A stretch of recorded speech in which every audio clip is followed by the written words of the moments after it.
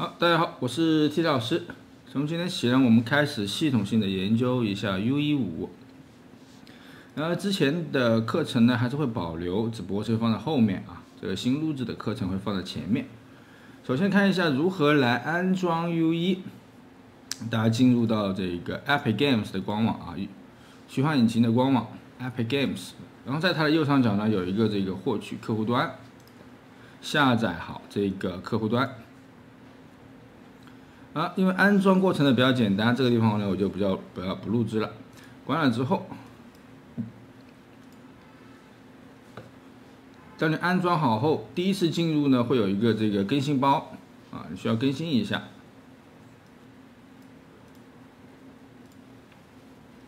另外呢还需要注册一个账号啊，只有注册账号呢才能进入到这个虚幻引擎的下载器里面。好，进入好之后呢，在左边这里有个虚幻引擎，你第一次进入呢，应该是在主页啊，你需要点左边的虚幻引擎。另外呢，还在这个库里面来下载4.26 或者4.27的版本。另外呢，如果是用 U15 呢，你需要点一下这一边 U15 来下载 U15 抢先体验版啊。现在目前我录制课程的时候呢，还是抢先体验版，还没有正式版。点下 U15 之后呢，可以看到这个地方下载抢先体验版，好，就可以进行安装、下载和安装了。好，整个过程呢还是比较简单的。好，当你安装好 U1 之后呢，我们来看一下如何来新建第一个项目。首先选择游戏，这个地方呢可以选择空白的第一人称、拼图类、第三人称啊。我们作为示例呢，我们首先选择第三人称游戏。另外这个地方选择蓝图，目标平台啊，它有两种，一个桌面，一个是移动平台。我们呢先是桌面啊，质量这里选最大，包含了初学者内容包。然后如果你想来支持这个光线追踪，如果你是 RTX 的显卡呢，你可以把光线追踪打开。项目位置，还有这个地方项目的名称，我给这个项目取一个名字叫做Orin 猎户座 Orin。好，如果你使用的是 U14 呢，这个界面它是一步一步来的啊。首先选择游戏，然后选择模板，然后选择这一些东西，然后选择项目名等等。如果是 U14 版本，其实呢也是 OK 的，跟本课程也是也是适合的。好，我们点创建。好，这个地方说明一下，你第一次创建这一个项目呢，会有一点点久啊，因为它要进行初始化一大堆的工作。好，弹出一个 VR， 关一下。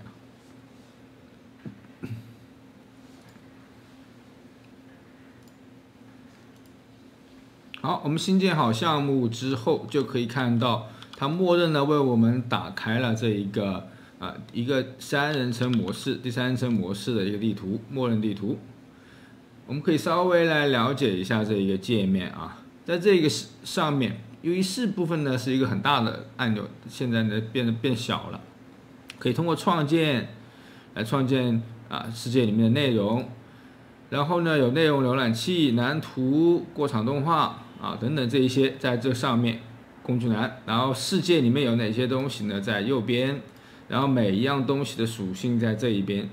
你会发现它的那个内容浏览器呢被缩放在这个地方了啊，缩放这个地方。你也可以通过快捷键 Ctrl 加空格键也可以弹出这一个，好，这样子呢，我们就新建好了第一个我们的项目。如何在你新建的这个世界里面进行游览呢？有几种方式，你可以通过鼠标右键按住鼠标右键来移动鼠标。然后另外呢，可以按住鼠标右键，然后按下 W， 就是往前面走 ，S 就是往后面 ，A 就是往左边 ，D 就是往右边就和我们的这个其他游戏非常类似。如果你想对它进行这样的旋转，既移动右旋转，你可以通过就是按 WSAD 和鼠标移动一起啊，通这种方式来进行浏览。相信玩游戏的同学们呢，应该是完全没有问题的，非常简单这样子。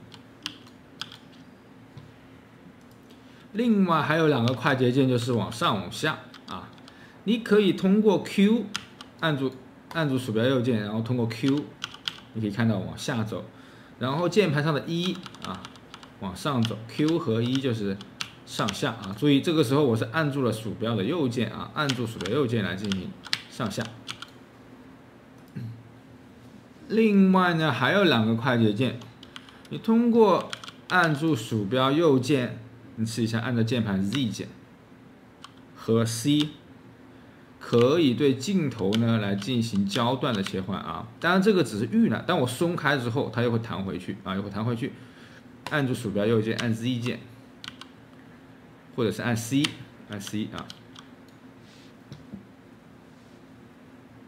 好，这些呢就是我们基本的一些浏览你的世界的一些方法啊。这些快捷键呢一定得要记住。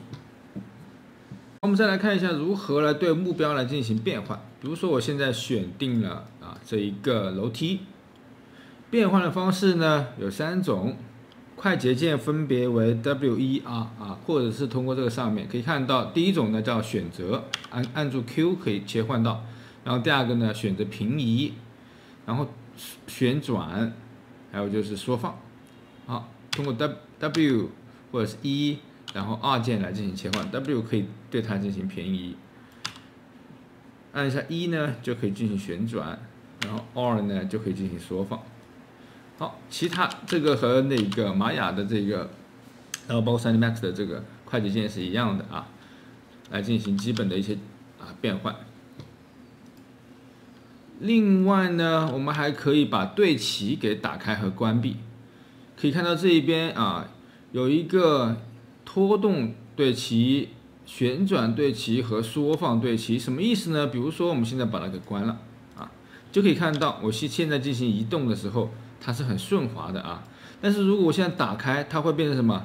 一格一格。如果我现在把这个变得很大，变到100，就是1米101米，它就每次都会移动1米，看到没有？每次都会移动1米来进行对齐对齐吸附。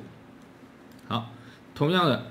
一模一样的道理啊，比如说我想每一次都旋转90度，我们可以进行旋转，你可以看到每一次旋转呢就进行90度的旋转，然后缩放也是，我们每次可以对它进行1倍的缩放。好，这个还是比较好理解的比较好理解的。我们再来看一下如何快速来定位目标，有几种方式。首先我们在做游戏的时候，你的视觉会变得越来越大，内容会变得越来越多，所以这个时候你可能会发现右边的东西会越来越多。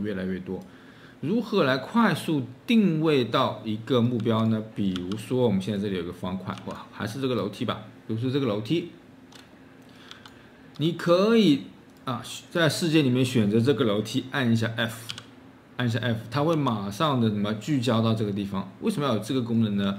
比如说我们在纵观这个世界的时候你搞不清楚哪个地方在哪里了，你可以通过右边选择以后点一下 F， 也可以快速的来缩到这个位置快速的缩到这个位置。好，或者是什么方法呢？或者在右边双击它也行也行。你看我们双击某一个目标的时候，它也会快速的来进行切换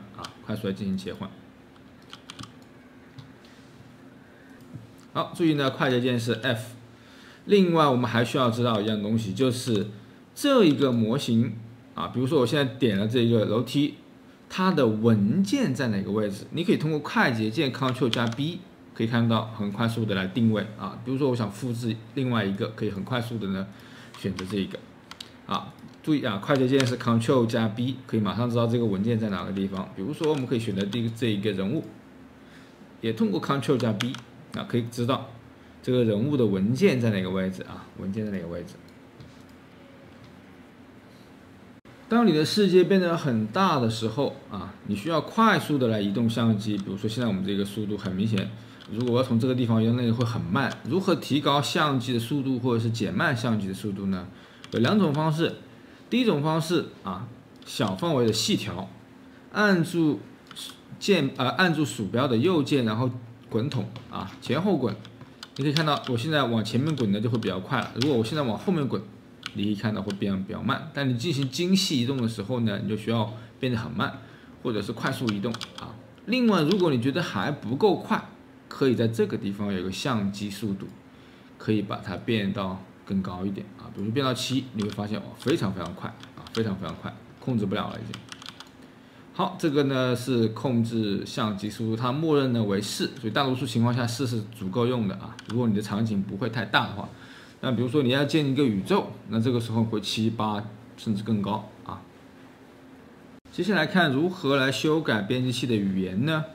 如果你的英文足够好，其实建议大家使用英文版，是因为你在网上找到的资料大部分都是英文的啊，会比较好对应。好，切换语言在编辑菜单里面选到编辑偏好设置，编辑器的偏好设置，这里有区域和语言，在这个地方可以将编辑器的语言换成英文，地区也可以地区可以不用换，你就可以直接换成英文就 OK 了。好，它就变成英文了。好，这个地方呢，我上课为了方便呢，还是用中文。那上大多我在自己工作的时候都会切换成英文版。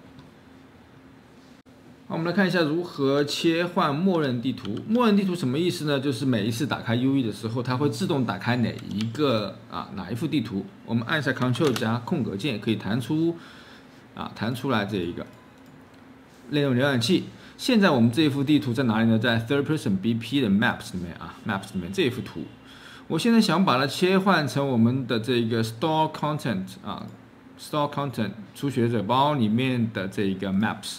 这个 Maps 换成这一个Store Map， 换成这一幅图。那我们打开先看一下，如何来换成这一幅图呢？好，编辑，然后选择这一个项目设置，然后项目设置在这一个地图和模式底下有一个默认地图的这个地方反映错了它写的默认地图，可以把它换成什么呢？换成我们刚刚那幅图叫 Store Map， 然后这一个默认也可以把它换成 Store Map， 这样子你每次打开 UE 的时候呢，就会自动打开这一幅图。当然之后呢，我们建了自己的地图以后，我们就需要切换成自己的图。好，我们刚刚打开了这一幅地图初学者内容包的一幅地图，它的位置在这个 Store Content， 你所有初学者包内容都在这个文件夹下的 Maps Store Map。好，当你第一次打开它的时候，右下角会出现一个正在编译着色器这个过程呢会比较长，另外呢会让你的电脑变得很卡顿，因为它很消耗计算机的资源。所以呢，通常情况下，我们是等它编译完之后再进行其他操作。当你第二次打开它的时候呢，它其实就不会卡了。像你看，我刚刚第二次打开它，它就没有卡顿了。好，当我们打开它之后呢，我们稍微来看一下这个世界有些什么东西。我们把这个停靠在布局中，让它一直在这个地方可以看到我们的右边是整个世界里面有些什么东西的一个列表这个列表呢可以通过来点击，另外呢可以看到这些图标这个是一个玩家起始点，这个是个太阳这个太阳定向光源就是给整个场景提供光，另外这一个是一个天光然后可以看到这些呢都是灯光这些都是灯光。另外呢，还有一些环境声粒子系统这有个大气雾。好，你可以呢使用这一个地图呢来进行稍微的浏览，或者是点一下这一个运行，来看一下这个地图里面有些什么东西之后呢，我们第一个示例呢就会在这一幅地图里面来进行实现，包括我们放这些光源，然后呢做一个蓝图等等。然后我们在正式开始讲示例之前呢，还需要做一件事情，就是了解一下这个目录结构。什么意思呢？因为我们做一个游戏游戏世界里面内容东西非常非常多，你可以看到这个地方非常非常多，所以呢，你的文件结构也会非常非常的复杂。如果养成一个良好的这个结构的习惯比如说你看我们这个地方我给大家提供了一种结构方式，就是首先项目名前面加了一个下划线，我们可以直接来建，在内容点右键，然后新建一个文件夹，输入一个下划线，输入你的项目名称。好，输入下划线的目的是让它放在最前面啊，放在最前面。好，我们再回到这个地方来看，每一样东西都要放在指定的目录，而且还要加前缀啊。好，这个呢，我们来稍微来了解一下。蓝图放在 Blueprints 地图 Maps Materials Mesh 啊，这个网格体就是模型的意思啊。然后还有 Effect 特效、Audio 音频等等。另外下面这两个就是 Characters 角色。当你建好角色目录之后呢，你还要建角色目录名啊，角色通过这个名字里面又会有一些它的动画呀，这个角色的网格体呀，还有资产就是游戏里面比较重要的一些建筑啊，或者是这个触发点啊等等。好，这个是目录结构，一定得要非常的整洁规整啊，因为当你的内容变得很多的时候，你找它会消耗你很多精力和激情啊，所以呢，一定要养成一个好的习惯。好，我们来首先建一个文件夹，叫做 Maps。我的这一幅，我为了不修改啊，不动这一幅地图，我希望把这个什么呢 ？Store Content 里面 Maps 的初学者包的这个地图啊，我们现在这幅地图复制到我的项目的 Maps 里面来。好，我直接往这边拖，然后选择复制，再次打开啊。我们这个不保存，不修改它啊，尽量不破坏原文件。这样子呢，我现在打开了这一幅图啊，我现在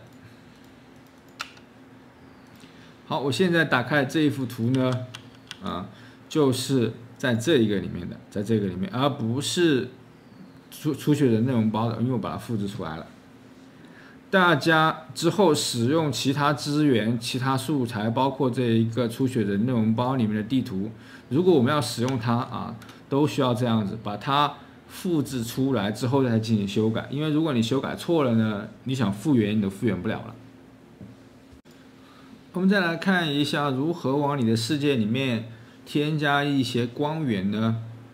在这个地方点创建，然后选择光源，这里呢有5种光源供你选择，供你添加，或者是呢，看这个地方有个放置 Act 面板，我们可以把这个面板吸附在左边啊，吸附在左边。好，我们点一下光源啊，这个是光源的图标，可以直接这样拖动来添加一个新的光源，点光源，或者是聚光灯啊，聚光源，或者是矩形光源，或者是天光。好，通过这种方式呢可以添加，但是现在这个世界里面呢有一个定向光源了啊，我们稍微来看一下这个定向光源，点一下这个图标，定向光源就是太阳。可以看到这个地方可以调整它的强度啊，我们可以通过鼠标的左右滑动来调整这个强度，然后包括光源的颜色，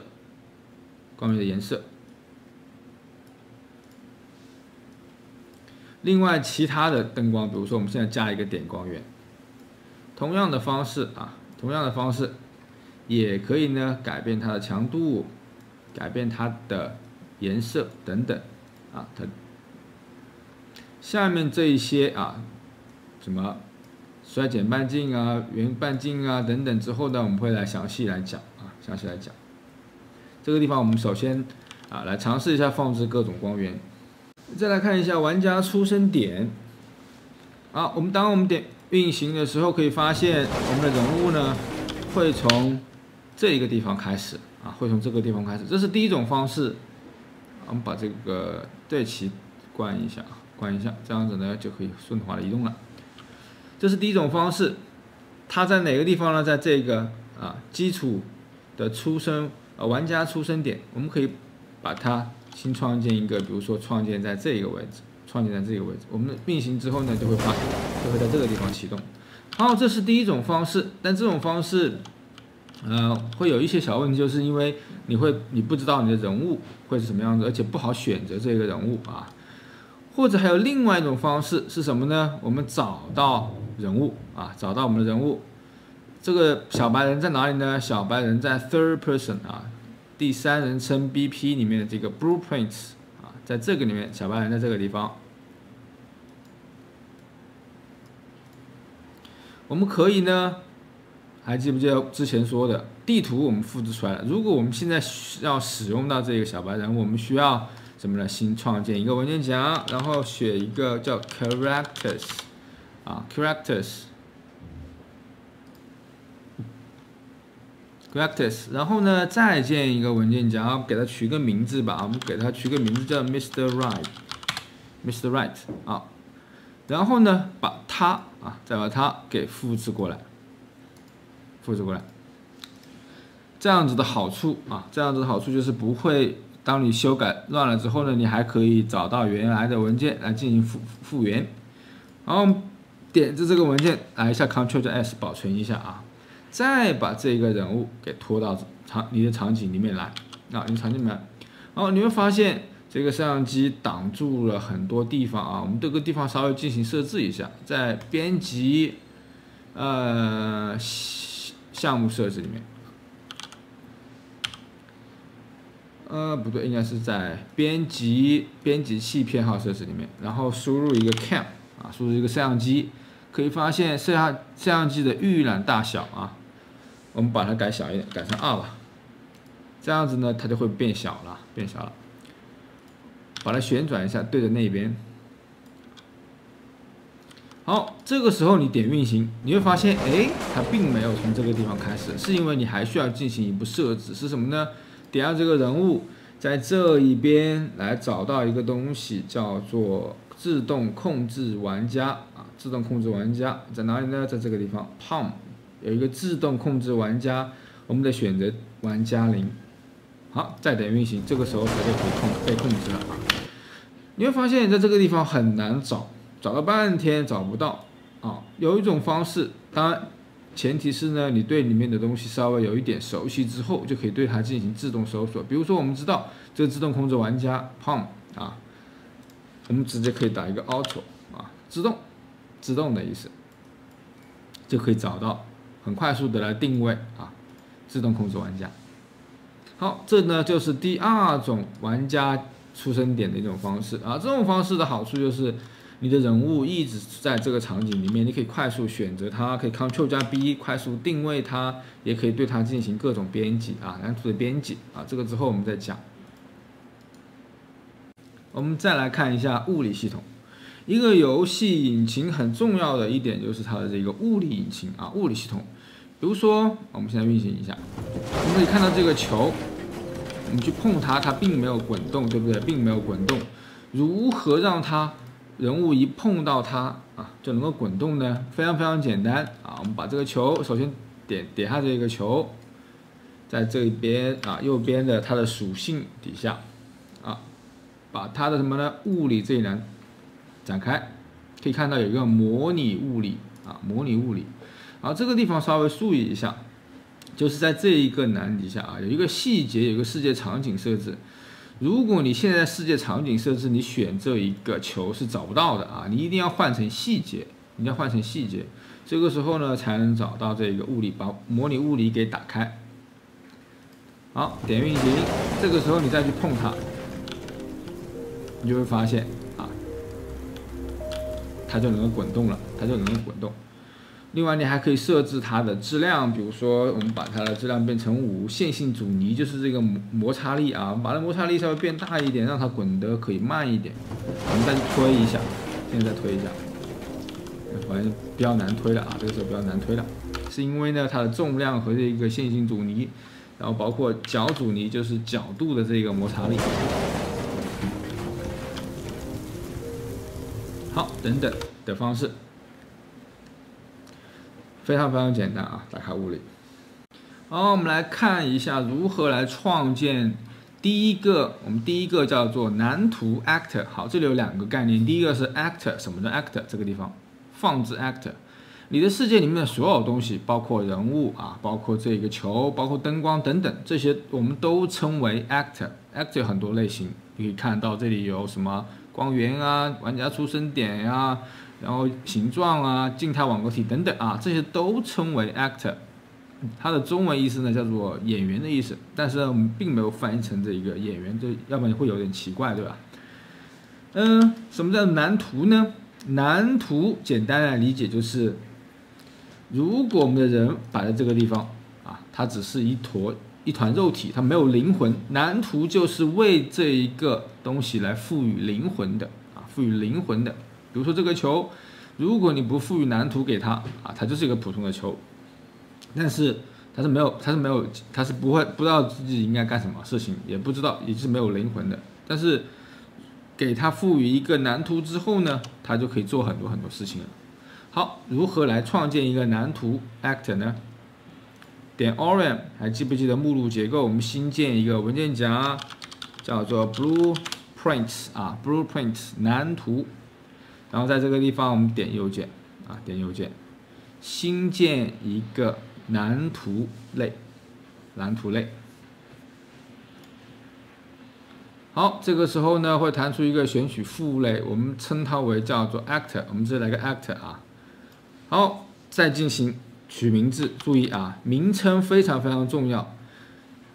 首先前面加一个 BP 啊 ，BP 就是 Blueprint 的这个缩写 ，BP 表示它是蓝图。为什么要这样子加呢？是因为啊，之后内容越来越多，文件越来越多，你加一个前缀，你就能够马上知道，哎，它是什么文件类型。因为在这个里面你会发现它没有那个后缀的啊，就是没有扩展名的，所以呢，我们又在前面加一个 BP， 然后给它取一个名字呢，叫做 Hello World 啊 Hello World， 这样子呢，我们就创建了一个新的蓝图，我们可以点击进去啊，点击进去，这个蓝图 actor 它会就这样创建出来了。不过呢，它现在里面呢，是什么都没有啊，我们需要给它添加一些组件。首先我们把这个移动到这来，这样就可以来进行这样的切换。我马上可以切换到我的地图，也可以切换到这个蓝图编辑器。如何给我的蓝图里面来添加一些东西呢？在左边有一个添加。首先我想添加一个叫做核子触发器啊，你可以看到它的说明，用于简单碰撞的合体。把这个合体触发器呢稍微往上面一点点，另外呢可以稍微把它变大一点，变到50啊，稍微变大一点点。好，这个东西的作用呢就是检测什么东西进入到这个框框了，或者是碰撞到这个框框了啊。另外还想加一样东西啊，因为我刚刚说它能够显示 Hello World， 它需要一个文本，所以呢我们在这个地方找到一个叫做什么呢？叫做文本渲染组件，文本渲染组件啊，我们把文本呢改一下名字，改成 Hello World， 好，可以把它放在中间居中一下，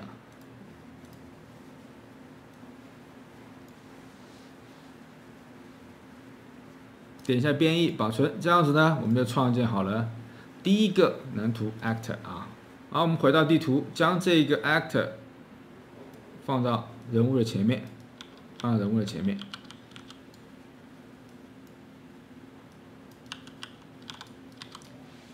放到人物的前面啊！注意，你可以看到蓝图里面所有的这些内容，我添加的一个合体触碰器，然后合体触碰器底下呢有一个这一个 Hello World 的一个文本，就都放到这一边来了。我们创建完第一个蓝图之后呢，我想实现一个这样的功能啊，就是当人物走到这个框框里面来，这个框框呢我们限定为这个蓝图的这个区域。当进入到这个框框里面，然后这个 Hello World 就变成了叫做什么呢？变成了这个 Hi TT， 好不好？好，看一下怎么来实现。我们进到这个蓝图里面啊，有个快捷键啊，当我们选择它以后，按着 Ctrl+1啊，英文字母1，就可以直接进入到这个地方来。如何来编写我们的第一段代码呢？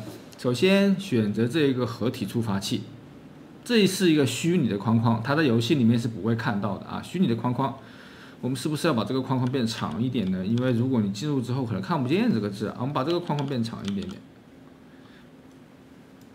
它的 x 轴，它的 x 轴稍微变长一点点啊，或者往前面拖OK， 就这样子，稍微变长一点点。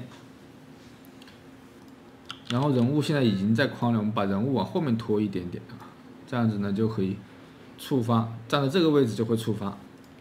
好，选择这个框框之后，我们在最右边选择往下走，往下走，往下走。这里有个叫做组件开始重叠时。什么叫组件开始重叠时？就是人物和这个框框重叠在一起了，就是进入了，对不对？结束重叠呢，就是什么？就是离开了这个框框。啊，或者是呢，你在右边啊点添加事件，然后添加 on component begin overlap 和这个组件开始重叠是一个意思啊，是一个意思。好，我们用这种方式点一下加。就会出来一个这个节点。好，我们来开始编写你的第一段代码。蓝图实际上就是代码啊，就是代码。来，怎么来实现呢？我们把这个 text render 把它搬出来，这个东西显示了之前是显示了 hello world， 对不对 ？hello world， 我们把它改一下，然后看一下这个节点，每一个节点后面旁边有一个圈，这个圈表示呢，这个变量会干嘛？然后这个呢？这个三角形呢，就是它的执行方向。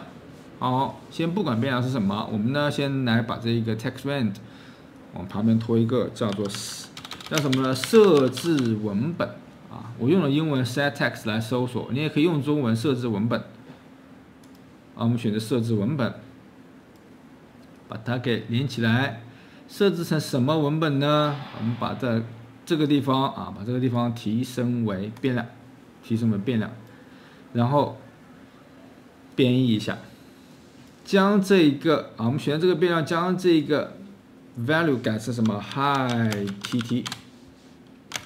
t。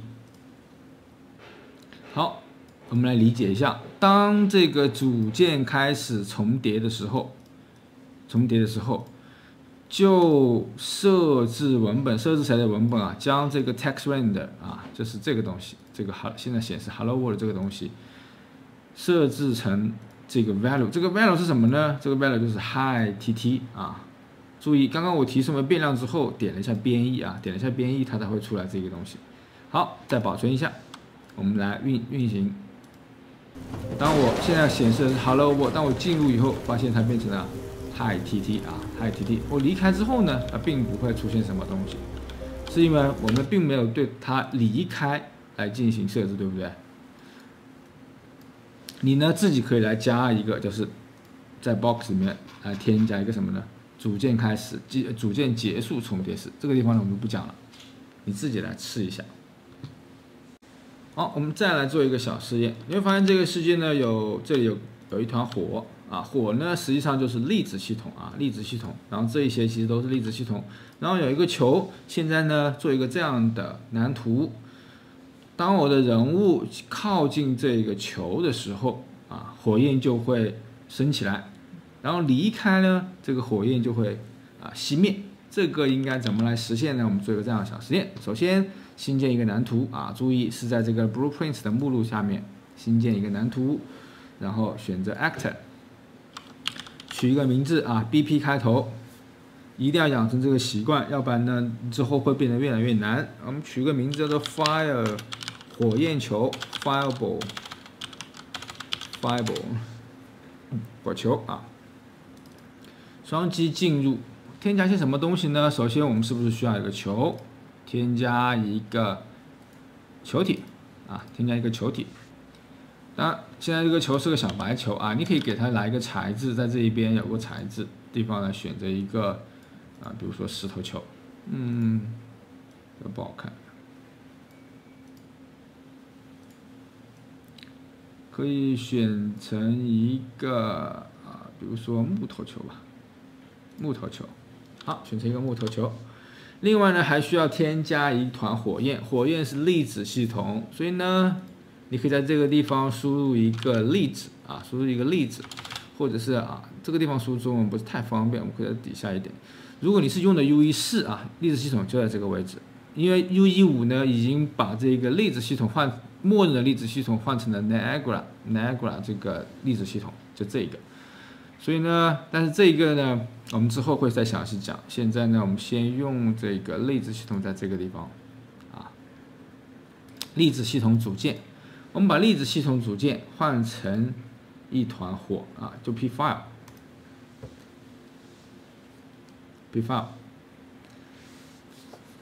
把这个火呢稍微往上面移一点啊，往上面移一点，看上去在球的上面来进行燃烧。好，这样子呢，基础的东西就已经准备好了，编译保存一下。还需要添加一个什么？需要添加一个合体触发器，对不对？这样子呢，来判断啊，把合体触发器放在上面啊，附加到这个地方。合体触发器的大小把它变大一点，变成80的80的80，还可以变大120。好，稍微移上一点点。当我的人物进入到这个盒子的时候，然后这团火焰就燃烧起来。但是现在默认情况下，我们需要让这个火焰不燃烧，对不对？所以呢，点一下这一个粒子系统，把它的可视啊，把它的这个可视给去掉，这样子它就不燃烧了，好，我们来编写这一个触发点右键，这是我们使用啊，这是使用点右键添加事件。当然，你也可以在这个右下，在这个地方选择组件开始重叠时啊，通过这种方式来试一下，添加事件，选择 on component begin overlap 啊，组件开始重叠时，就让我的这个粒子系统啊，或者我们换一个名字吧，点一下它，选择重命名，或者是呢按 F2， 把它改一个名字叫做 file， 我们在前面加一个 P 吧 ，P 表示呢它是粒子系统 ，P file。我们将 P file 呢叫设置可视性，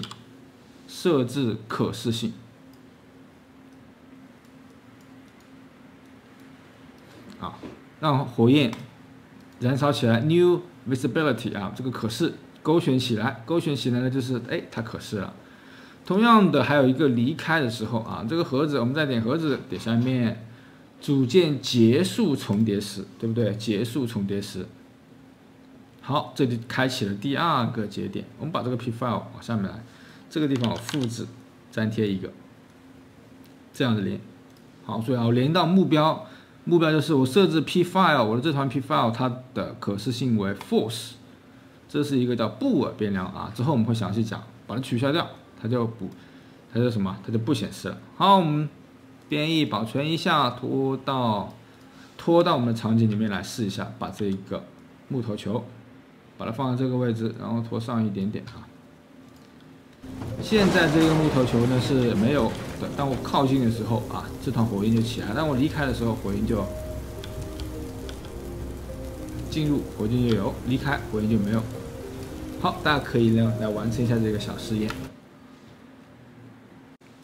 好，我们接下来看如何来使用 U1啊的这个素材资源。现在为什么会有这么多独立游戏啊？2个人、3个人的团队可以做出非常棒的游戏，甚至啊1个人，无论是美术部分啊，这个代码部分，甚至还有音乐部分，都可以1个人来完成，是因为 U1为我们提供了很多很好的这个素材，可以直接来用。在哪个位置呢？在这个我们下载这个地方啊，我们可以通过这种方式来打开我们下载 U1的地方。之前呢是在这个库或 U15里面，这个有一个虚幻商城啊，虚幻商城呢提供了非常非常多的免费的或者是收费的一些素材，你可以通过这个浏览可以看到有不同的类型，有材质、武器、特效、环境等等啊角色。也可以通过行业来进行分类。U1不光可以做游戏，还可以做建筑、汽车、电影等等。还有呢。你可以在免费这个地方啊，免费这一栏里面选择 Epic Games 和这个 Mega Scans， 然后还有这个永久免费内容合集，包括商城合集里面啊，可以找到非常非常好的一些素材，有这个次时代的，有这个游戏类型的等等，大家可以去自己找一下。但在这个之前呢，你需要做一件事情啊，来设置这些素材的安装目录和下载目录啊。如果它默认情况下呢是装 C 盘，如果你直接这样下载，因为每个数字很大嘛，你的 C 盘一下就塞满了。如何来进行设置呢？在这个地方设置，然后编辑保管库的缓存位置啊，在这个地方来浏览一下，把它选择在这个地方呢选择你需要安装的这个需要存放的这个位置，然后点应用就可以了。这个地方我已经改了啊，我已经改到我的1盘了，它默认情况下是 C 盘，所以呢你这个地方最好来改一下，要不然 C 盘一下就满了。好，这里呢，我为大家准备了一些非常好的资源，大家可以在这个虚幻长城来免费的下载啊。因为免费的东西呢也比较多，所以呢，我这里列了一个表。首先，第一个东西叫做都在这个 Epic Games 啊，免费的这一个 Epic Games 内容。第一个叫内容示例啊，它里面呢提供了 UE 的很多功能，每一项功能的这一个示例。另外呢。游戏内容你可以根据这个列表来进行搜索啊，有游戏的、影视的、动画的、人物，然后广告、HMI 这个叫人机交互啊，然后还有包括一些这个环境素材。另外呢，还有一个 Mega Scan 啊 ，Mega Scan 呢就是提供了非常写实的一些素材，它都是扫描出来的啊，非常写实。在这个免费的 Mega Scan 里面啊，可以看到它的这些采石场、石头、植物什么的材质都非常的真实。好，有哪一些好的呢？这个地方我也列了一个表，你可以呢都把它下载下来啊，都打下来。每一个文件像 Mega Scan 还是比较大，全部加起来。大概会需要几十个 G 左右。另外呢，你还可以使用这个 Quick Bridge 来进行一些写实的材质啊。但前面这些内容呢，已经足够让我们做出一个非常好、非常棒的游戏了。另外呢，我还有一个列表叫准备素材。我们接下来的课程呢，会使用到这一些素材。我从上面的这些素材列表里面啊，分了2个类。你可以根据你自己想做的游戏类型，首先第一个叫低模的，比较可爱，然后动画一点的，会使用到这一些素材，你都可以在虚幻商城呢免费的下载得到啊。如果你想做一个次时代啊非常写实的这一个内容，你就可以使用这些素材啊，这些素材可以根据自己的需求来，你在下载的时候呢来看一看这些图片啊，看一下这些图片，来确定自己想做的这个游戏类型。好，这些素材下载好之后呢，你才能进行之后的课程。好，我们接下来看如何使用素材啊。我们在虚幻商城购买或者是免费的一些这个素材呢，可以添加到我们的这个保管库啊，在这个库里面我们就可以来使用它了。比如说我们第一个虚幻学习包游戏，我们可以在这个库里面来搜索，怎么没有呢？有个空格啊，有个空格。我们找游戏可以看到这里有个虚幻学习包游戏，这里有几种情况。第一种情况是它支持 UE 5.0，第二种情况呢不支持。我们进去看一下，看它是否支持 UE 5。可以看到它只支持 4.26 啊，只支持 4.26 呢也没有关系，我们同样的也可以来使用，看一下怎么来使用。点创建工程，然后选择一个位置，可以看到这个冒号不能有啊，把冒号去掉。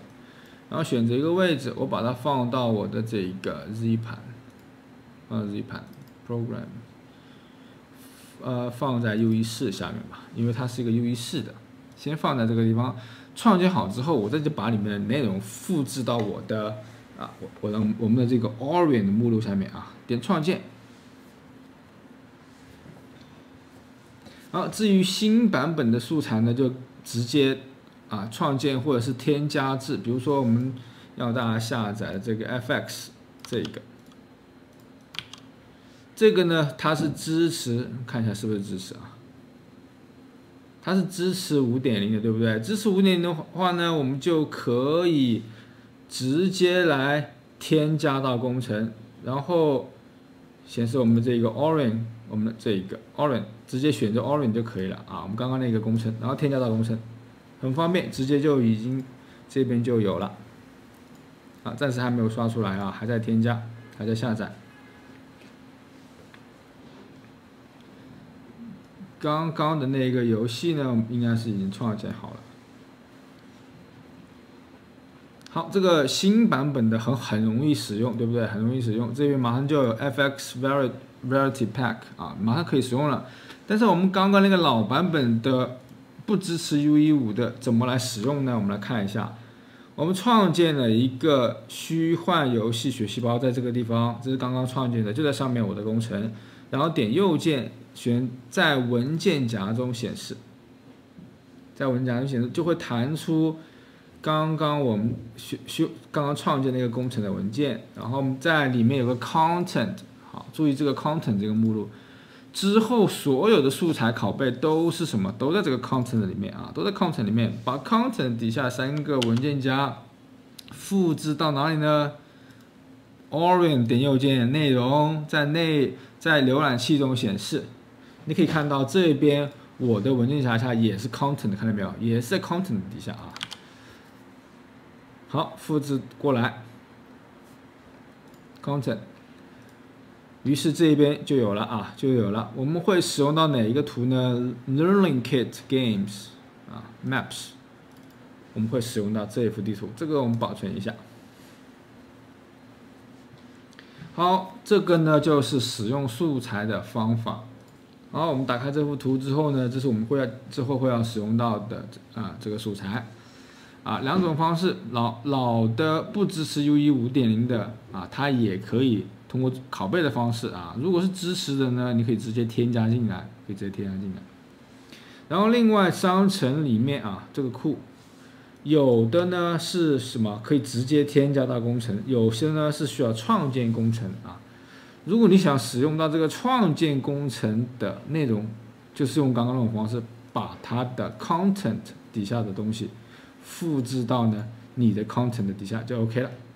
好，还是比较简单的记住文件夹 content 对应 content 一个都不能错，你如果错了一点呢，你的材质就会丢失，就显示不出来了现在呢还正在这个编译，所以呢还没出来内容。接下来呢，我们正式进入游戏的创作。前面呢，我们玩了一下这个初学者包里面的地图，另外呢，还包括这些资源的获取。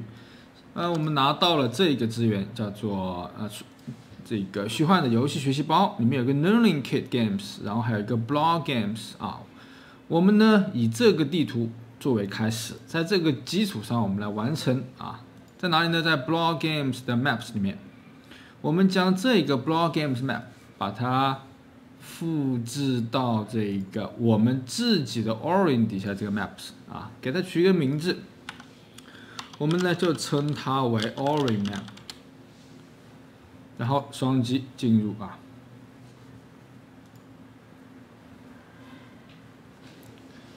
好，这样子呢，我们就准备好了自己的这一个基础图，在这个图上我们来继续完成。首先我们来看一下第一个内容，就是如何来修改这一个游戏模式这幅地图默认的情况下呢是这个人物，我们点运行一下是这个人物，但是呢先不着急人物我们先使用这一个小白人来进行创作。如何来修改游戏模式呢？在这一边底下有个细节和世界场景设置在这个世界场景里面有一个游戏模式重载，我们把游戏模式重载改成什么呢？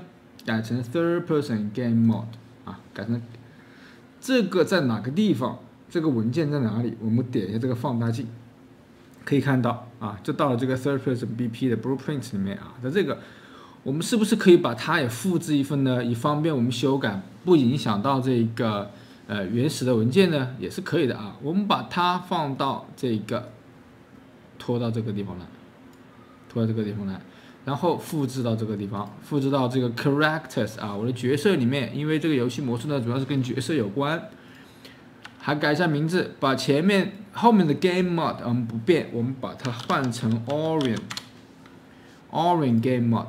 好，这样子呢，我们就创建了自己的一个游戏模式，换一下，换成 Orient Game Mode， 然后它的默认 POM 类默认 POM 内，我们把它也改一下，改成我们创建的那一个 Mr. Right 啊 ，Mr. Right 没有改名字啊，这个地方没有改名字，我们也把它的名字也改一下 ，third person 把它前面去掉，我们把它改成什么呢 ？Mr. Right 啊，小白，或者我们小白这个地方不动吧，我们再新建一个文件夹，给我们主角来个名字，我们的主角就叫 Orion， 然后呢，它就是以小白的基础上做的啊，我们把小白再复制过去一份，复制，把它的这个呢改成 Orion Character 啊 ，Orion Character， 暂时呢，我们的这个主角就是这个小白人，好，换一下。Orion Game Mode， 然后把这个默认的 POM 啊，这个 POM 的就是小兵的意思，就是你的这个你这个主角长什么样子，长成了这个 Orion Character， 好 ，Orion Character， 这个时候我们再点运行的时候，就不是刚刚那个人啊，就是变成小白人了啊，变成小白人了。好，我们接下来看如何来修改玩家的这个视角。现在我们这个视角，我们点运行看一下，可以看到摄像机呢稍微在这个后面一点点啊，人物的大小是这么大。如何将这个摄像机的视角来改变呢？我们首先把这个玩家出生点删掉，用这个人来代替啊，用我们的主角。好，拖入之后呢，记住要在细节这个地方要把自动控制玩家零设一下，对不对？这是我们之前讲的，在这个地方自动控制玩家零啊，你可以通过这个 Auto 啊来找到这个自动控制啊，选择玩家零。好，如何来编辑我们的这个摄像机呢？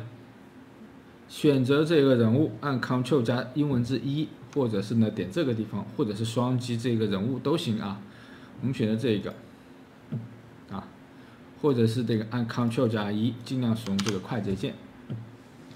好，就进到了这个人物的蓝图编辑，我们选择4口啊。这一段蓝图我们先不管它。我们可以看到这个人物呢有一个胶囊体组件，一个碰撞啊，这是一个碰撞。用来触发很多东西的，然后有个箭头表示方向，有个人物，然后有一个摄像机，然后摄像机上面呢挂了一个叫做弹簧臂的东西。这个弹簧臂呢，你可以理解成这个自拍杆或者是什么，就是能够将这个摄像机呢放在很远的地方。好，我们呢可以调整这个 Camera Boom 弹簧臂组件，我们选了这个东西，然后将这个目标臂长度变长或者是变短，这样子呢，我们把它变成500。变成500，编译保存一下，就可以再点运行。这一次点运行的时候呢，你会发现人物呢会比较远的位置，看到没有？在比较远的位置。好，或者还有你想把摄像机稍微抬高一点点啊，抬高一点点就是将这一个弹簧臂呢往上走。怎么走呢？我们选择弹簧臂，这里有一个叫做目标偏移。你看。这边我们这样子啊，我们可以通过左右、前后啊，左右和这个上下。比如说，你看 Z 轴往上走，就会摄像机就会什么，就会到上面去，弹簧臂就会往上走。但是呢，摄像机对着正前方不对，应该是稍微往下一点点，对不对？所以呢，我们需要将这个摄像机旋转一下。我们点上这个摄像机。将它换成旋转，稍微旋转一点点啊，旋转一点，让它往下。好，看一下，转多了一点点。好，就可以看到呢，现在是正对着这个人物，保存一下，再点运行。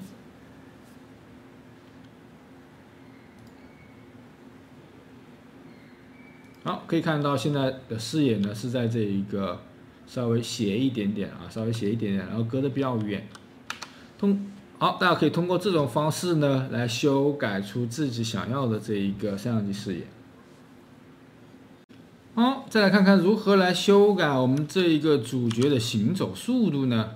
其实也非常简单啊，同样的还是在这一个蓝图编辑器里面，在左边它的组件列表里面有个角色移动啊，角色移动组件，这一个组件呢就提供了各种参数跟这个人物运动相关的，我们可以来看一下。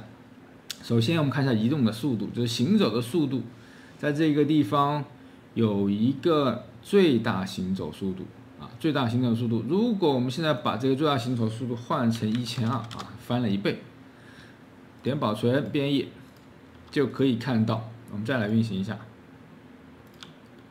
啊，它的行走速度呢明显就快了很多啊，快了很多。然后默认的情况下呢是600，如何来复原到默认呢？这个地方有一个往回的箭头，看见没有？我们点一下，它呢又能够复原啊。这个是行走速度，然后跟行走速度相关的可以看到有蹲行啊、模拟行走等等啊。然后包括最大的步数，这些呢你都可以通过一些值去设置来看一下效果。另外这里有一个很重要的值叫做可行走地面角度。我们举个例子，什么意思呢？现在是44度啊，我们现在看一下这个楼梯能不能上，这个楼梯应该不止44度。然后我们现在往上走，就发现上不去，对不对？上不去是因为它这个最大行走它超过了我们的这个44度。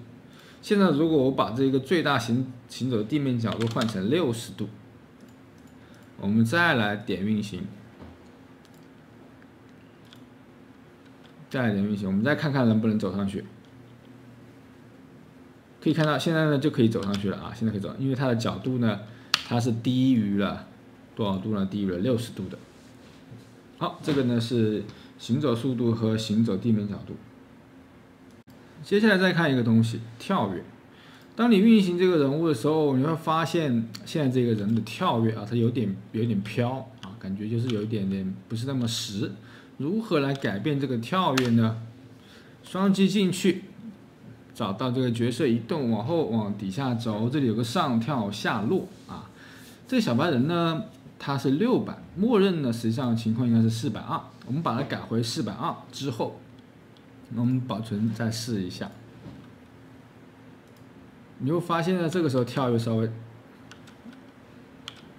正常一点。当然，你也可以把它改到更低一点啊，可以来增加你这个游戏难度啊。另外呢，跳跃还需要有几个点注意一下，就是这个空气控制。空气控制呢，就是让它这一个横向运动跳起来以后，是不是可以左右两边来动？啊，这个你也可以啊，把这个跳跃的高度高一点之后呢，来测试这个值，在空中是不是可以左右动？好，这些呢还是比较容易理解的，大家都可以来试一下。关于人物移动还有一个有趣的东西啊，就叫重力。飞远了，我们点一下这个人物，按下 F 可以缩进来，叫重力。我们呢进到这个人物里面来，角色移动，找到这一个重力标度。啊，现在呢，我们知道1就是正常的地球的这个重力，如果我们把它换成，比如说一个0.3的值，然后你再进行跳跃的时候，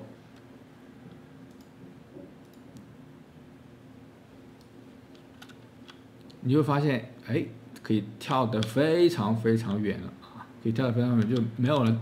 如果你把它换成一个很小的值，或者是比如说0，这个时候会出现什么情况？根据牛顿第一定律会怎样啊？你会发现你会逃离太空啊，你会不断的往前走，再也下不去了，是因为没有了重力。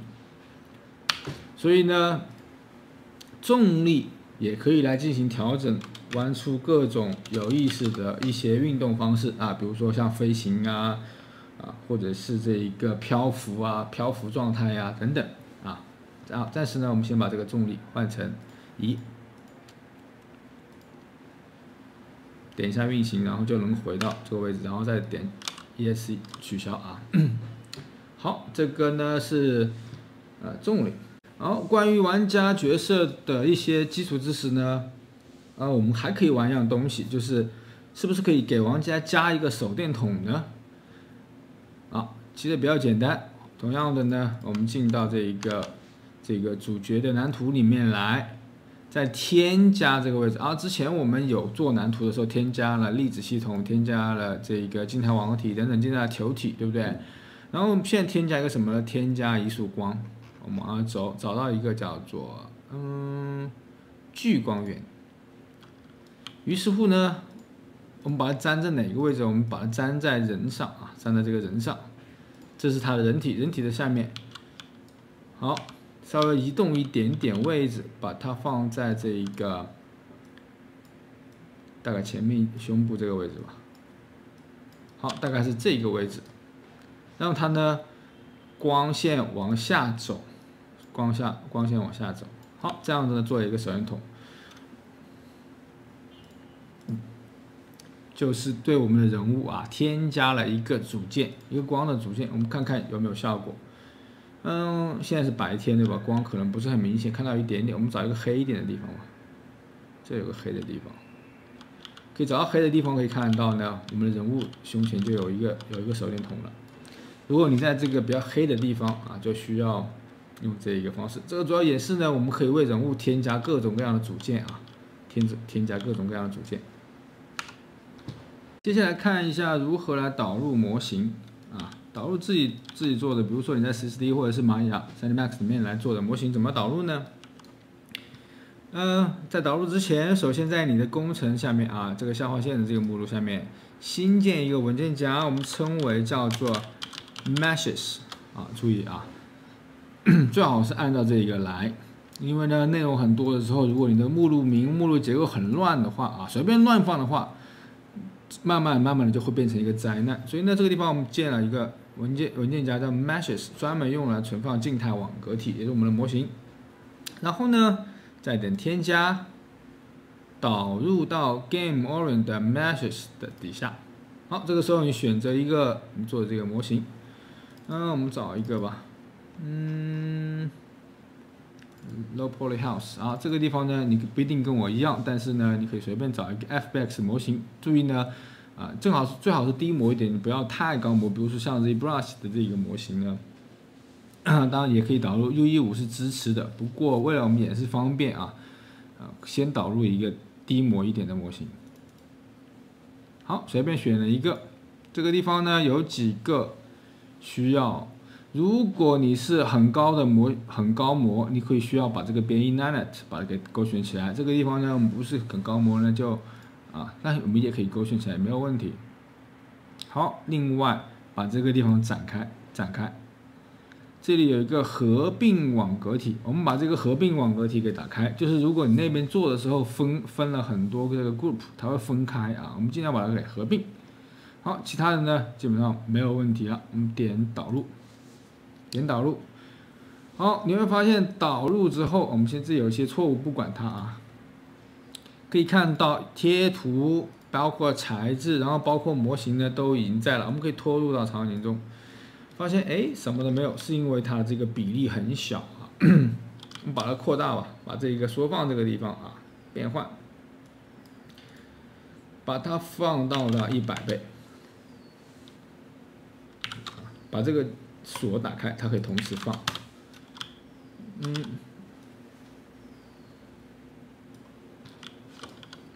好，还是不够大，我们放到500，放到500。好，这个房子的大小呢才是比较正常的，有点大400。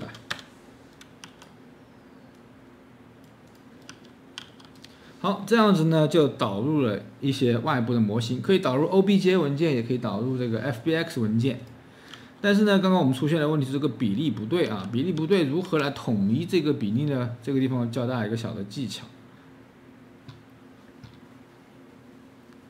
如何来统一这个比例呢？我们可以在这个场景中选择这个房子我们缩放好的，比如说现在已经放大了400倍。另外呢，我们可以拖一个空的球体在这个形状里面拖一个空的球体，用来作为参照。选择这两样东西你可以将这个球体呢，稍微塞到某一个看不见的地方。比如说我们这个房子它是不用进去的，它只是一个看的东西。好，它的背面是空的没有关系，我们把它拖到这里面吧。好，我们选这个房子呢，选这个球体，选择这两样东西啊，可以通过 Shift 键进行多选，或者是呢 Control 键进行多选。选择这两样东西之后，我们在这个上面点右键，然后选择将 Actor 转换为静态网格体。好，这个时候呢，就可以选择我们刚刚那一个 Orion 底下这个 Mesh 这个文件夹，给它取一个名字，注意前缀用 SM，然后呢来一个叫做 Building 01，然后点保存。这个时候我们将这种方式转换的啊，我们这个模型就可以删掉，这个球也可以删掉。这种方式转换的这个模型，你会发现它的比例拖出来就是正确的，然后这一个呢，那拖出来是不正确的。于是乎，我们这个就可以删掉了，不要了。我们就可以直接来使用这一个模型啊，使用这个模型。另外呢，把它的材质的名字也改一下啊。材质呢，我们用 M 开头，改成 M 的 Building 01。纹理呢，我们改用 T 开头，也叫什么呢？也叫 Building 01。好，这一个工作你一定得要做，还是我之前所说的，如果你的名字没有取好，之后越来越乱呢，会变成一个灾难啊，极度的消耗你的激情。所以呢，一定要把名称取好。如果你的英文不是很好呢，你就用拼音也是 OK 的，但尽量少用中文，怕出错啊，怕出错。OK， 这个是模型的比例问题。好，当我们导入完之后，我们点一下运行来看一看这个模型会出现什么样的情况。这个静态网格体，当我们进入后我们穿过了这个模型啊，这是因为呢它没有设置碰撞。当然，如果你直接导入了这个模型，它有碰撞，那个碰撞呢它也不一定正确啊，不一定正确。所以呢，如何来修改这个模型的碰撞呢？让它能够跟场景里的其他人物啊进行一个正确的碰撞。首先选择这个模型，我们按下 Ctrl 加英文字母1，跟我们刚刚进入蓝图啊是一样的，进入蓝图一样的，或者是双击这个模型也是 OK 的啊。这个时候就进入了这个模型啊，这个静态网格体的这个编辑。首先我们把碰撞让它显示出来，怎么显示呢？在这个显示这个地方啊，选择简单碰撞。选择简单碰撞，可以发现它没有任何碰撞啊。有碰撞的话，它会有一个框框。在 UE4 里面呢，它的那个碰撞按钮显示碰撞按钮在这个位置啊，大概这个位置。好，如何添加碰撞？在这个地方我们选择碰撞，添加一个叫做自动凸包碰撞啊。如果是其他简单的，比如说球体、交融体、合体等等，一些简单的呢，你可以添加上面的。但是像这种复杂的图形，我们得选择自动凸包碰撞。可以点应用，你就会发现它呢外面多了一个绿色的框框，但是实际上也不太正确，你有发现吗？像比如说这个楼梯，它就会被挡住了，进不去，对不对？你可以把这个凸包数量稍微提高一点，我们提高到16，试一下。你可以看到这里更加细了一点，对不对？我们甚至还可以把这一个呢，也可以把它稍微抬高一点，抬到最高。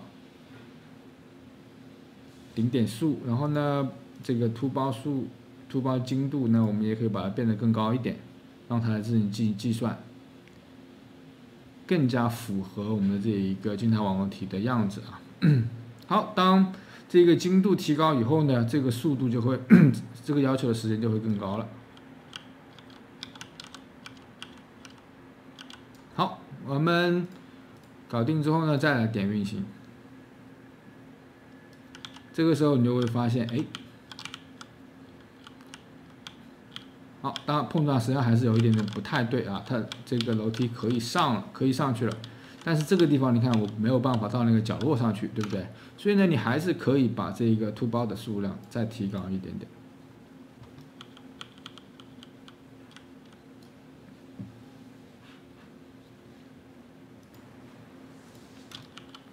好，这样子保存之后，我们再来看看可不可以进到那个角落了啊？可以看到现在可以进到这个角落来了，可以进到这个角落里面。然后这边呢也是。好，这样子呢就可以为我们的模型来添加了一个或者是修改了一个正确的碰撞。好，接下来看如何来新创建一个地形啊。UE为我们提供了一个很强大的这个地形工具。现在我们这幅地图里面有一些岛啊，这些漂浮在空中的这些岛呢，其实就是一个静态网格体啊。我们可以看一下 Ctrl+B， 它其实上就是一个静态网格体。但是呢，地形是不同的啊。怎么样来创建呢？在这个地方可以用快捷键 Shift+R 啊 ，Shift+R。好，这地图到下面了 ，OK， 没问题，就看你初始的位置在哪个在哪里啊？我们把它先放上来，在这个地方位置可以选择它在哪个地方啊。好，点了这个图以后，按 Shift+R 呢，就会出现这一边啊，有一些东西需要来进行设置。首先，材质啊，你可以选择一个 grass， 你可以在这个地方打一个草地啊。grass 来新建一个草地的材质，来一个地形。另外呢，它的大小，先开始呢，我们不用太大了，我们就来一个15×15 1×1的啊，大小就差不多了啊。好，再点创建，这个时候呢，就创建了一块平地啊，然后这块平地把我们刚刚那个大陆挡住了。现在我的想法呢，就是可以看到它可以创建了2个这个 actor 啊 ，landscape 就是这个东西。我呢想把它移动到这个所有的这些岛屿的下面，用来作为这个基地。好，新创建好了这个以后，我们再回到选择模式，回到这个模式 Shift+1。如果你是 UE4 呢，那个大概也是在这个位置啊，可以切换几种不同的模式。我们把它稍微往下一点点，这样子呢就不会被挡住啊，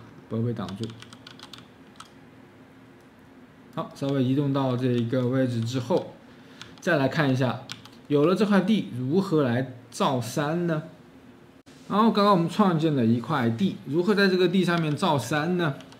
我们得使用UE 为我们提供的这个地形工具，按 Shift+R 进入到这一个地形编辑模式。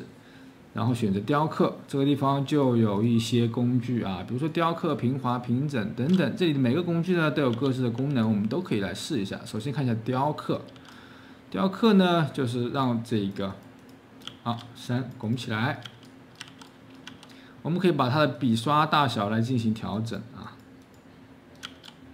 调整它的笔刷大小。然后呢，衰减的程度也可以。好，把它笔刷稍微大一点点，工具强度呢也稍微提高一点点，这样子造山呢。好，我们让它中间部分凸起来啊，好，再加一点点侵蚀，侵蚀呢就是水流过的那种感觉啊，水粒，然后再加一点这种噪点，让这个山看上去噪点缩放，缩小一点点。好，这种噪点呢，就看上去这个山就会稍微自然一点点。然后呢，我们再稍微平滑一点，这个太尖了啊。好，这些工具呢，大家都可以不断的尝试啊。另外呢，比如说这个我们用雕刻工具，这个地方太高了，你想把它降低，你可以按住键盘的 Shift 键啊，可以把它降低。比如说边缘，我想把它降低一点。好。但是你会发现，这个边呢实在太明显了，会有点假啊，对不对？所以呢，要不然你可以把它做得很大，把这个地形做得很大，或者呢，我们用一种巧妙的方式，就是四周来做一片大海，来掩盖这些边缘啊。好，我们再来看一下如何来造一片大海。现在我们呢造了一个山，这个雾气比较重啊，看不太清楚，我们可以把雾先关了。看一下教大家怎么来把先雾给关了。在这个世界大纲视图里面，我们搜索一个 fog 啊，就是雾的意思。我们把这个雾的可视性，在前面有个眼睛，把这个眼睛给关了。这个时候呢，就会看得比较清楚了。然后还有很多云，然后呢还有一片大陆，我们可以把这个大陆其实还可以放低一点，对不对？这样掉下来，掉在这个位置之后，这片大海呢不会被这个云给挡着。好，如何来创建一片大海？我们呢使用一个这样的工具，在这一边里面有一个叫做几何体啊，几何体。在几何体里面，我们选择合体，好，创造了一个小盒子。现在呢，我要创造一片大海，所以呢，这个是个很大很大的一个体积，对不对？所以呢，我们把这个 x 和 y 把它变成200万吧，把它变成200万，然后它的高度呢100就好了，不用太高啊。好，这样子呢就创造了一片很大的一片地啊，很大的一片地。我们呢还可以往下面走一点点，因为只要遮住这个边就好了，对不对？遮住这个边就好了。好，大概就这个样子，遮住了这个边，创造好这一个啊，我们呢就可以把它变成一个静态网格体了。我们往下走一点点，往下走一点，这里有一个下箭头啊，在这个画刷设置里面有个下的箭头，用来展开显示高级项。展开之后呢，有一个创建静态网格体。然后将这个网格体存放在我们的这一个 meshes 里面啊，给它取一个名字 SM 开头，然后叫做 water 啊 water， 或者我们用大海吧 ocean， 创造一个静态网格体。好，大海的这一片就出来了，但是呢还没有用材质啊，我们需要给它来个水的材质，怎么来呢？选择这一片陆地，然后在材质这个地方，哦，这个云在动啊。材质这个地方，我们来一个 O 型，看看有没有 O 型材质啊？有 O 型材质。这个 O 型材质呢是初学者包里面提供的啊，初学者包里面提供的。直接选择 O 型之后，你会发现，好，整个的大海就出来了。我们点运行试一下。让这个人物呢掉到这个地方来，咻，然后它就会掉到刚刚我们建的这一片陆地上啊。然后我们可以看一下它的边缘呢，就是大海啊，就是大海。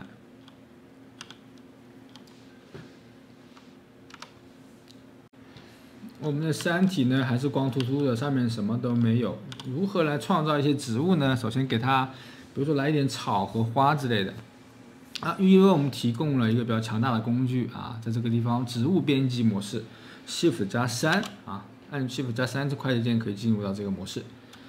可以看到它和地形工具有点类似啊，我们这一点这个绘制就可以将啊这幅图呢已经为我们提供了一些啊草啊花啊，默认提供了一些。但是呢，如何来添加自己新的呢？实际上这些就是一些静态网格体啊，静态网格体。我们按一下 Ctrl 加空格，这一些花在哪里呢？在 Learning Kits Games 这个文件夹下 Assets Environment 环境 Foliage 啊 Foliage 植物的意思，在这个里面可以看到啊，都在这个里面。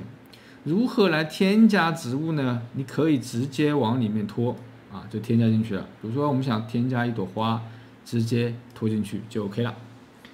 这上面的数字就是你已经种了多少棵这样的植物啊。比如说我们现在全选啊，现在已经勾选好了啊，已经勾选好了。如果取消掉就是不种植了。好，全部勾选就是种植所有东西，我们来种一下。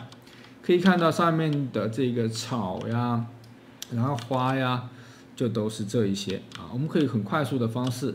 来稍微种植一点点，但是你会发现，哎，有的地方呢密度，比如说这个草啊花的密度，可能不是你需要的。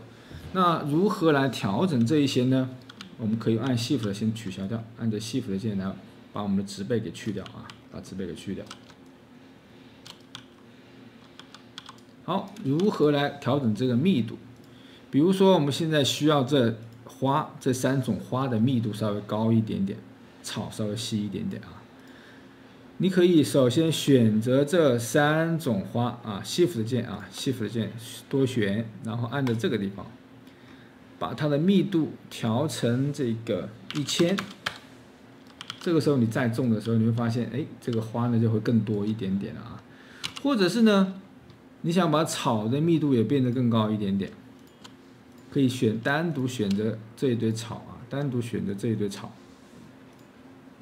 然后把草的密度换成500，你可以看到这个时候草也非常非常密了，对不对？但是太密了，我不需要这样的，所以呢，我们把它换成50吧。啊，这里取消掉，换成50，可以看到这个时候啊，这个时候草呢就是比较稀啊。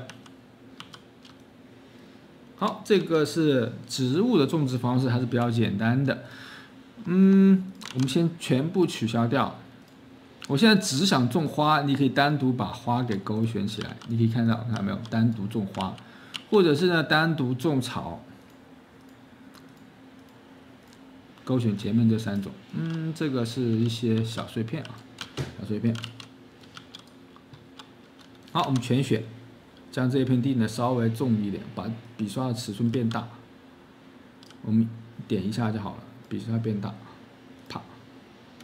就这样的方式呢，来种一片这一个草地。当然，同样的，这个草地和我们现在这个地的这个材质不是很匹配啊。我们可以种到这个上面来，种到我们刚刚这个岛漂浮的岛上面来，把笔刷尺寸变小，然后密度呢，集体密度整体变弱一点点。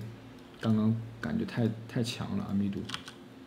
可以看到这种方式来种哦，把这个植物种到这个房子上去了啊。取消一下，我们在这个房子边缘，把这个尺寸变小一点点，在这个房子的边缘呢，稍微重一点点。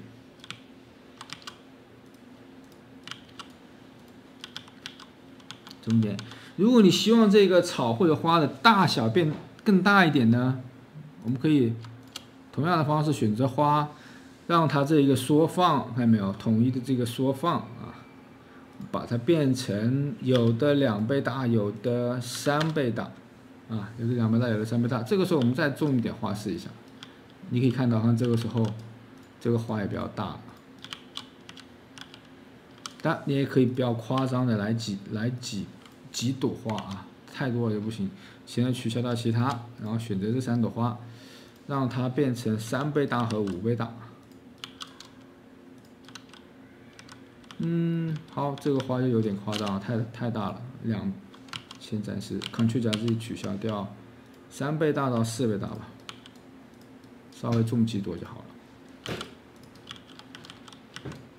好，这个是植物工具的使用方法。好，照完了地形之后呢，我们来再看看天气。首先看一下雾，刚刚我们为了让这一个显示的更清楚呢，我们找到这个 fog 啊。这里有个指数级高度雾，我们暂时先把这个给删了啊。通过这个 fog 找到这个删了。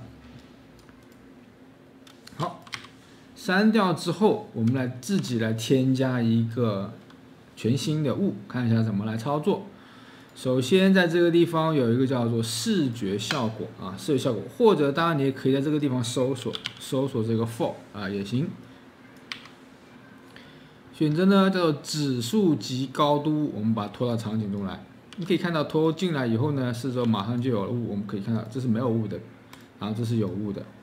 雾呢有几个参数我们需要来进行调整一下啊。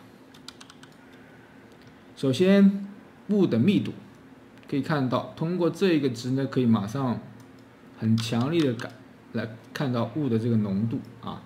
虽然这个地方只能拖到0.05，但是你可以直接输入一个数字，比如说可以看到极浓的雾啊，极浓的雾。好，这个地方呢，我们暂时0.3左右吧，0.3左右。然后这个叫做衰减，你看这个是衰减的比较厉害，然后这个是衰减的比较慢啊。大概呢，这个地方我们设置成这个0.2左右。现在雾有点浓啊，我们换成这个也是0.1呢，0.1，然后再让它衰减，大概是这个样子。1.4的衰减。好，可以看到四周呢，这个雾的感觉还行。然后这里还有一个第二雾啊，你也可以设置第二个雾的这个密度和衰减。这个地方呢，我们可以不设置了。颜色呢，你可以稍微把它偏暖色，你可以看到，或者是偏红。偏蓝等等啊，这雾的颜色，通常情况下呢，我们可以把它稍微带一点点，就是如果你要看上去很脏的感觉，很雾霾的感觉，你可以有一点点偏黄色，对吧？但是像这样梦幻一点的呢，为了符合这个场景，我们把它稍微带一点点这个蓝色。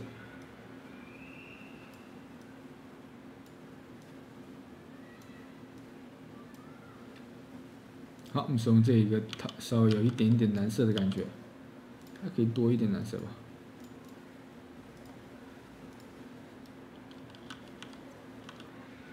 好，可以。这个呢是物的玩法，底下呢还有一个叫做体积物，我们可以把这个体积物给打开，用来产生这个光的散射啊光。好，我们先打开这个体积物，之后我们再看光怎么来射。然后设好物以后呢，我们再来看一下光啊。现在这个场景中已经有了一个太阳了啊，有一个我们的选择，我们在这个地方搜索 light 就可以找到这个光。现在可以看到这个光的强弱呢6，我们可以呢稍微把它复位一下看看，10太强了，确实啊。把它变成3左右吧，3左右的光，然后呢，颜色呢让它也偏一点点冷，好，往下走，这里有一个什么呢？叫做光束遮挡。我们把这个光束遮挡，你可以点开以后呢，好，把这个值稍微调到这个弱一点，你会马上能够发现这个光变成什么了？变成了一束一束的，可以看得到，对不对？这个呢，我们就称为叫体积光啊，体积光，我们可以来运行一下，可以看一下这个体积光的效果，可以看到这个光束是挺明显的啊。从这边看呢，也是好。这个呢，就是通过雾和光一起来设置，就能够达到这个效果。好，我们再来看一种光的类型，叫天光。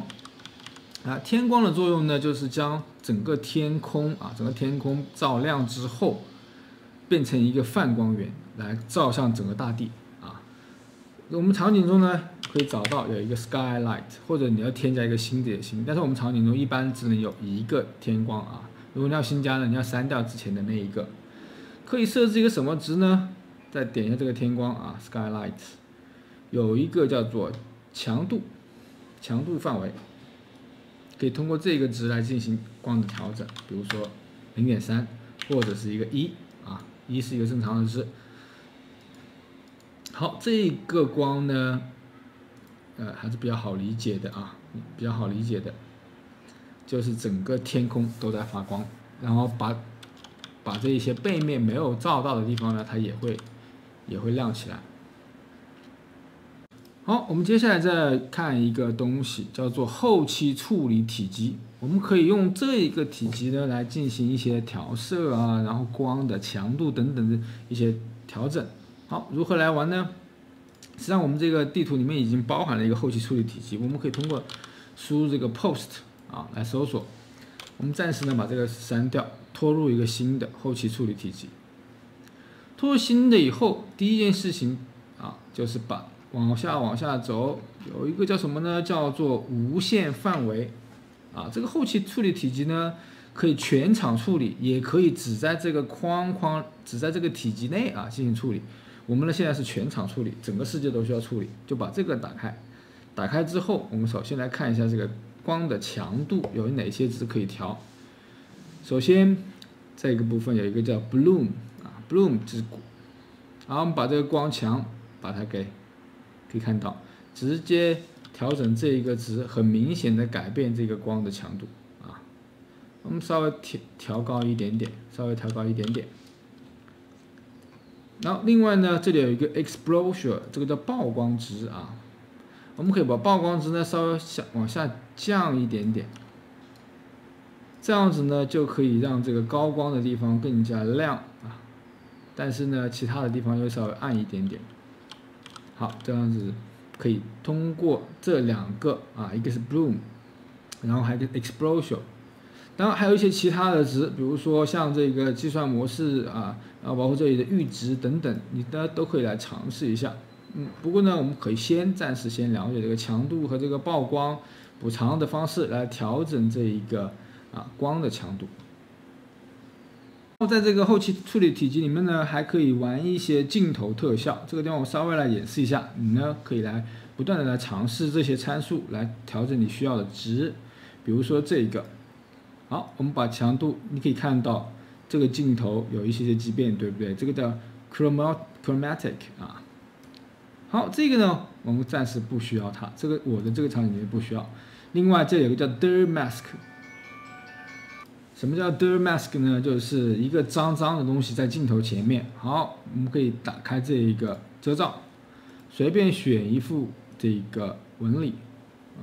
找一个，我们在这里搜索一个 dirt， 看看有没有。这个不太好看，没有透明的东西啊。我们随便选一幅其他的图吧，随便来一个图。好，然后呢，再把这个遮罩的强度变强，可以看到镜头，看到没有？就有一个脏东西在前面，当然这个图呢不算太好，不过呢我们可以留一点点，让这个镜头有一点点这种脏的感觉。好，另外呢还有一个这个 lens flare， 什么意思呢？这个叫做这个，我们把它打开以后可以看到这个镜头的这个眩光，这个光有点不太自然。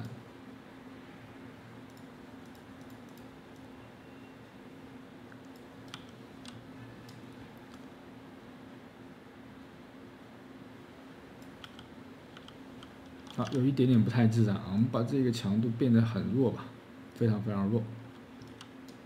好，这呢是一些这个镜头的特效，另外还有一个这个 image effects 里面可以将什么呢？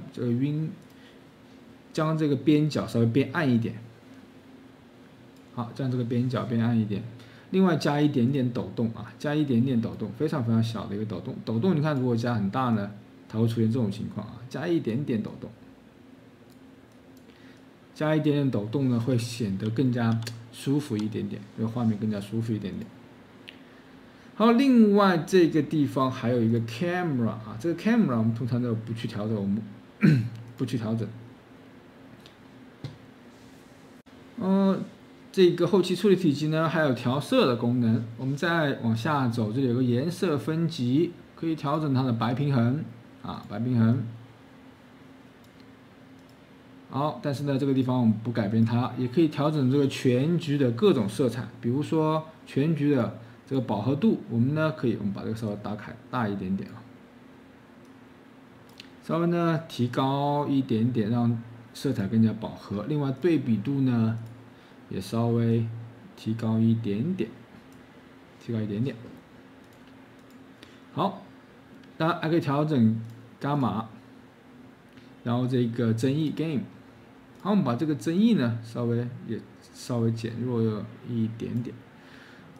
除了全局调，也可以调阴影部分、中间调啊，然后高光部分等等，这些值呢你都可以来尝试一下。我们把这个中间调的饱和度呢稍微拉高那么一点点。高光的这个对比度呢，我们稍微把它减弱一点点啊。好，大致的调了一下色彩，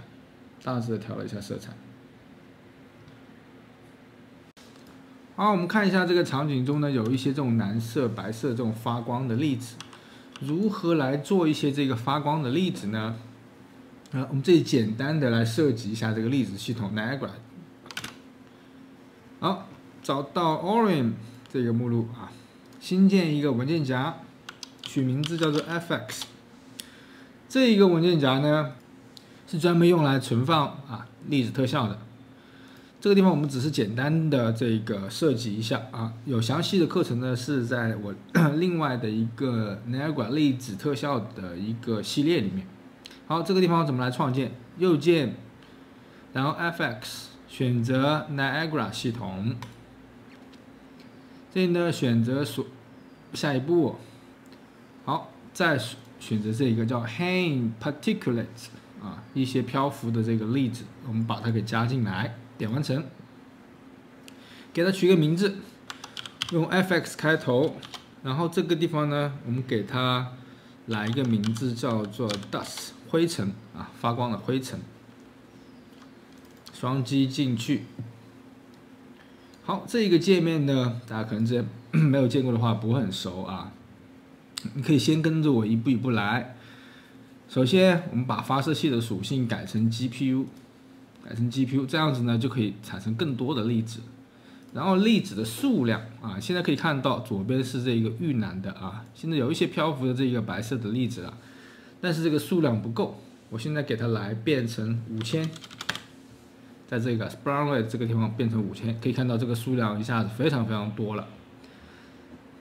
好，暂时先这个样子保存一下，放到我们把这个粒子啊，把这个粒子放到这个位置来。好，可以看到瞬间来了很多啊，因为它被选择起来，所以有个边界，我们可以按一下键盘上的 G， 可以取消掉。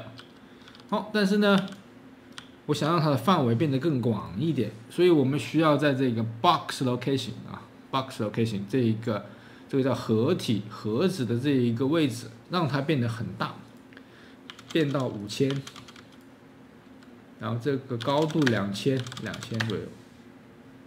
好，我们带到外面来看，这个时候这个白色的粒子啊，瞬间就分散到各个地方去了啊，我们让这个数量更多一点，变成2万。现在2万的这一个数量就已经，这个范围太广了啊，似乎我们用不到这么广。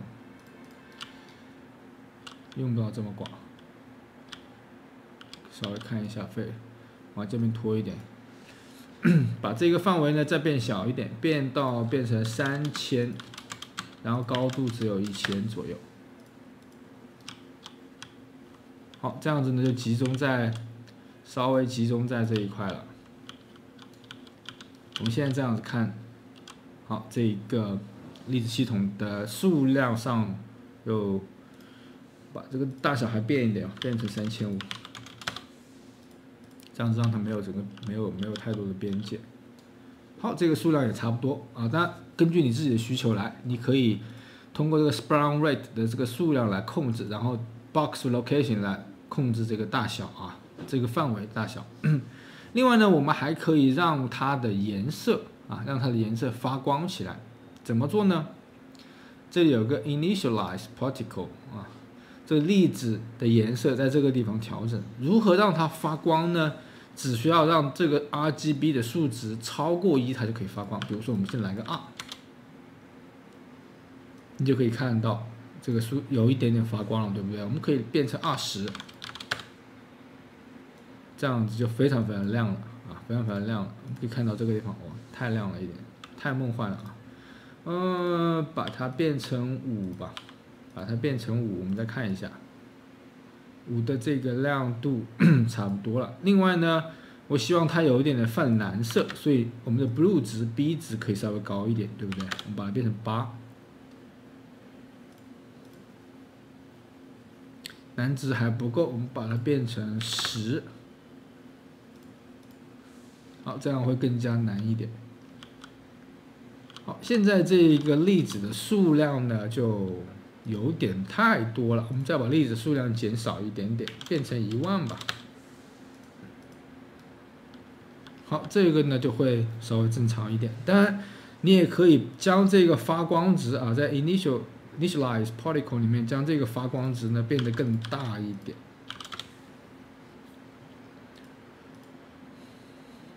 就会更加梦幻一点啊。好，这一个是添加了一个这个灰尘，然后粒子的详细课程呢，你可以转战到这个我录制的 Niagara 特效课程里面去。好，添加完闪光的粒子之后呢，我想加一个环境声，就是为这个环境呢添加一点像这个森林里面的感觉，比如说鸟叫啊，有一点点风声啊。好，看一下如何来导入声音。首先，为我们的这个 Orion 新建一个文件夹，叫做 Audio 啊，专门用来存放音频文件。然后呢，再到你准备好的这一个音频，比如说我们看看这个，这是呢我平常收集的一些这种音频文件啊，有一点点鸟叫声。好，我们就导入这个地方需要注意一下啊。只能导入 WAV 或者是 AIF 文件，你不能导入 MP3 文件。MP3 文件呢，你需要转换一下，需要转换成 WAV 文件才能使用。这个地方我们可以直接 Ctrl+C 复制一下，然后再在这个里面点添加，然后导入。这个地方我们再 Ctrl+V 啊，在这个地方 Ctrl+V 就直接能导入到这一个，我们就不用切换目录了啊，要不然找目录找了很久。好 ，OK， 然后呢，把名字改一下，前面加一个 audio， 我们称为这一个叫做 environment 环境声啊，环境声，这样子我们就导入了一个音频文件。导入好音频文件，怎么丢进你场景里面呢？非常非常简单，只需要将你的音频文件直接拖入到某一个地方就可以了啊。目前呢，这个声音是全场都可以听得到的。我们可以打开，运行一下，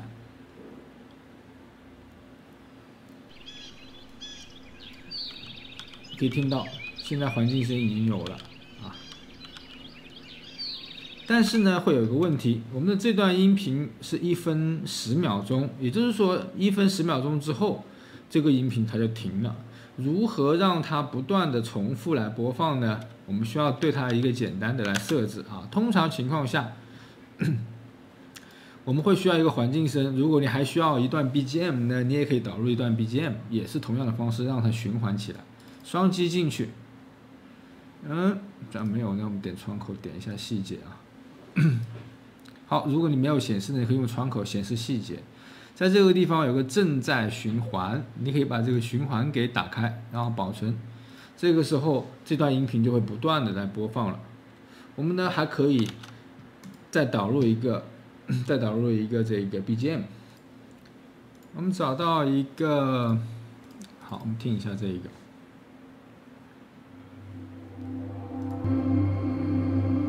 好，我想用这一个来作为一个背景音乐。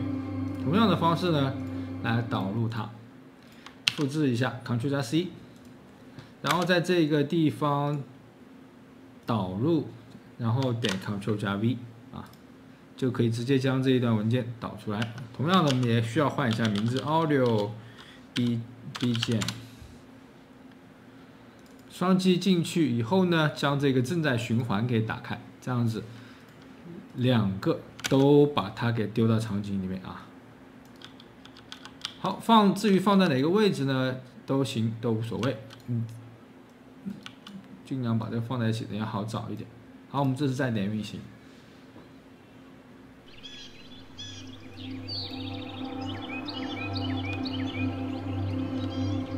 你会发现现在呢，这个鸟叫声也有，然后背景音乐也有。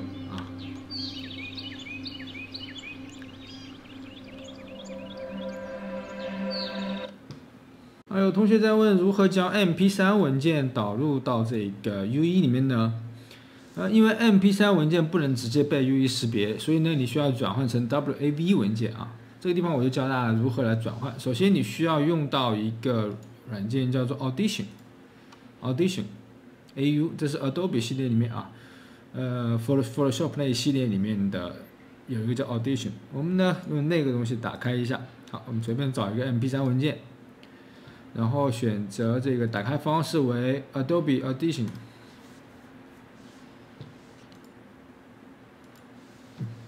好，打开之后呢，你看可以试听一下这一个文件，然后呢 Ctrl+A 全部选择起来，选择文件导出文件，导出什么呢？把这个格式换成这个 WAV 文件啊，或者是 AIF 也可以的。我们这个地方就用 WAV 吧，注意采样格式为44.1，然后16位啊。好，我们暂时先放在桌面上，点确定。这样子呢，我们就将刚刚那一个文件啊 ，MP3 文件就变成了 WAV 文件，我们可以复制它，在这个地方呢，同样的方式点点空白处点右键点导入，然后在这里粘贴。好，这样子呢就能够把 MP3 文件啊也能够导入到我们的U1里面。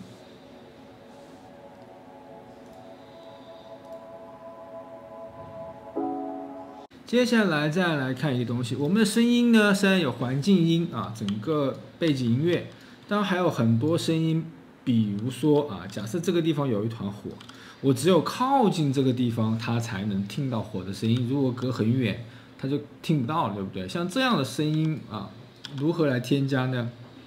我们来看一下，实际上在这个 Store Content 初学者包里面呢，已经提供了一些音频给我们 Audio 里面啊，提供了一些音频。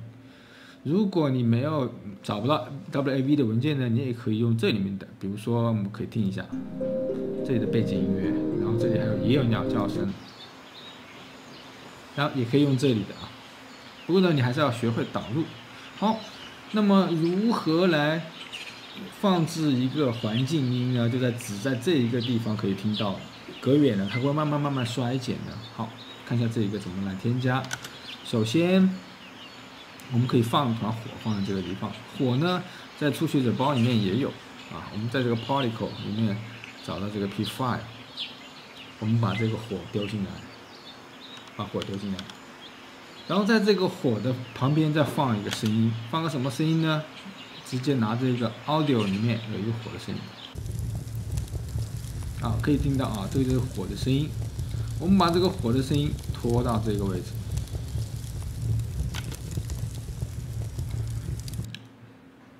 拖到这个位置，好，放在这个时候你放置的位置就很重要了啊！你需要放在这个火的附近啊，最好是跟火呢基本上重叠在一起是最好的。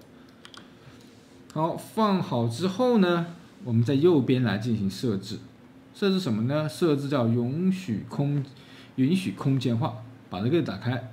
另外重载衰减，把这个也打开。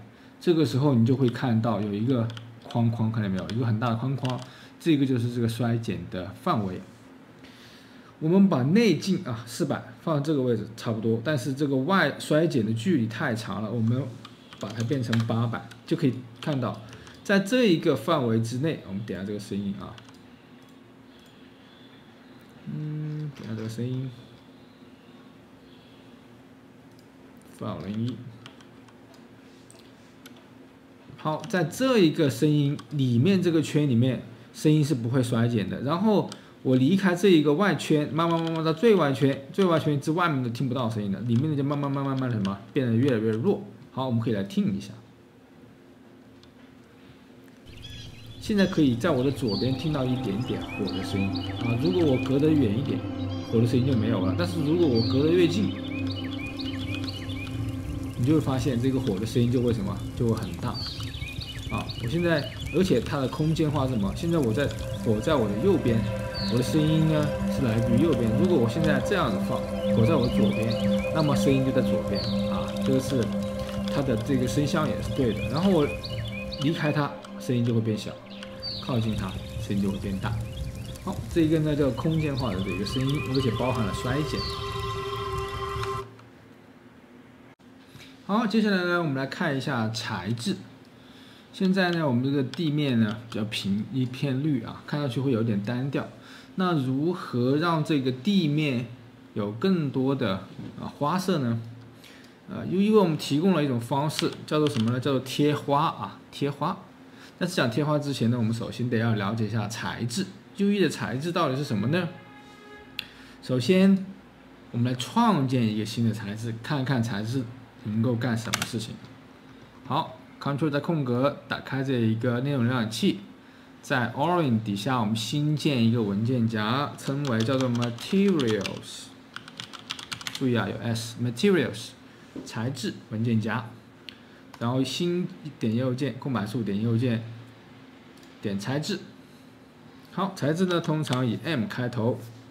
我们首先来一个什么材质呢？来一个木头材质，所以我们取个名字叫做 Wood。Wood， 这样子就创建了一个新的材质。我们双击进去，进来呢，你会发现啊，有一个很长的节点啊，很长的节点。这一个节点我们双单击下可以看到上面有这个基础颜色 metallic 高光度、粗糙度等等。好，这里呢我们分别一个个来讲。首先最简单的，我需要让它有一个颜色，怎么来呢？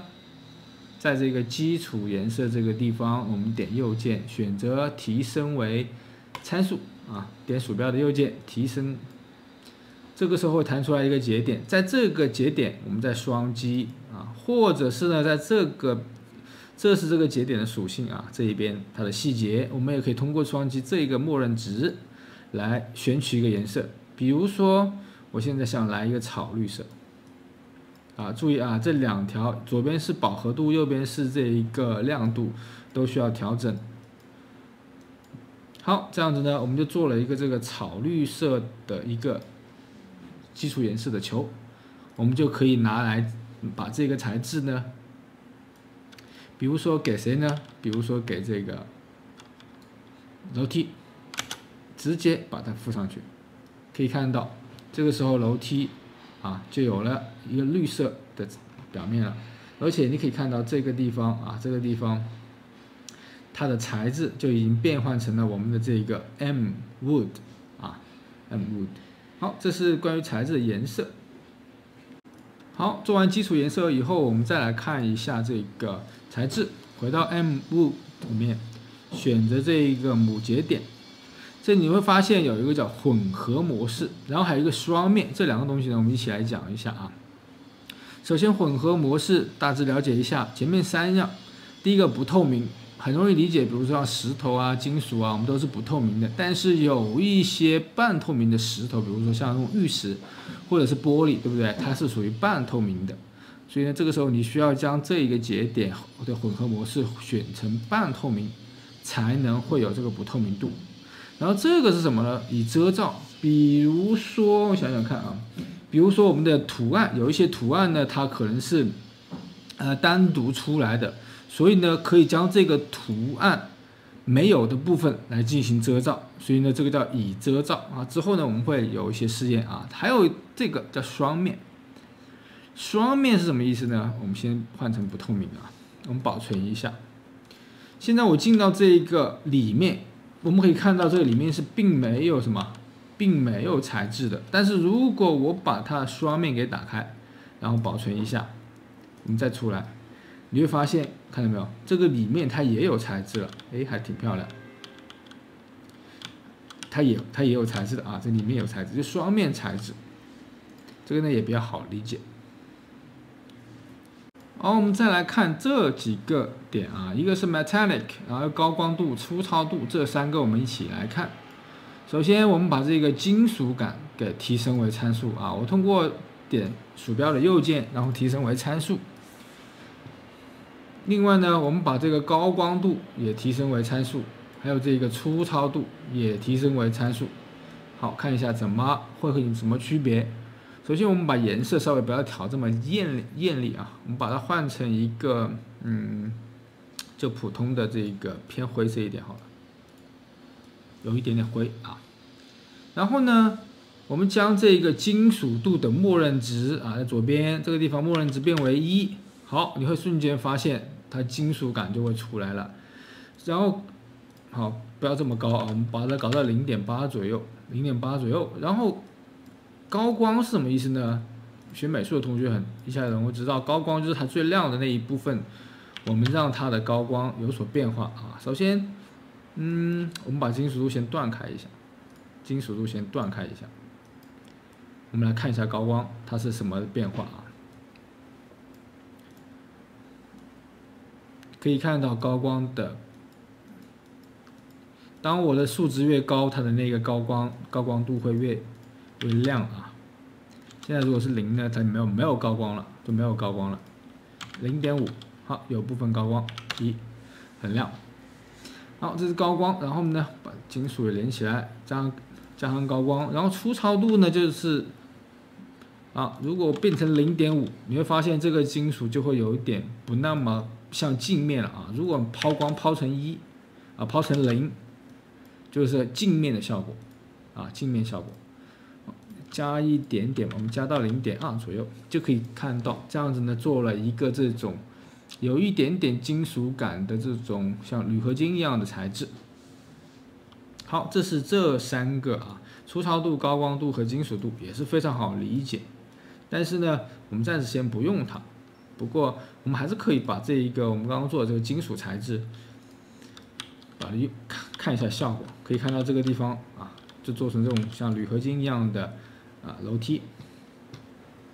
再来看一个节点，叫做自发光颜色啊。自发光颜色，我们把它呢也把它提升为参数。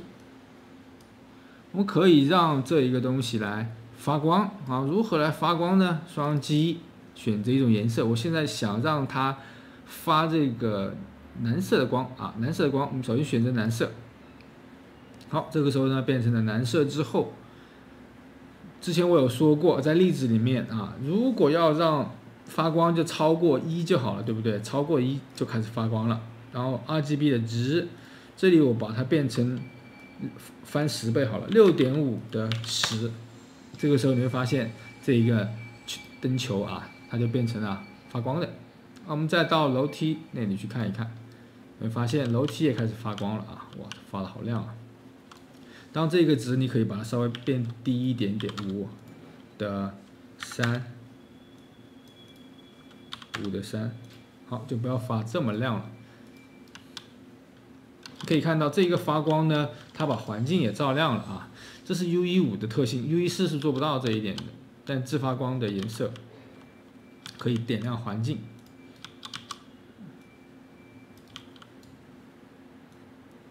好，可以看到这发光的楼梯。好，前面呢我们了解了材质的一点基础知识啊，包括颜色、高光、金属，然后包括自发光等等。但是呢，还没有添加任何图案，没有任何图片。那如何来做一个纹理贴图呢？暂时我们把这些都删了啊，都删了。现在我想来做一个木材的材质。刚刚我们名字取的是 Mwood， 木材材质应该怎么来实现呢？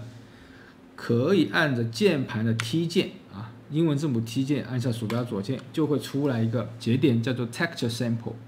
这一个节点就是可以用什么纹理采样啊？我们把这个纹理采样的 RGB 这个点呢连接到基础颜色上，然后选择一张图片，在左边纹理的部分选择一张木头，我们这里输入 wood 啊，我们看看有没有什么木头，可以看到这里有个木头。于是乎呢，我们就做了一个这个木头的材质啊，非常非常简单，用了一个纹理贴图。然后之后我们的这个贴花也会使用到这个节点，叫 Texture Sample。好，把这一个连好以后呢，点保存。好，这个时候你看到这一个楼梯马上就变成了一个木头的啊，变成一个木头的。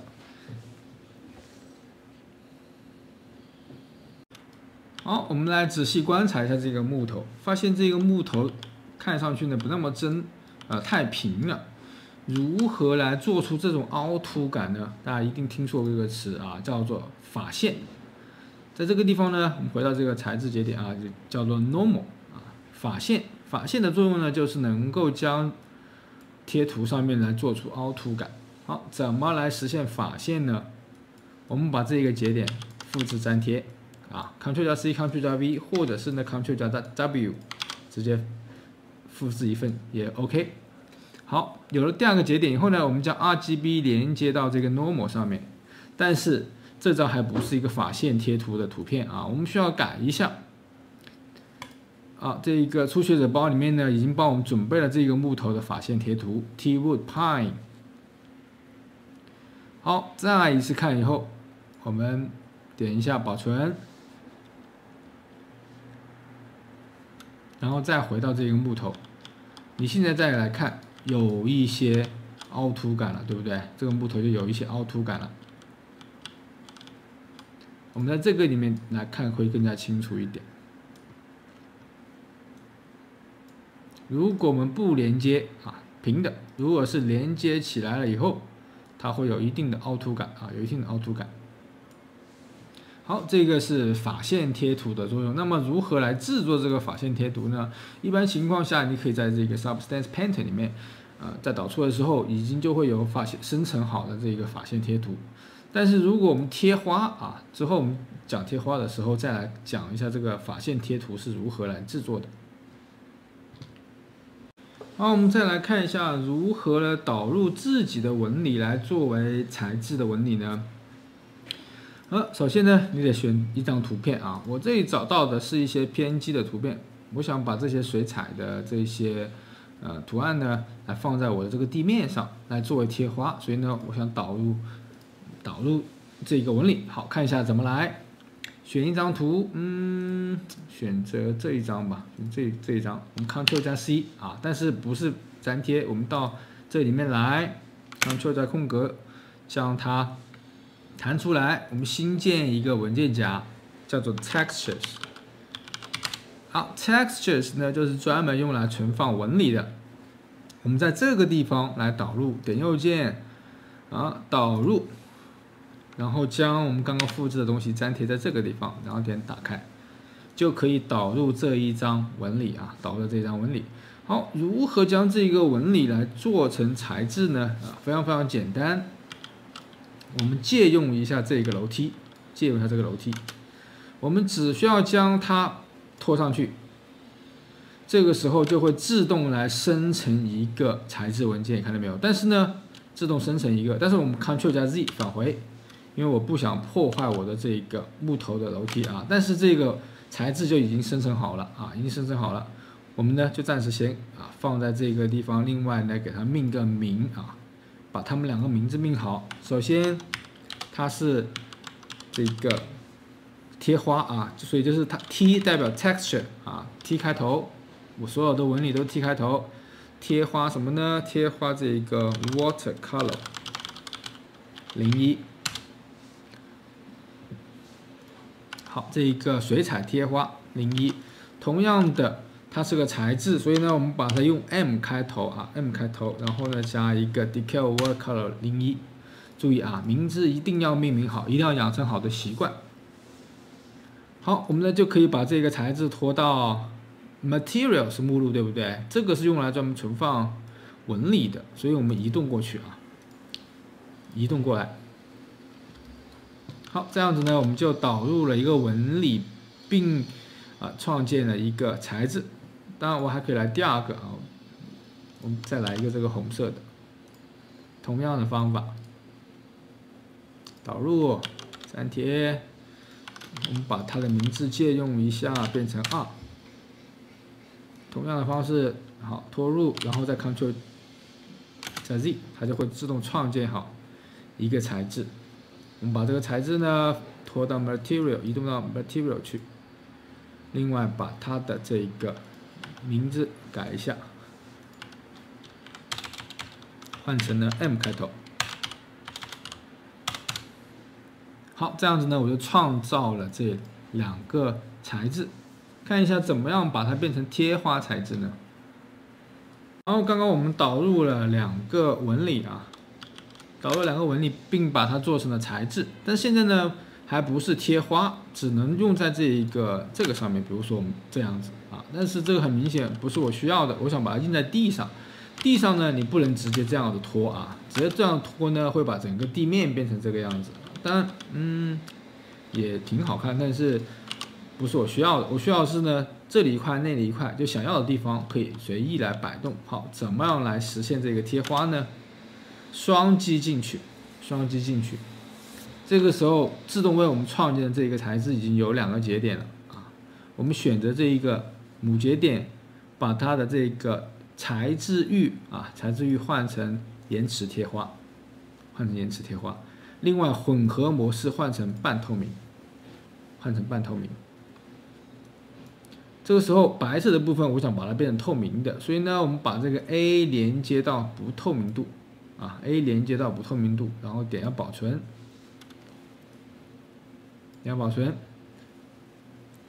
好，这个时候呢，我们再来看这个材质，这个材质就变样子了啊，变成了一个这里有个缺口了，看到没有？我们这个时候再往里面拖，这个就是因为我改动了变成延迟贴花，所以这个时候直接拖到来呢就可以变成了一小块啊，变成了一小块。所以呢，我就可以复制粘贴来很多块，稍微旋转一下，然后呢再稍微把它变大，这样子随机来摆在地上啊，随机来摆在地上。好，我按了一下键盘上的基键，可以显示这些图标啊，再按一下就取消掉。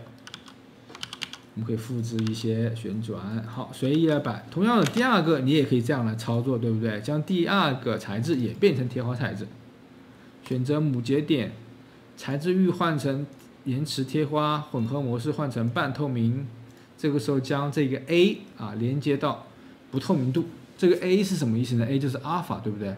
我们知道颜色有 RGBA。A 就是透明度，连接到不透明度呢，就能够将那个不透明的地方变成这个样子。好，把它移上来。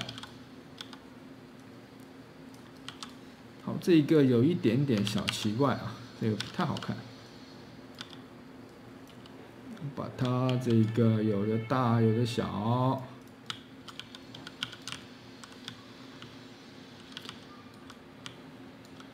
我们把这个蓝色的再来一份吧，复制粘贴，来一个非常大的，来作为一个地面啊。然后这个时候你会发现我的人物和房子都上了色啊。这贴花呢，它是能够将所有的模型都来上色，所以呢，这个不是我需要的。看一下怎么来修改。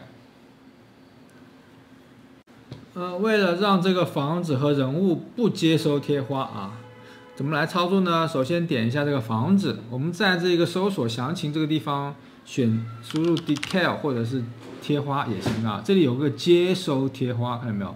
我们把接收贴花取消掉，它呢就不会上到这个房子上。同样的方法，人物也是人物也是，我们进到这个人物里面去 ，Ctrl+1，进到这个人物里面。好。实际上上色呢是上到它的网格体，对不对？所以呢，我们点上这个网格体，同样的找到 Decal， 接收贴花，把这个接收贴花给去掉去掉。好，这样子呢，我们的人物就不会有贴花了就不会有贴花了。我们再回来看到这一个蓝色的部分，这一个蓝色的贴图。我想让它有这个凹凸感，特别是这个边上有凹凸感，如何来实现呢？就是需要来制作贴图法线贴图，对不对？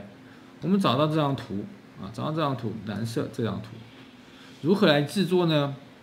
我们会需要使用到 Photoshop 打开 Photoshop，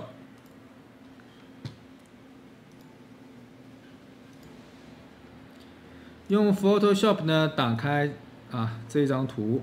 我们直接拖进来，好，拖进来以后选择滤镜，然后3D， 这里有个生成法线图，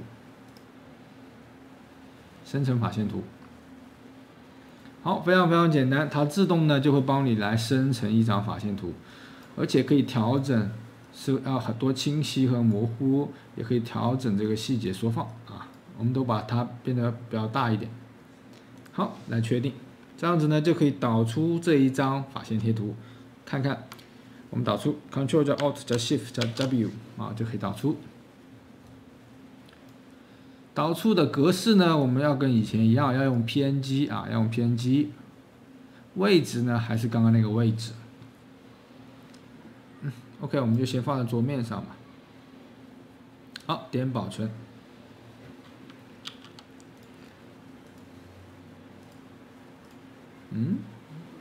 怎么没有导到桌面上？我们再导一次。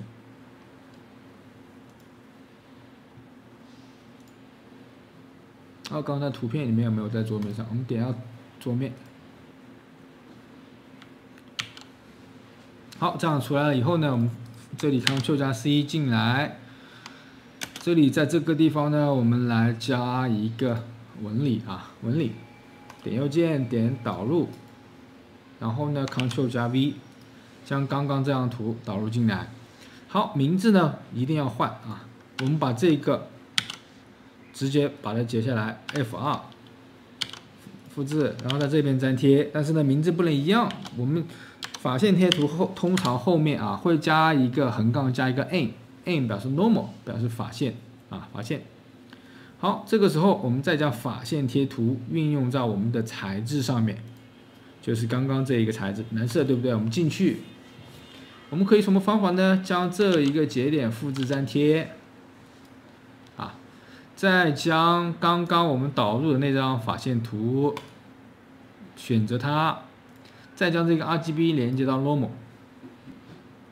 好，非常非常简单啊，就是将这一个纹理选择成我们刚刚导入进来的那张图。这个时候，好，可以看到现在有一点点凹凸感了啊，有一点凹凸感了，在这个边上啊，相对于这张图，你看，好，就有很明显的凹凸感。然后这一张也是。好，这是关于法线贴图的制作。好，我们做好了这个贴图以后呢，你会明显的发现我们的这个地面就没有那么单调了。当然，你也可以将更多的这个图来使用贴图的方式来让你的地面啊，然后墙面啊、楼梯啊等等啊，可以加一些脏东西，让你的地图看上去会自然一点点啊。好，这个地方呢，还是把它稍微缩小一点点吧，这些地方都稍微缩小一点。另外呢，我还加了一些这个植物的覆盖啊，就是因为这样一个水彩的一个斑斓放在这个上面呢，还是有点奇怪，所以呢稍微变小一点，然后呢加一些植物去盖它，去盖住它。好，这样子呢我们就完成了这一个这个整个地图。我们接下来看一下如何来制作这一个过场动画。好，我们再来看一下如何来制作这个过场动画啊。过场动画是什么呢？比如说我们的游戏的开头和结尾的地方，或者是触发一个比较重要的剧情的时候，都有动画啊。这个呢就可以用这个过场动画来实现。好，看一下怎么来呢？过场动画添加关卡序列添加关卡序列。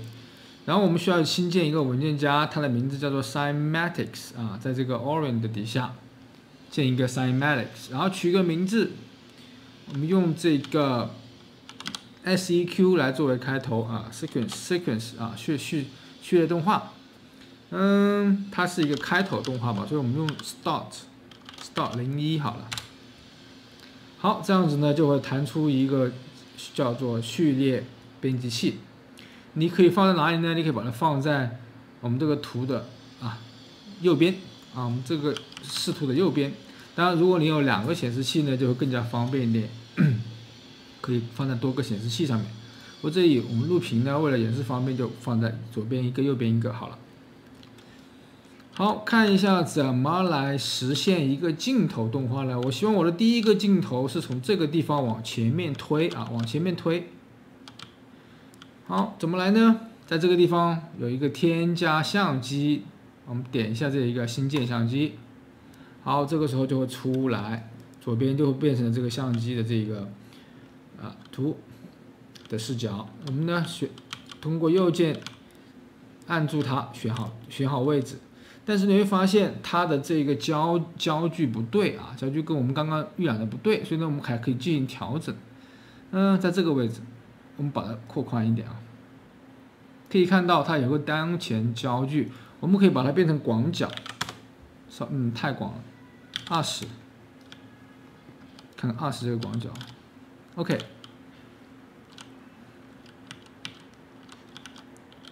我们从这一个位置吧，从这一个位置往前面推。好，当我确定好第一个位置之后，选择这个相机，按一下 S。按一下键盘的 S 键，这个时候就会出来一个关键字，看到没有？记录下了这个位置，然后呢，再到第2个位置，我们选择往后面推一点这里呢是帧数，我们大概选择往后面大概多少帧呢？大概200帧的位置，往后面拖一点点。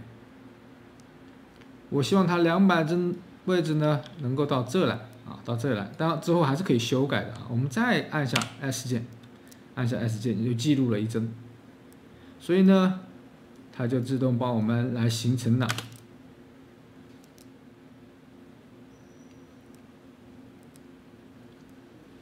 太慢了一点，太慢一点，我们把它稍微快一点，往前面拖。好，这是第一个镜头啊，第一个镜头就这样实现了啊。通过键盘的 S 来记录关键帧。有了第一个镜头，我们还需要第二个镜头。我希望我的第二个机位呢，在这个位置，从这个位置呢，慢慢往这一边移啊，慢慢往这一边移。好，所以呢，我们需要添加第二个相机，对不对？在这个地方点一下相机。同样的，我们把焦距换成20。当然，你也可以调光圈等等这些啊。比如说，使用非常大的光圈0.97啊，这个数字越小，光圈越大，就可以让这个可以看到景深呢就会更加明显一点。好，这个地方还是用5.6吧，用5.6的光圈，20的焦距，让这一个镜头呢从这边往这边移，好，我们把这一个指针放在这个位置，先按一下 S， 记录了这一个点以后，然后呢往这边移到这个位置。哦，忘记往后面推了啊！刚刚这是150，那我们就这里就300好了。然后往这边稍微移动一点点，然后再按一下 S， 就可以看到这个镜头呢是这个样子的。把焦距再变小一点，更加广角一点。好，但是呢，你可以播放到前面，你会发现，哎，前面并没有动，但是第二个镜头和第一个镜头、第二个镜头没有接上。那如何来接上呢？这两个镜头，这里有个相机切换啊，相机切换，我们可以添加一个相机。现在目前这个相机主输出这个地方只有第一个相机的内容，第二个相机你需要添加进来，可以看到第二个相机就进来了。第二个相机从150帧开始啊，大概是这个位置。我们呢再点一下这一个来进行预览，这是第一个镜头，然后这个是第二个镜头。好，就这样呢，两个镜头就接起来了啊。我们通过这种方式来进行剪辑啊，镜头1、镜头2，通过这个加来添加新的镜头。然后预览呢是需要点这一个啊，如果点下面呢是单独预览某一个相机的，这个是预览最后输出的啊。好，我们刚刚添加了2个摄像机啊，2个镜头，同时呢还进行了这一个镜头的剪辑。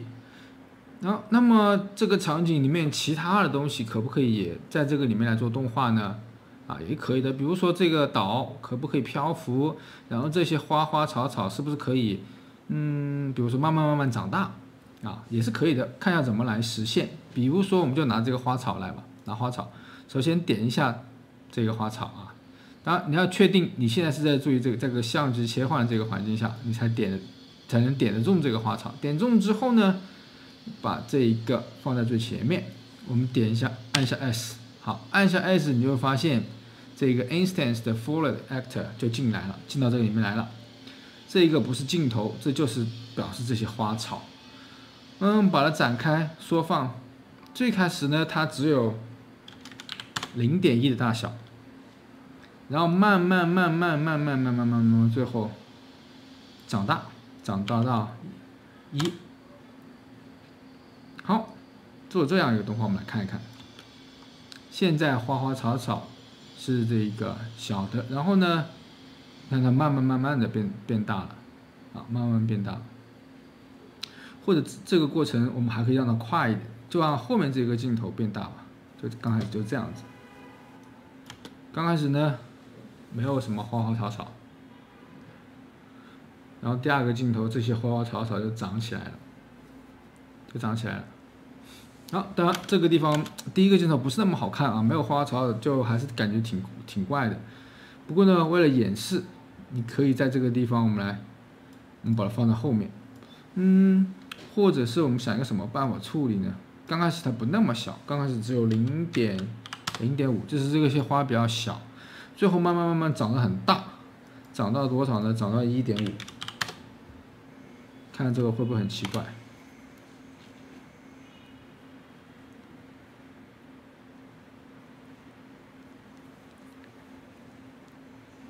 这样会比之前稍微正常一点啊。这又回到1了，所以我们这个地方再打一下 S， 按一下 S， 然后把这个1.5放在这个最末尾啊，放在这个位置，这样子呢才不会突然卡一下。好，我们再来预览一次。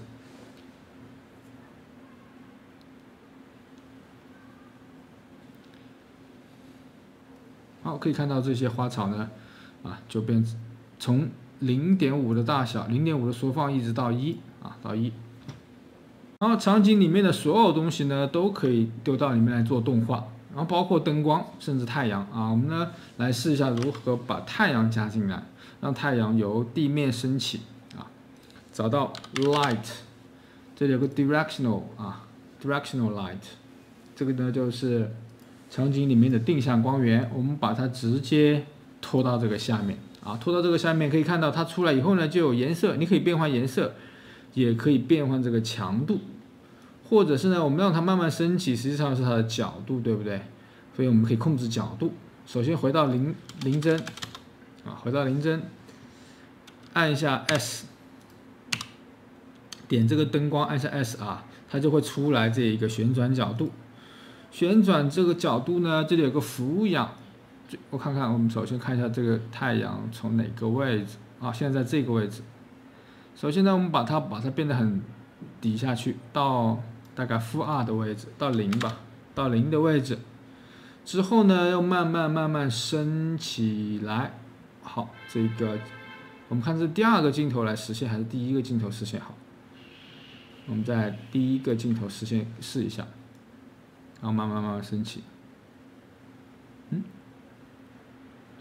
好，找一下啊，这样子，大概升到这个位置。好，所以我们第1个镜头呢，就能够看到这个阳光，太阳慢慢升起来。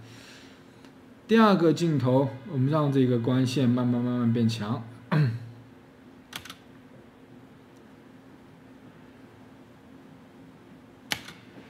同样的方式啊，我们到这一帧，到150这一帧，然后呢，将光的强度添加1个关键帧，然后在结尾的时候，我们将这一个强度变成6，就可以做到，可以看到这个光慢慢变得很强。第2个镜头这个挡住太多了，我们是不是可以让它这个位置让这个位置稍微变换得高一点？我们把这一帧的位置的 Z 轴稍微变高一点点。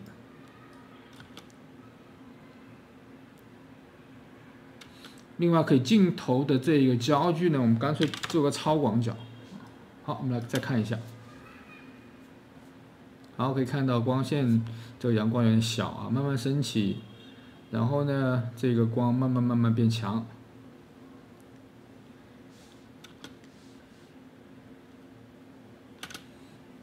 好，所以呢，我们不但可以控制场景里面的物体，也可以控制这个灯光，当然其他任何灯光都可以这样来调好，我们大概呢演示了一下这几个简单的动画2个镜头，然后1个植物、1个灯光等等这些做一个比较简单的，作为我们初设过场动画的一个演示。之后呢，我们会讲更加复杂的内容。那如何让它播放呢？我们先关掉，然后在这个地方。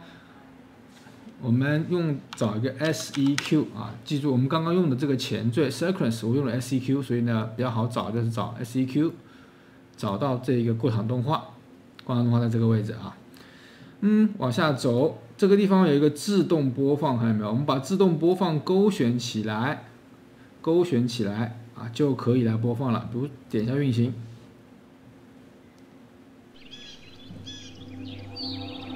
就可以看到啊，这段动画就播放起来了。最后接着人物我们开始啊，或者是呢，你想让它更加慢放一点，这里还有个播放速率，或者是开始偏移。我们把播放速率先改成0.7、0.6吧，0.6左右，再看来让它播放，它会变得更慢一点。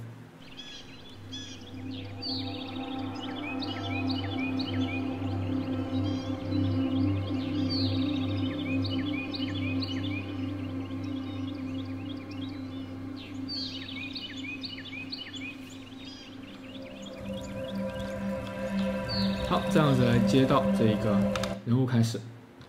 好，接下来我们再来看一下人物动画啊，我们的角色如何让它在这个里面啊动起来，也能够放在这个过场动画里面呢？这个呢就稍微有一点点复杂，然后我们看一下怎么来实现。首先，我们准备我们的人物啊，不想用这个小白人，小白人跟这个场景不太合适，所以呢，我们用新建一个。然后这个人物的名字呢叫做一啊，就叫一。我准备用这个人物，就是我们下载的那个虚幻游戏包里面有个 Learning Kit Games Blueprints 的这个Play Character 啊 ，Play Character 里面 Player Character 里面有一个这个人啊，我们称为他小一。我把小一呢拖到这来，然后复制。好，这样子呢，我们就有了这个 Mr. 小白啊，小白上次放这里 Ori 呢之后我们要换的，但是现在暂时不换，之后的内容再讲。现在我们用一下这个小一，把它名字换一下，换成什么呢？就换成叫做 E character 啊 ，E character， 暂时把它放到这个位置。放这个位置，我希望呢，他待会从这个地方啊，从这个地方走到这个花丛中，然后稍微再转2圈，好，来做一个这样的动画，怎么来实现呢？在工具在窗口这个过场动画里面有一个叫做序列录制器啊，序列录制器，你就可以来录制。你是怎么来控制这个人物的，它都可以把这个录制下来。我们点一下这个序列录制器，序列录制器这个地方呢，先把东西所有移除。你这个地方应该是空的，或者是先把它移除。我们添加，点下这个人，点下小易，我们点下添加。这个时候小易就会进去，我们就可以来进行录制了。怎么来录制呢？我们需要来控制小易，对不对？所以我们老方法，在这个地方。自动控制玩家0，这样子呢，我们就可以控制这个小一了。这个小白呢，我暂时把它删掉，之后再说。好，这个时候回到这个地方来，点运行。首先获得这个控制权。好，这段动画呢，我们也把它给暂时先不要自动播放啊，不要自动播放，把自动播放给取消掉，这样节约时间。好，你可以看到现在这一个小易啊，他在这一个位置，我希望呢，他从这个位置走到哪呢？从这个位置走到这个花丛中来到这里转2圈，好不好？好，怎么来呢？点一下录制，马上准备好，演员各就各位，然后开始走到这来。然后转2圈，然后结束，点一下 ESC 啊，结束。这样子呢，我们就录制了这样的一个动画，放在哪里呢？放在了 Game Semantics 的 Sequences 里面啊。我们看一下，在这个Semantics Sequence 录制的这个里面。这个里面，我们把这个之前老的删掉。我们来看一下，看录了些什么东西，把它展开，然后选择这个人物，来播放一下，可以看到这个人物啊，发光了，这个人物。这个人物呢，在这个场景里面转了2圈。好，就录制好了。有了这一段动画，如何放到我们刚刚的那个 sequence 到01里面去呢？就是我们的关卡序列里面去呢？啊，这个地方找到，我们进到这个里面来啊，然后看一下我怎么操作，把刚刚我们录制的这段人物动画，把它呢，放到我们自己的这个里面来，移动过来，移动到这个 Cinematics 里面，把它给取一个名字，叫做 SEQ。然后呢，就是 E 的动画啊 ，play 我们加一个 E character 吧，这样子好识别一点。E character 啊01，好，这是小一的第一段动画，把它拖到这来。好，这个时候你会发现多了一个子场景，看见没有？子场景，我们呢放在这个中间这个地方，我们再来播放一下，用这个来切换啊。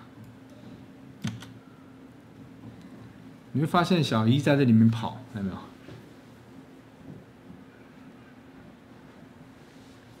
好，当然位置不是太正确啊，我这里的位置不算太正确，所以你录制的时候呢，你可以多调整一下摄像机的位置。你看我这个地方就是没有把它拍在最中间，跑到太偏去了。好，但是呢 ，OK， 问题不大。我们作为演示来说，这个人物已经动起来了。那我是不是可以将它的这个镜头也切换到呢？比如说切换到它的这个人物镜头呢？比如说特写，好，怎么来？实际上我们的小一的这一个小一，我看看里面有没有镜头，我们双击进去，然后点10口，可以看到这个地方它是有一个镜头的，对不对？我们是不是可以切换到这个镜头里面呢？也是可以的，看一下怎么来。我们在后面加一节，在后面加一节。然后呢，这个地方稍微缩短了，然后这个地方也稍微缩短。我们让我们的中间切一段，中间切一段这个小一的动画吧，好不好？好，在这个位置，我们点相机加，然后选择小一的动画，然后再选择E character。好，这个时候我们就可以切换到看它的这个视野，看到没有？我们把它稍微扩宽一点。好，再来看一下。首先，然后看到这个人物，然后跑太快了啊，然后再切换到另外一个镜头。好，跑得太快了没关系，待会儿我们会用一个叫做呢，这里有一个叫做时间膨胀的轨道，让它变慢啊。现在呢，我们先来实现这一个。好，既有了镜头，又有了这个主角镜头，然后呢，又切回。好，我们再来看这一段啊，这一段速度太快了，如何来处理呢？在轨道里面有一个叫做时间膨胀轨道，我们添加进来。它的作用呢，就是能够我们假设让这个时间膨胀值从这个点，我们添加一个关键帧，从这个点到这里呢，瞬间会变成只有0.2。好，我们再来看。可以看到这一段就变得很慢了，0.2有点太慢了，我们把它设为0.3吧。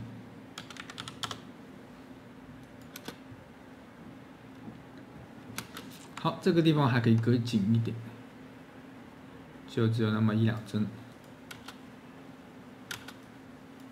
再看一下。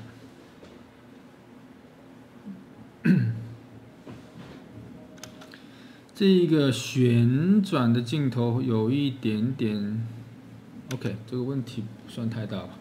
然后带到后面呢，我们要恢复正常，对不对？到后面要恢复正常。在这个地方啊，我们又加个关键帧0.3，然后往后面移一帧，又变成什么呢？变成1。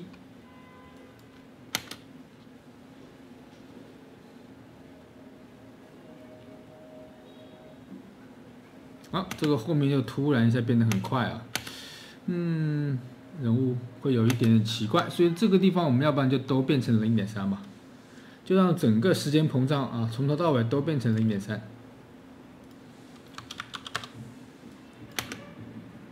因为整个动画实际上都有点快。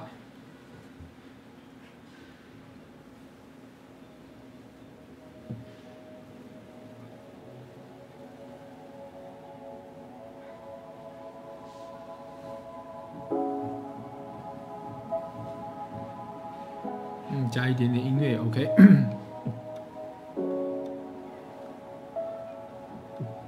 好 ，OK。这个呢就是时间膨胀，能够让这个变成慢镜头啊。再来看一个东西，我们在镜头与镜头之间的这个切换有点生硬啊，可以加个什么东西呢？像比如说像 ProMe 那样子，可以有一个切换的过程呢。我们会加一个叫做渐变轨道。渐变轨道怎么玩呢？加进来之后，首先在这个镜头与镜头的这个接缝处啊，我们来一个关键帧，让它变成1，然后呢，往前面大概几帧让它变成0，后面大概几帧变成0，这样子就可以能够做出一个渐变的效果。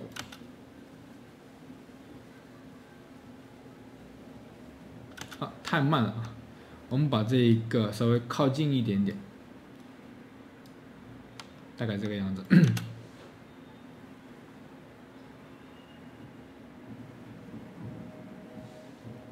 好 ，OK， 后面那个镜头我们也可以这样处理。我们复制，然后跑到这个地方来粘贴。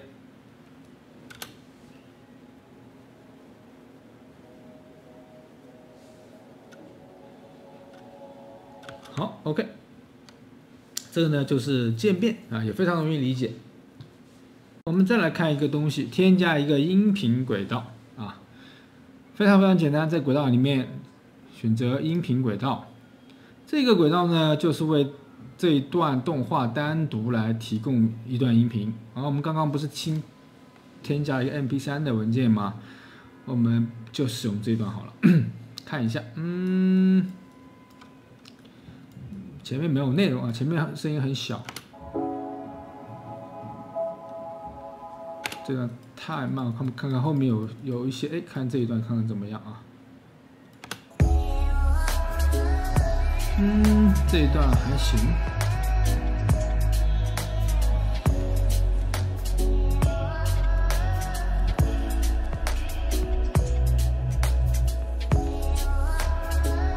我们可以把音频展开。可以呢，这个体积的音量的啊，这个发音不是太对，我们可以把它音量变大一点，1.3吧。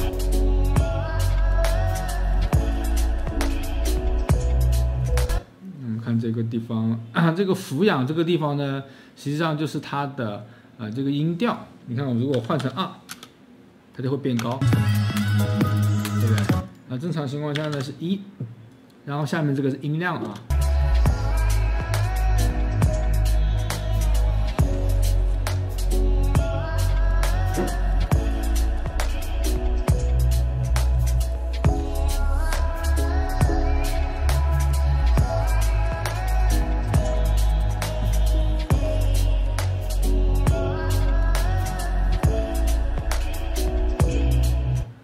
好，添加完音频轨道以后呢，我们这一段过场动画大致就完成的差不多了。我们来试着播放一下，让它自动播放。自动播放已经打开了，点运行。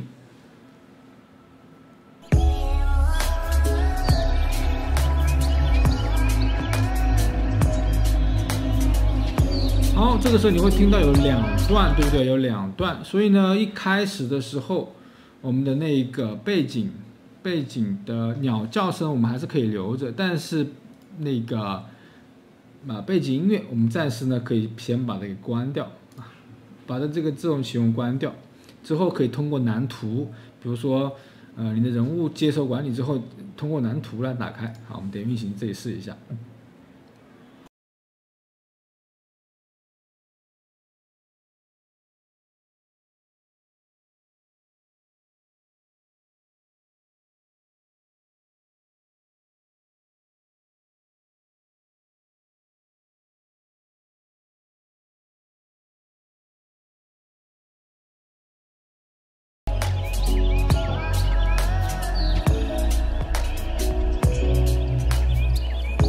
好 ，OK， 这个音乐好像有一个地方卡顿了啊，可能这个音乐有点问题。好，但是问题不大。这个呢地方我们的玩法呢已经弄齐了。好，可以通过游戏的方式来运行这一段动画，播放这段动画。那是不是可以单独的导成视频文件呢？一样的也可以啊。在这个序列编辑器里面有一个这个按钮，将此影片渲染成视频或者图像真序列。我们可以把它渲染成 AVI 的文件，AVI 的文件，视频文件。当然它是没有压缩的，所以呢体积会有一点点大。好，然后呢分辨率你可以选择1080p 或者是4K， 然后选择好以后，选择输出的目录，最后呢捕获影片就 OK 了啊。这个地方我们简单的来导出一个一个低一点的放在桌面上，然后分辨率稍微低一点，要不然时间会很久。哦，这个目录不行，在我桌面上不行，那我们就换到第一盘，直接换到第一盘，保存一下。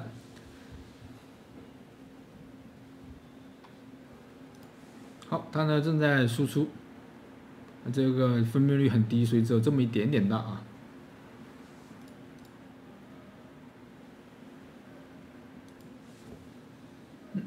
好，导出成功以后，我们看到第一盘的有一个视频文件，也可以用来播放。好，非常不清楚啊，是因为我这个分辨率极其的低。你输出的时候呢，可以选择这个比较高的分辨率。好，接下来我们着重来研究一下这个角色。之前呢，我们已经创建了我们的主角叫 Orion 啊，但是呢，用的是这个小白人啊，用了他的这一个骨骼网格体，也用了他的动画。如何来换成自己的呢？如果你已经创建了这一个骨骼网格体，你可以用自己的导入啊，像导入静态网格体一样。但是如果你没有呢，你可以使用这个 Learning Kit Games 啊，这个虚幻的游戏包里、学习包里面有一个人物，我们称为小一啊，在这个 Mesh 里面可以用它的。但是呢，虽然它已经都做好了啊，不过我们最好是从头开始学习如何来做这个人物，包括人物的动画蓝图。首先，我们把它的这个骨骼网格体和它的骨骼，把它给复制到我们自己的里面来。我们新建一个文件夹，叫做 Mesh， 叫 Mesh， 将它的这一套骨骼和这一个模型呢，把它给复制过来。复制过来以后，我们用那个优化版的吧。我们用那个优化版的这里有一个 Optimize， 我们把它复制过来。注意啊，复制了两样东西，一个是这个骨骼网格体，一个是它的骨骼。然后改一下名字，改成我们自己的名字 ，SK Orion Character。然后骨骼呢也改一下名字，我们把它改成 Orion 的骨骼。好，为了让它动起来啊，这两个东西是必须的。我们首先还要做一件事情，就是点右键把它的骨骼指定谁啊？这个 Orion Character 看到没有 ？Orion Character， 然后点接受，这样子他们两个就联系起来了啊。因为我们是新复制过来的，所以呢，他们两个联系起来了。然后再到 Orion 的人物蓝图里面去，或者是你点这个人物Ctrl+1进来，网格体。这个时候，在这个骨骼网格体里面，我们就可以选择 Orion 了。找一下 Orion。好，编译保存。可以看到，我们的人物呢就换成了新的模型，但是呢，你走一下发现，哎，它没有动画。这个时候需要什么？我们需要来制作这个动画蓝图动画蓝图将小白人的动画呢直接用在这个上面。通常如果你是一个做的是个人形的角色通常小白人呢的动画可以直接用在这个骨骼上面。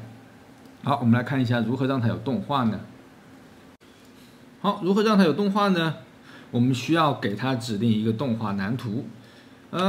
首先不着急自己创作一个全新的一个蓝图我们可以用这个小白的那些动画给它用。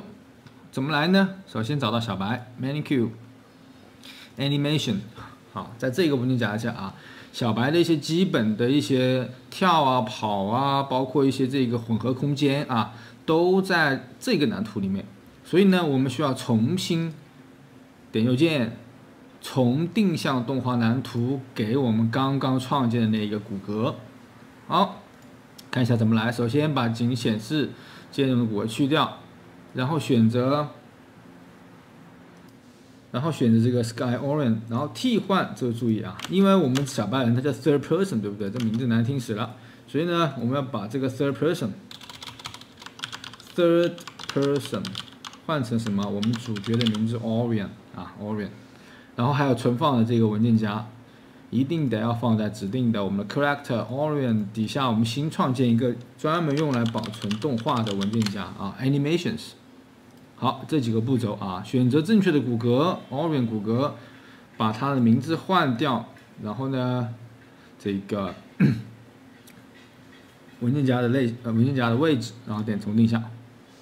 好，这样子可以看到，我们新创建的 Animation 底下就有这些动画了我们可以进去看一下，双击进去。第一次进来这个地方呢，你会发现这一个动画你可以看到它的模型的样子，看到骨骼，然后看到它的动画。我们可以双击右边有哪一些动画跳。好，你会发现有个问题，它的这个手非常非常丑。有问题的好，这是因为这个小白的动画和这个我们主角的动画呢，我们主角的这个骨骼不是很合适。好，看一下如何将动画再重定向给我们的骨骼呢？好，现在我们呢已经定这个重定向蓝图之后，我们先给它附上去。进到人物里面来进到人物的蓝图里面来，网格体，这里有个之前我们换了这个骨骼，对不对？使用动画蓝图，然后动画类使用我们的 Orion 刚刚重定向出来的 Orion Anim BP 就是这个 Orion Anim BP 定向好以后，我们点运行，好，就可以看到它现在可以走了是用了小白的，但是这个手很丑。我们如何来修改呢？好，如何来修改这个手的问题呢？实际上是因为动画跟我们的这个骨骼不是很匹配小白不是很匹配，所以呢，我们还是得要用哪个动画呢？用这 Learning Kit Games 它的原生动画。好，如何来将某一个动画重定向到我们的这一个骨骼之上？可以看一下在哪里呢？在 Assets Character Animation 里面，这个是以之前小艺的各种动画。我们呢找到几个重要的动画，第一个是这个走路 walk， 然后第二个是这个 run 跑步，然后还有待机我们找一下待机 idle， 这个地方待机，可以看到这三个我们通过这三个 Ctrl 来进行多选，我们来重定向给谁呢？重定向给我们的 Orion 这个骨骼。我们改善名字，看一下它之前的名字是 Epic Character， 对不对？我们可以把它改成什么呢？我们将 Epic Character 改成我们的名字 Orion， 存放在 Orion Character Orion 的 Animation 里面。好，和我们重定向动画蓝图很像从定向过去以后，你会发现这一边就多了几个啊，一个是待机，一个是 run， 一个是 walk。好，我们看看如何来修改这个动画蓝图呢？这里牵涉到一个知识啊，我们找一下动画，动画是这个按钮。之前的动画呢，像比如说 run 啊是有问题的啊，然后跑步也是有问题的，走路也是有问题的，你看的手是有问题的。如何来修改？换成这个新的 run 啊，换成新的 run。这里牵涉到一个知识叫做混合空间啊，我们点一下这一个 idle run 的这个2D。之后我会详细来讲这个混合空间。这个地方呢，我们先来修改一下啊。实际上，混合空间就是把我们的待机，然后这一个什么时候走路，什么时候跑，是根据哪个来的？是根据这个 speed 来的，对不对 ？speed 呢，我们在蓝图里面来控制。所以呢，之后来详解啊。待机状态，我们把它换成新的这个 idle， 换成这个新的 idle。然后走路呢，我们要换成新的走路。注意啊，它是有下划线的这一个 walk。然后跑步呢，换成新的跑步，换成新的跑步。好，这样子再来看一下，按住 Shift 可以预览。你看这个时候呢，他的手就正常了，对不对？我们保存一下，这里呢也点编译保存一下。好，我们再点运行，可以看到它这个手已经正常了啊，手已经正常了。跑步呢，手已经正常了。好，但是呢，实际上跳的时候还是有一点点问题，对不对？我们呢也可以把它的跳用相同的方式呢来把它给转过来。老的我们就删掉了啊，这个 idle 可以删掉，跑步 run 都可以删掉，不要了。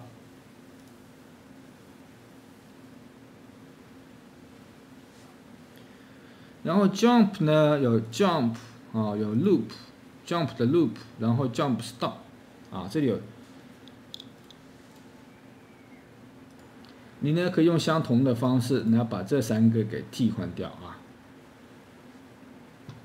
好，添加完动画之后呢，我们再来看一下一个叫做事件的东西。什么叫做事件呢？我们进到这一个人物的蓝图里面啊，在这右边有一个叫事件图表啊。如果你没有看到这个事件图表，比如说你不小心关掉了呢，你可以通过左边的这个图表来双击事件图表。我们在之前的入门课程里面呢，其实已经讲到了一个事件啊，比如说这个人物触发了那个合体触碰器啊，就触发了这个粒子系统火焰出现的这个事件。好，这里呢可以看到我们的人物呢有很多事件，比如说这一个手柄的输入、鼠标的输入、鼠标的这个左右摆动，然后比如空格键来触发了这个跳的事件，像这一边往前走、往后走、往左走、往右走，这些呢都是属于事件啊，都是属于事件。然后事件后面跟着这个事件会发生什么内容，所以呢。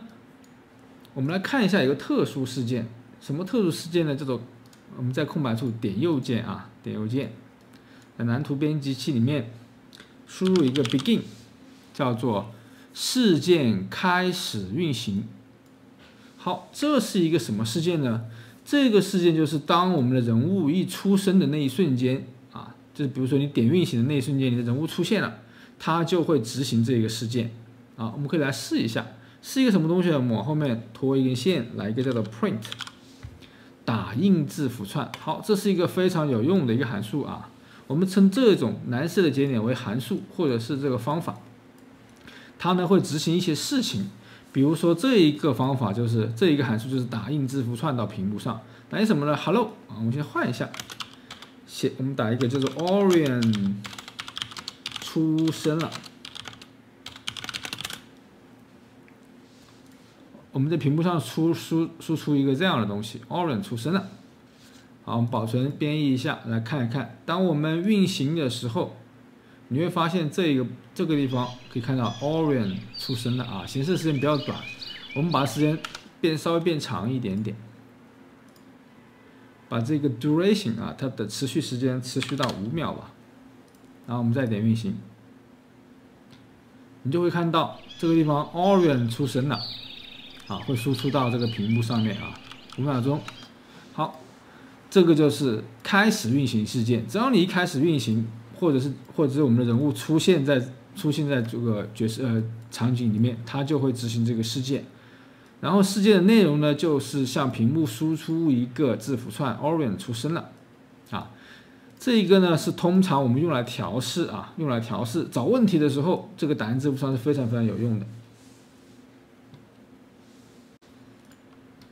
好，我们在运行之后呢，发现有一个问题，就是鼠标会隐藏，鼠标会看不到。有的时候我们会需要让这个鼠标显示出来比如说我们需要点击什么按钮点击一些物品等等。如何显示鼠标呢？我们来到这个人物的蓝图这个地方在事件开始运行的后面，我们加一个东西，加一个什么呢？加一个叫做 Show Mouse Cursor， 显示鼠标的图标显示鼠标的这个光标。好，设置将它勾选起来，就是只要当我们这个人物出现，我们的鼠标就会显示出来。但是这个目标应该是什么呢？叫做玩家控制器。好，这个地方应该怎么来呢？玩家控制器控制了键盘、鼠标屏幕等等这些。我们在空白处点右键，获取玩家控制器，或者你用英文来搜索 Get Player Controller， 将玩家0号玩家的控制器给他，这样子呢，我们就可以显示鼠标的光标了。好，可以看到现在鼠标的光标可以自由活动，你也可以用来点击等等，或者是拾取物品等等。好，我们完成了这个开始的这个事件，开始运行这个事件。我们可不可以像上面这样子，用一个框框把它框起来？这样子说明呢，它是开始事件比如说这个地方是 touch input 事件，然后跳的事件，这样子呢就很清楚。比如说我们放在这个样子的时候，可以清清楚楚的看到每一块是做什么用的。这个呢，我们称为叫做注释怎么样来注释呢？首先，你把你需要注释的部分框起来，然后按一下 C 键盘的 C， 它就会弹出一个这个注释，帮你框好了。这个时候呢，我们可以输入开始事件，好，就可以跟上面一样的。我们呢也将这一块把它给框起来。这个步骤非常非常重要。你想想看，当我们的东西越来越多的时候，如果你没有注释，你会发现你的这一片会很乱，你根本看不出什么是什么。所以呢，注释是必须的你必须要做到的。我们再来看一个特殊的事件叫做 tick。我们在空白处点右键，输入 tick， 事件 tick。这一个事件它的作用就是你可以看到每帧调用的事件。什么叫每帧呢？就是无时无刻你每刷新一帧画面，它就会来执行。所以它是从头至尾无时无刻都会执行的一个事件。我们来看一看首先我们让它输出一下，输出一个什么内容呢？输出一个 data seconds， 就是它的变化的秒数。我们来放在让它输入这个东西，打一个字符串，输出这个 data seconds， 看看会输出什么东西我们点运行，然后这个时候你会发现左边不断的在有这个数字输出出来，是因为这个事件tick 这个事件是无时无刻每一帧它都会执行的。另外它还会记录一个秒数，就是每一帧与上一帧间隔的秒数。我是不是可以通过这一个值来算出我的人物出生的有多少秒，用来记录？好，这个地方我们第一次碰到了一个东西，叫做什么呢？变量。我们需要创建一个变量来记录我们的人物出生的有多少秒钟。变量是什么意思呢？我们知道有常量比如说数字1、2、3或者是一个字符串 ABC， 或者是你的名字，这个我们称为常量，它不会变化的。变量呢，就是会在整个游戏过程中它会不断变化的。比如说像我们的人物出生的多少秒，它是个不断变化的值，对不对？我们所以称为变量。好，我们添加一个变量在这个地方，然后呢，来一个叫做 life second， 生命秒数，它是活了多少秒啊？活了多少秒？另外它的这一个叫做类型，变量的类型，我们点击打开看，变量有很多类型，看有布尔值、字节、整数、浮点数，浮点数就是小数啊，有字符串、文本命名，然后还有向量。好，现在呢，我们可以看到这里是一个什么？这里是一个浮点数，所以呢，我们先创建一个叫浮点数，它活了多少秒？可以是 0.1 秒，可以是 0.01 秒。好，把它拖出来，来进行设置。我们来看一个东西啊，看我怎么来的。首先 life second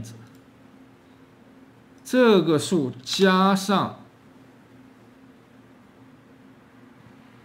我们把这个情景关联给勾选起来啊，添加加上 life second 这个秒数加上我现在已经活了多少秒，然后再好输出给这个等于赋值给它啊，设置给它，然后呢再用打印字符串来输出。好，我们通过这一段代码啊，就可以知道活了多少秒。我们来编译保存来试一下看看。可以看到这个数字是不断的在变大的啊，现在活了6秒、7秒、8秒、9秒、10秒。好，就可以通过这种方式啊，来输出我们的秒数。主要看懂前面这3个变化的秒数，就是我此时此刻这一帧与上一帧变化的时间是多少，然后加上 life second 就是往里面添加，最后又赋值给它，又设置给它。好，这个地方你来认认真真理解一下你的第一段这个运算啊，来获取它的生命。我们接下来再看一个事件啊，添加一个鼠标输入的事件。这个事件 tick 的同样的，我们把它给注释起来，叫做 tick 事件。来一个什么样的鼠标输入的事件呢？我想通过这一个鼠标的滚筒啊，滚筒中间的这个滚轮，来进行摄像机啊，我们这个摄像机的这个弹簧臂的前后动。好，看一下怎么来实现这个东西呢？首先，鼠标的滚筒叫做 wheel， 然后这里有一个鼠标的事件，鼠标滚轮轴。好，我们就可以得到这一个滚轮轴的事件啊，滚轮轴的事件。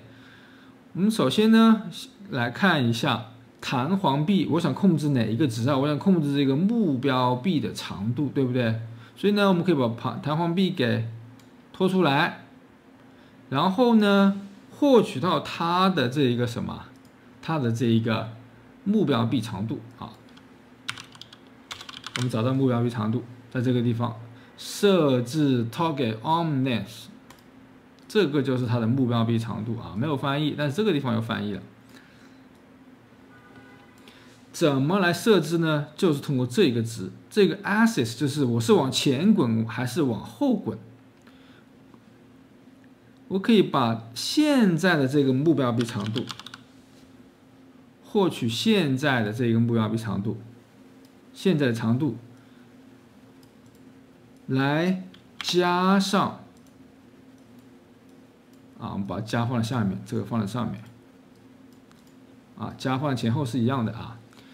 来加上什么值？来加上这个值，就可以将这个值，如果它是个负数啊，就是减掉，对不对？如果它是个正数，就是加上。所以呢，目标臂长度来加这个值，就可以来进行目标臂的长度的伸缩。好，但是因为这个值很小啊，这个值很小，我们来看一下，可以这个值是不是很小？我们来打印出来，这样这个值，编译保存。好，我们运行一下。当我向前滚的时候，好，我们把前面那一个暂时先去掉啊，这个我们暂时先去掉，不要了，只是先记录了这个 life second。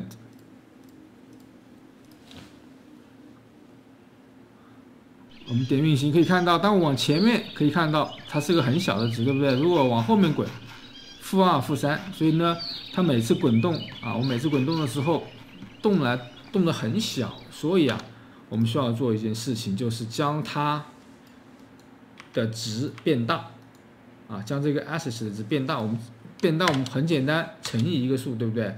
我们乘以一个10好了，它就扩大了10倍，然后再加上现在的这个长度，我们呢就可以很快速的来更改这个目标币的长度了。好，点运行。可以看到，我现在是在往前滚，但是它在往后走。如果往后滚呢，它在往前面走，所以呢，这个也不是我需要得到的，是吧？这个反了怎么办呢？我们是不是可以乘以一个负数，对不对？我们乘以一个-10就好了，它就反过来了。那我们再点运行。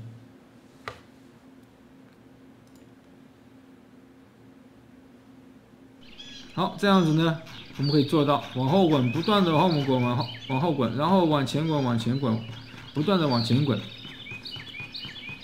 好，我们呢现在已经可以做到了这个滚轮控制这个目标币长度，来进行这一个视野的缩放。但是现在的问题是，我并不是想无限制的这样子滚下去，应该怎么样来做限制呢？好，我们呢需要来做一下限制，不能让它无限制的滚下去。我们 Ctrl+1进来。首先第一件事情，我发现这个摄像机还是正着摆会好一些，所以呢，我们复原一下啊，将这一个弹簧臂目标偏移复原，然后这一个摄像机的旋转呢，我们也复原一下，复原成最开始的样子。好，我们再运行一下。好，这个视野呢，我们更加正常一点啊，这样子来前后呢也会正常一点。好，如何来限制呢？我们回到蓝图里面，然后事件图表，也就是说，我们这里输出的这个值给目标币的长度，让它有一个最大值或是最小值。比如说，我们的最小值靠得最近也就是300，然后隔得最远呢，我们假设它为1500好了。啊，我们试下这个1500这个值，看看 O 不 OK。好，也就是说，它最小从300到1500这个之间，在后面我们应该接个什么东西呢？有一个函数啊，叫做 clamp， 限制一个浮点数啊，限制一个浮点数。看这个地方有个限制浮点，然后我们再连接起来。这里呢有个最小值，最小值呢我们设为300，最大值呢我们设为1500，这样子我们这个值就会从300到1500之间来进行输出。好，我们编译一下，保存，再来看一下。我现在往前面滚，它并没有动，但是往后面滚呢，滚到这个地方的时候，它也滚不动了啊，也滚不动了。往前面滚，当我滚到这个300的位置，我也滚不动了，这样子呢就限制住了啊。我们使用的叫做限制浮点，我的输入呢是输入了 clamp 来进行限制。好，点一下保存编译。我们再来看一下这一个人物小白人啊，我们继承了小白人的一些这个事件，这一些事件是哪里来的呢？比如说输入轴什么 look up turn， 然后输入操作 jump 跳，输入轴往前走，然后往右走等等，好，这一些是哪个地方来的？在哪个地方设置的呢？我们可以在编辑，然后项目设置里面找到这个输入，这有个输入。可以发现，我们的操作映射里面，将我们刚刚的那些东西，其实就映射到了这个位置。比如说 jump， 可以按空格键进行 jump， 也可以用手柄啊，也可以用这个 Daydream， 也可以用 Vive 的 VR 设备啊。然后呢，前后左右也是可以用 WS 来进行前后 ，AD 呢用这表示左右。你可以看到它的这一个缩放啊 ，W 就是往前，所以是1；S 是往后，所以呢就是-1。然后同样的 ，A 是往右边，它是什么？A 是往左边，它是往左边是负的啊。D 呢是往右边，所以呢，刚刚那些事件是通过这个地方来进行映射，比如说转弯转动 X 轴的左右转动，然后还有包括这个手柄向左键、向右，好等等，向上看，向上啊 ，look up 是鼠标的这个 Y 轴，就是这样子动 ，X 轴呢就是这样子动啊，这样子动，等等，这些事件都是在我们的输入里面来定义的。比如说我们的人物需要添加一些新的技能，比如说超级跳啊、发射魔法等等，我们呢都可以在这个地方来添加这个操作映射。好，之后呢我们会详细来讲这个东西。好，我们知道了如何来添加一个操作映射之后，我们来添加一个技能啊，这个技能的名字叫做超级跳 ，Super Jump。它的快捷键啊，它的第一个它的方法呢就是按着空格键，然后加上一个 Shift 加空格键就能够触发 Super Jump 超级跳的这一个技能。好，当我们输入完 Super Jump 之后呢，再回到人物的蓝图，就可以点右键来添加 Super Jump 啊 ，Super Jump。这个 Super Jump 怎么触发呀？就是 Shift 在空格键就能触发。我们首先看一下普通跳是怎么实现的。普通跳就是直接人物的跳跃啊，有一个函数直接跳跃和停止跳跃。当按下去的时候是跳跃，松开的时候呢是停止跳跃。所以呢，我们把复制粘贴过来，按下的时候跳跃，松开的时候呢就停止跳跃。但是超级跳肯定与普通跳要有所区别。还记不记得我们之前有讲过的一个叫做角色移动啊？最开始讲的这个角色移动里面呢，我们可以设置重力，可以设置它的这个行走的速度，还可以设置它这个跳跃 Z 速度啊，实际上，我们的超级跳就是将这个跳跃 Z 速度变得更高，对不对？所以呢，把角色移动拖出来，直接设置它的这个叫做跳跃 Z 速度。Jump Z velocity， 按下的时候，它的跳跃速度呢为800，然后再进行跳。跳完之后松开这个按键，我们就停止跳跃。但是呢，你还需要把这个速度复原，要不然你不复原的话，它就会一直是处于这么高的跳。复原以后呢，变成420啊，原始数值是420和800，但这个800，我们先试一下800，看看跳的是不是够高。好，保存，点一下运行，可以看 Shift 在空格，可以看它跳得很高了啊，跳得很高。这个超级跳呢还挺猛的。好，把它注释一下，按一下 C 键啊。这个呢叫做技能超级跳，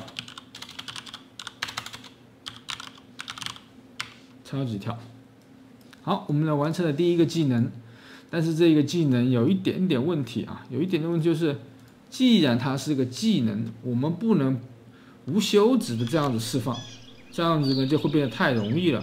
应该会有一个什么东西啊，叫做冷却时间，对不对？就多少秒钟之后你才能释放，而且你还要需要扣除你的魔法值或者是这种行动值啊。好，看一下怎么来实现。首先实现这一个冷却。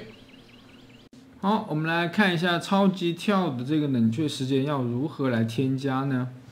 首先我们需要添加一个变量啊，这个变量叫做冷却时间，叫做 cooldown super jump。Super Jump 冷却时间啊 ，Super Jump 冷却时间，它是一个浮点数啊，好，输入完以后我们点一下保存，设置一下这一个超级跳的这个冷却时间为3秒钟才可以跳一次啊，3秒钟可以跳一次。好，然后在这个后面来加个东西，就是首先在前面加个什么东西呢？叫 press 之后加一个叫做 do once。什么叫 do once 呢？就是仅在首次命中节点时输出。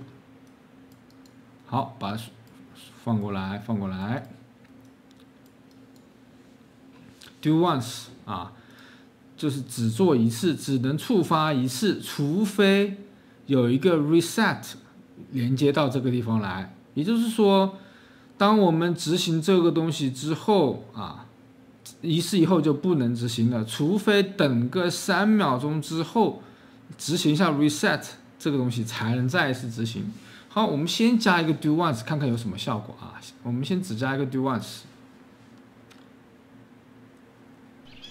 现在超级跳了一次以后，我再按跳不动了，是因为它只能执行一次除非呢这里会有一个 reset， 所以呢我们在这个地方加一个事件叫做 add custom， 添加自定义事件，你可以输入中文给它取一个名字叫做什么呢？叫做 super jump reset， super jump 超级跳的复位，我们连接到这个位置超级跳的复位。好，然后在这个后面加一个叫做 delay 延迟多少秒？延迟这个时间对不对 ？cool down super jump 延迟实际上就是3秒钟之后就执行 super jump 的 reset。super jump 的 reset 就这个地方连接到的就是这个地方来执行一次 reset。好，来看懂一下这个东西主要是延迟3秒钟之后就进行一次复位，好，我们点运行，现在跳一次，好，现在不能跳了，3秒钟之后又可以跳，然后现在不能跳，3秒钟之后好又可以跳，这样子呢我们就实现了一个冷却时间为这一个 cool down super jump 3秒钟。之后呢，我们可以把这一个时间显示在我们的 UI 上那 UI 之后会讲，之后我们会再详细再讲 UI。我们再看一下如何为这个超级跳这个技能添加一点声效和这个特效之前要大家来下载了这个包 FX Variety Pack 可以，我们之前有推荐过去那个虚幻商城可以免费下载到这个特效包，它里面呢我们可以看一下。打开一个特效包，打开这个文件夹，可以看到 Particles 里面有各种粒子的特效，我们会推进来看一下。好，可以呢直接来使用，也可以作为商用是没有问题的。好，下了粒子包以后呢，你再选择一个声音，这个呢我找到一个声音找到一个这样的声音。找到了一个这样的声音，当然这些声音呢，你也可以去网上去找或者是呢，你也可以听我另外一门课叫做这个声音设计，你可以自己来设计这些声音。好，我们把声音呢导入到这个里面来了取了一个名字叫做 FX Super Jump。好，导入声音呢之前课程里面有讲到，但是这个好像太长了一点我们看是不是可以把它OK， 暂时先不让，我们先来加进去。如何来添加一个声效和一个特效？在这个跳跃之后，首先加声效 ，Play Sound， 我们加一个节点叫做播放音效RD， 然后选择这个 Super Jump。选这个 Super Jump， 这样子跳的时候呢，我们就现在就有特效了我们点运行来跳一下特效，超级跳，可以看到会有个声音出来，然后再加一个这一个特效，应该怎么来呢？因为这个声音播放有点延迟，我们可以把这个播放声音放在这个前面啊，让这个声音跳得更加及时一点。好，播放声音，然后开始跳，跳完之后，跳完呢，我们在跳之前呢，也开始附加一个例子啊，在这个地方叫做 attach， 附加一个什么呢？叫做生成系统与附加 ，OK， 这个是 Niagara， 但是呢，我们这个，换一个节点啊，换一个节点，叫做 attach， 我们找到效果组件粒子系统，然后生成发射器与附加，我们使用这一个。好，这个比较大啊，这个比较大，我们把它扩开一点点，不要尽量不要挤在一起，这样会看不清楚。下面的呢是收跳，收起跳。然后这个后面的是，首先设置跳的速度，然后播放一个音效，砰，那个声音，然后加一个特效，最后就开始跳跃起来。加一个什么样的特效呢？我们这里来看一下。如果你下载了这一个包以后，看看哪一个合适啊？这个地方呢我也没有试，看看，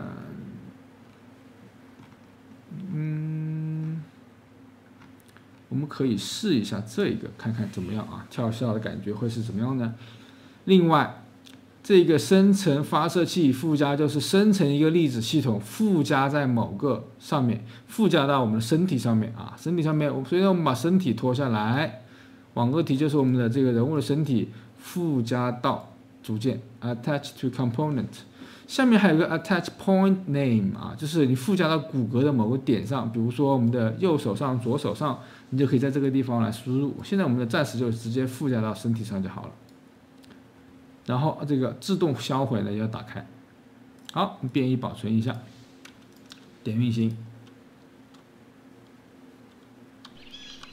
跳，可以看到闪了一下光啊，现在跳不了，闪了一下光。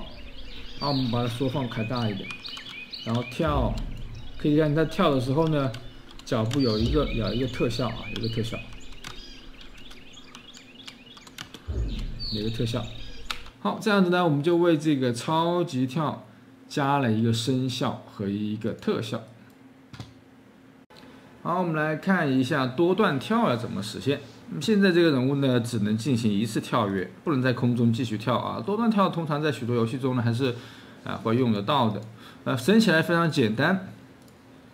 在我们的这个character 啊，我们进入到蓝图，直接点击我们的这一个主 character 点，因为这一个蓝图啊，它是继承了父类是什么？叫角色。角色呢，它里面已经包含了有一个叫做跳跃最大数量这一个变量，只需要对这个变量进行设置。比如说我们来一个2，就可以来2段跳了。好，我们来试一下。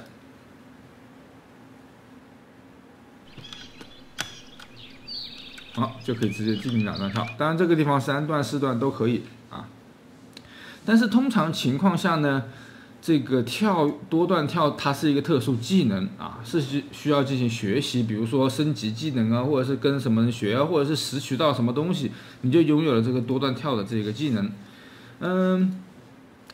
我们来演示一下什么呢？演示一下如何通过拾取什么东西来实现这一个由1段跳变成2段跳啊。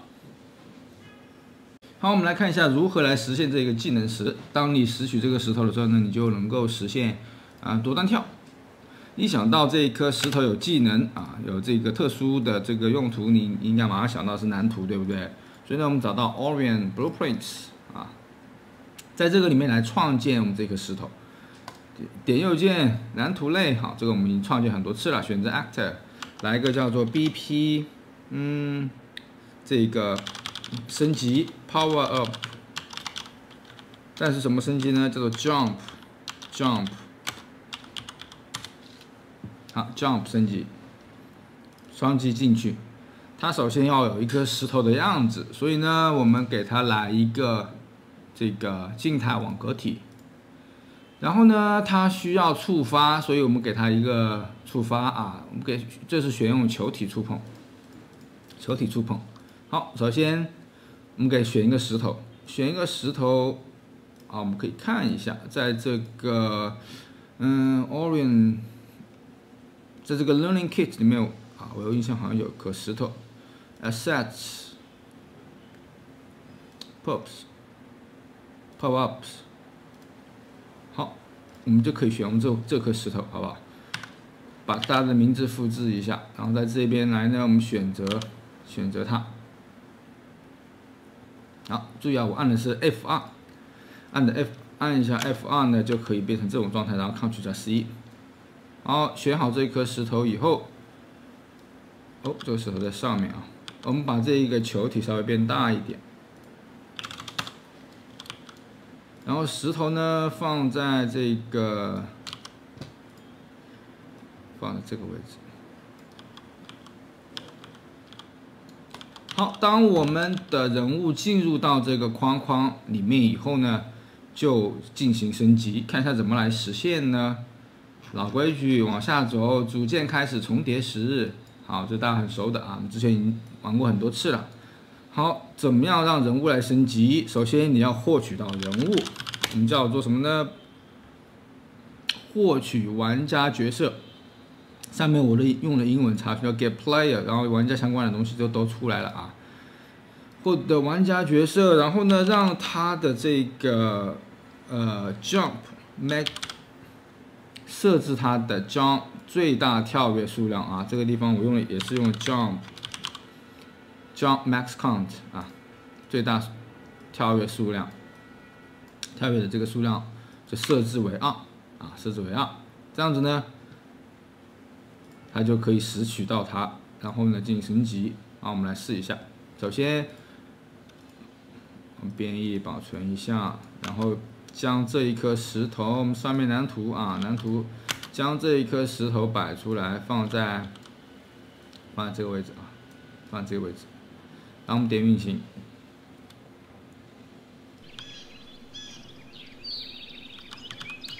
好，我现在就可以2段跳了。好，但是我拾取到这颗石头的时候，它并没有消失。按理来说呢，我们拾取到它的时候，它应该要消失，对不对？消失怎么来做到呢？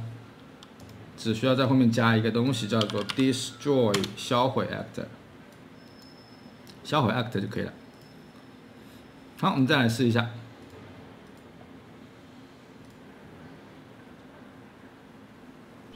先只能1段跳啊，先只能1段跳。然后呢，当我拾取到石头，我现在就可以2段跳了啊，2段跳。好，当然你也可以在后面加一些音效啊，加一些粒子特效啊，拾取式的粒子特效啊，都加在后面就可以了啊，加在这个后面啊，然后最后再销毁，最后再销毁。好，我们来看一下这颗石头呢，有一点点少。有位同学说呢，就是可不可以让它漂浮起来啊？我们现在可以来实现一下，让这个石头呢来上下漂浮。但是呢，得学2个新的东西啊。我们进到这个蓝图里面来，这个石头的蓝图，来个什么东西呢？叫做 timeline， 添加一个时间轴。什么叫时间轴呢？它可以在一个固定时间内输出一段值，什么意思啊？我们直接来用，把这个时间轴改个名字，我们改成叫做 floating 啊，漂浮，双击进去。好，可以看到这一边啊，时间轴呢可以输出几种值。第一种输出这个浮点数，然后输出向量啊，向量就是3个值 x y z， 然后还可以输出事件，输出颜色。我们先来一个浮点数啊，浮点数。点一下呢，给它取个名字，我们输出的这个值叫做 alpha， 然后可以看到这个时候下面有一个这个坐标系啊，我们添加一个关键帧，再添加一个关键帧，再添加一个关键帧。好，你先不着急，这是什么意思？我们先操作完之后再来解释。第一个点，我们在0秒的时候它为0，然后慢慢的1秒之后呢，它就变成了1。然后第3个点，2秒之后它又变成了0。好，于是乎我们就形成了一个这样的一个值，就由0到1，又由1到0，然后持续的时间到2秒，对不对？2秒。所以呢，就由它这个值会怎么样输出啊？会有0.1、0.2、0.2，你看这个值，它会慢慢这样变化，一直到1，然后呢又慢慢降低。好，所以呢这个是时间轴的作用。我们把这一个循环打开，为什么？因为我们要让它漂浮嘛。原点位置往飘上去又飘下来，好，所以呢让它循环起来，而且让它自动播放，不断的，一开始就自动在漂浮。使用最后一个关键帧是什么意思呢？让它首尾能够相接啊，首尾能够相接。好，这样子的一个时间轴啊，你先来理解一下啊，之后我们会大量使用这个东西。好，于是乎呢，我们在这个地方多出来一个阿尔法。这个阿尔法值，我们先不着急让它漂浮，我们先让它看一下。我们先打进字符串看一下，这个阿尔法值会输出些什么东西。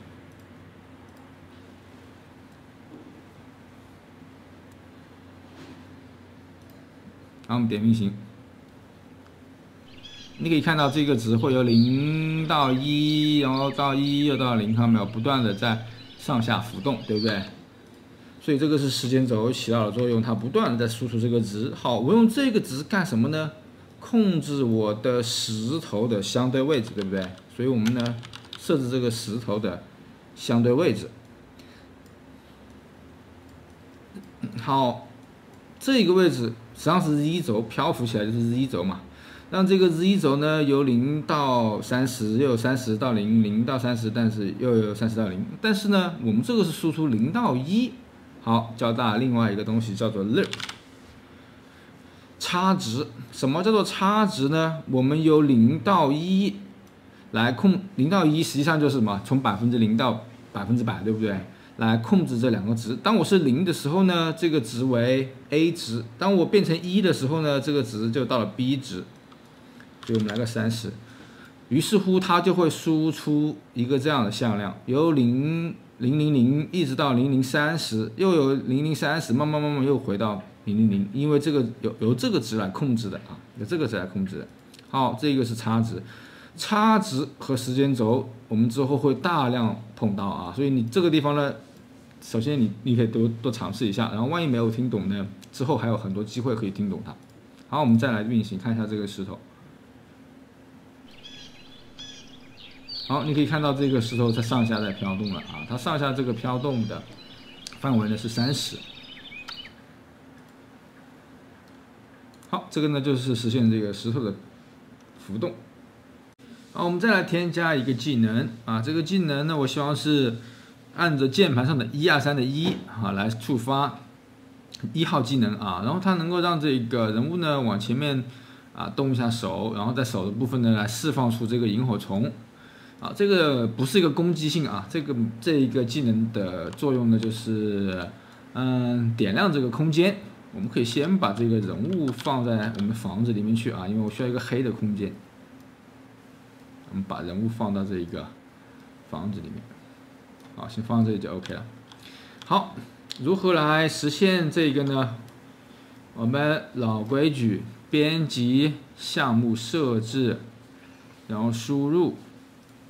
啊，在这个地方我们来新添加一个操作映射，我称它为什么呢？我称它为这个 skill 技能 skill 01啊 skill 01啊，虽然我们可以释放萤火虫，但是我不称它为释放萤火虫啊，是我把它称为这个技能1，因为我们的1、2、3、4可以分配各种不同的技能，对不对？然后它的键盘1号键啊，1号键可以来释放。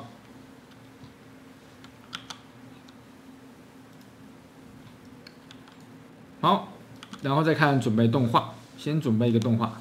刚刚说，当我们人物触发呢是往前面伸一下手，我们可以看一下，在这个我们的虚幻游戏包里面 ，Neuralink Games Asset Character 里面有一个 Animation 啊，在这个里面有一些动画，我们可以在这个地方来找一个动画，看看哪一个来合适。那我们这里看到了一个这个啊 ，Interact Quick， 它的动作呢就是往前面推一下手啊，往前面推一下手。不过呢，现在这个动画是绑定在这个小一身上，如何绑定到我们的主角身上呢？之前我们其实已经有讲过了，点右键。从定向动画资产，然后并且将选择我们的 Orion 啊，我们这个人物，然后再把名字换一下，把 Epic Character 换成 Orion 啊，换成我们的 Orion， 然后保存在我们 Orion Character 主角底下的我们主角底下的这个 Animation 里面。好，这个是之前我们有讲过从定向这一个动画。从定向过去以后，我们的主角啊就有了这一个动画了。我们找一找在哪里呢？在这个在这里。好，可以看到这里有个星号啊，这个星号呢表示没有保存。我们呢再点一下这个文件，按下 Ctrl 加 S 可以对它进行保存。然后我们再看一下我们这个蓝图里面就会出现啊，就会自动出现。我们这个地方来选择动画。就会出现刚刚那个Interact Quick 啊，用这个来释放魔法，用这个来释放魔法。但是如何来用呢？我们需要来修改这一个动画蓝图。但是修改动画蓝图之前啊，我们先把这一个萤火虫的例子给做好，看一下怎么来做这个例子。如何来做这个例子呢？我们用 Niagara 系统啊，我们找到。这个我们的例子文件夹，FX， 来创建一个点空白处点右键点 FX Niagara 系统。好，例子系统呢，我有专门的这个课程啊，你可以单独去看。这个地方呢，我就稍微简单的来讲一下。首先呢，选择这个来自发射器的新系统。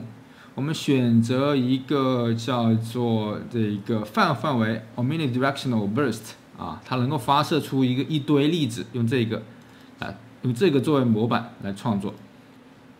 好，取个名字，叫做这个 Fireflies 萤火虫 Fireflies。可以看到，现在啪闪开一堆啊，然后再往下掉。往下掉的原因呢，是因为这个 gravity force 重力，我们把这个重力先删掉，可以看到，啪，它现在是往四周闪开啊，往四周闪开。然后这个我不需要闪到这么开，是因为这个 add velocity from point 从中间点发射一个力啊，我们把这个变小一点，变成到这个50到100，可以看到这样子呢，闪开。当我们手伸出来的时候，这堆粒子闪开。我们再改一下这个例子，怎么改一下？我想想看啊。首先让它的生存时间更加长一点，在这个 initialize particle 啊，粒子的基本信息里面有个 lifetime， 它的生命周期，我们把它变到8到10秒钟，8到10秒钟。然后它的大小我们也改一下啊，大小在这个地方，叫做换成这个 random uniform， 就能够。有一个范围的值啊，有大有小，我们要把它设成0.5到1的大小，好，这样的例子就会比较小一点啊，比较小一点。但是现在太规整了啊，这个例子太规整了，我们可以加一个什么东西呢？加一个叫做 Current Noise 啊，叫做卷曲噪声场啊，这是一个向量场。这个加进去以后啊，我们点一下这个修复问题，加进去以后，它呢就会开始四周的随意来走动。可以看到，我们把这个力变大一点，变成200试一下啊，先试试看。OK， 这样子呢，它就会更加有萤火虫的感觉，它自由飞舞啊，自由飞舞。另外，我们把这个 drag 放在它的底下 ，drag 什么意思呢？它也是一个力，但是这个力呢是拖拽啊，能够把这个飞舞的速度给减慢，来加大一点。可以看到这个时候，这个乱飞的这个速度就会减慢。好，大致做一个这样的例子，因为我刚刚说我们的这个萤火虫能够点亮四周，对不对？现在这个例子是不发光的，首先我们让它发一点点光吧。我们把这个 scale color 这个地方啊的 RGB 值，这个 RGB 我们把它的蓝色加大一点点，加到5，可以看到带一点点蓝色啊，带一点点蓝色。另外呢，在这个渲染这个地方。我们加一个什么东西呢？叫做光线渲染器。光线渲染器就是它能够发光，能够照亮你的环境。好，我们加到这个光线渲染器以后，在这一个半径缩放这个地方，它能够照的范围呢，我们把它变大一下，变成200。添加一点点颜色啊，添加一点点颜色。我希望它是这一个带一点点蓝色的光。好，就这样子呢，我们就创造了这个粒子啊。这个粒子待会我们通过按键盘的1键能够释放出来。不过呢，我先试试看这个粒子放在这个里面好不好看啊？放在这个黑色的地方。这个粒子还是有一点偏大感觉。我们再来试一下。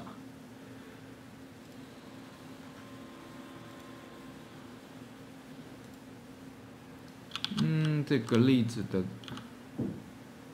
亮度可能太蓝了啊，太蓝色有点过多。我们把蓝色稍微降低一点点，在这个光线渲染器，因为蓝色有10，对不对？所以呢，就加到1点2好了，有带一点点蓝色，带一点点蓝色。然后这个粒子的大小，我们看一下这里有个 Scale Sprite Size 啊，把它的这个大小我们先去掉，不要它的大小。还 Scale Color 没有问题，就还是这个大小。Calculate Size， 我们把这个也去掉，这样子粒子就很小了啊，粒子就比较偏小了。所以呢，数量上我们需要加多一点点啊，数量上在这个地方 ，Brown Burst in Instance Temperatures 啊，我们就把这个 Count 加到这个2000，可以看到哦，这个量有点大，300。好，我们试一下这个300的这个感觉，可以看得到，现在这个粒子就很小了啊，很小了。让它重来一次，随便点一个什么东西。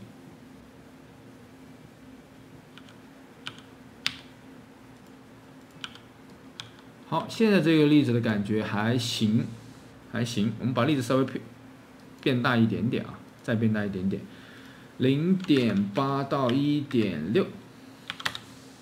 1.6的大小，好，就差不多了。这是呢，待会我们可以用它来放出这个技能，点亮这个场景啊。好，暂时先把它给删了。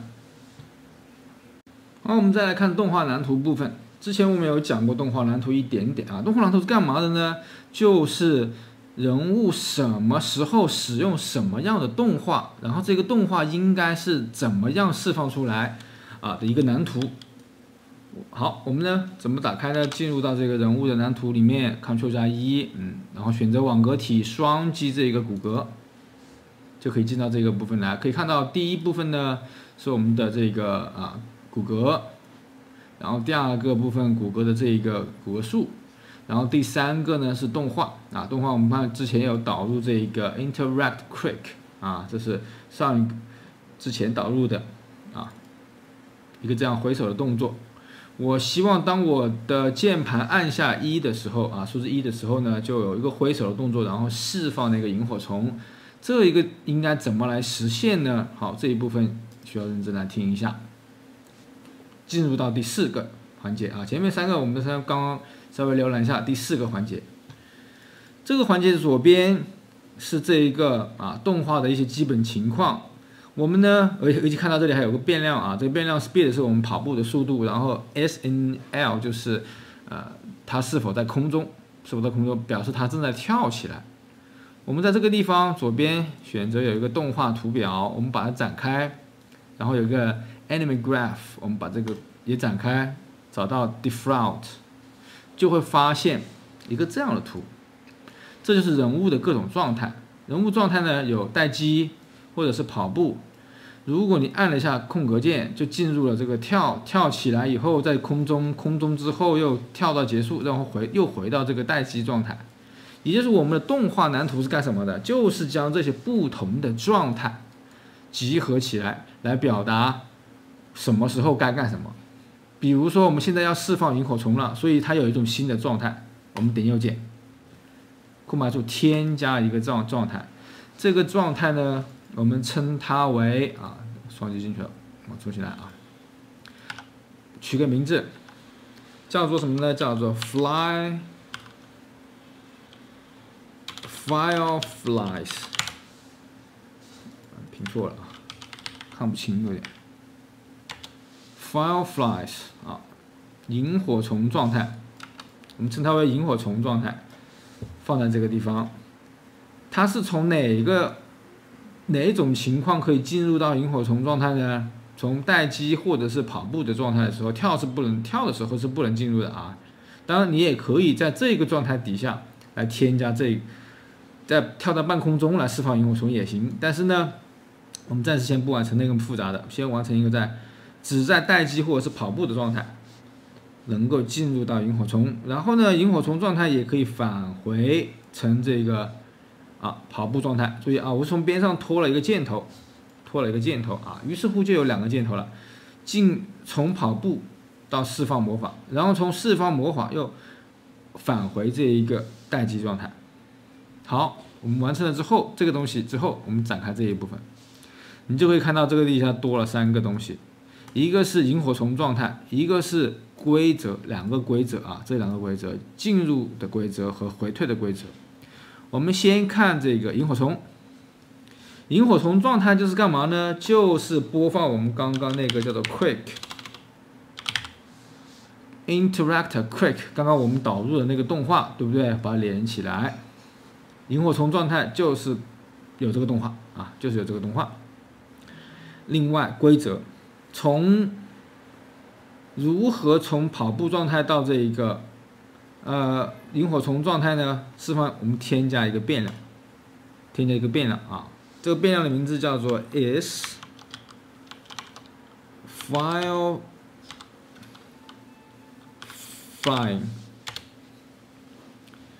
是否在释放萤火虫啊？是否在释放萤火虫？我们就用这一个值布尔值就是是或者是否啊，2种状态。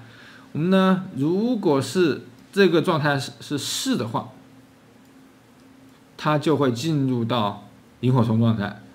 然后什么情况下是从萤火虫状态又返回到这个跑步状态呢？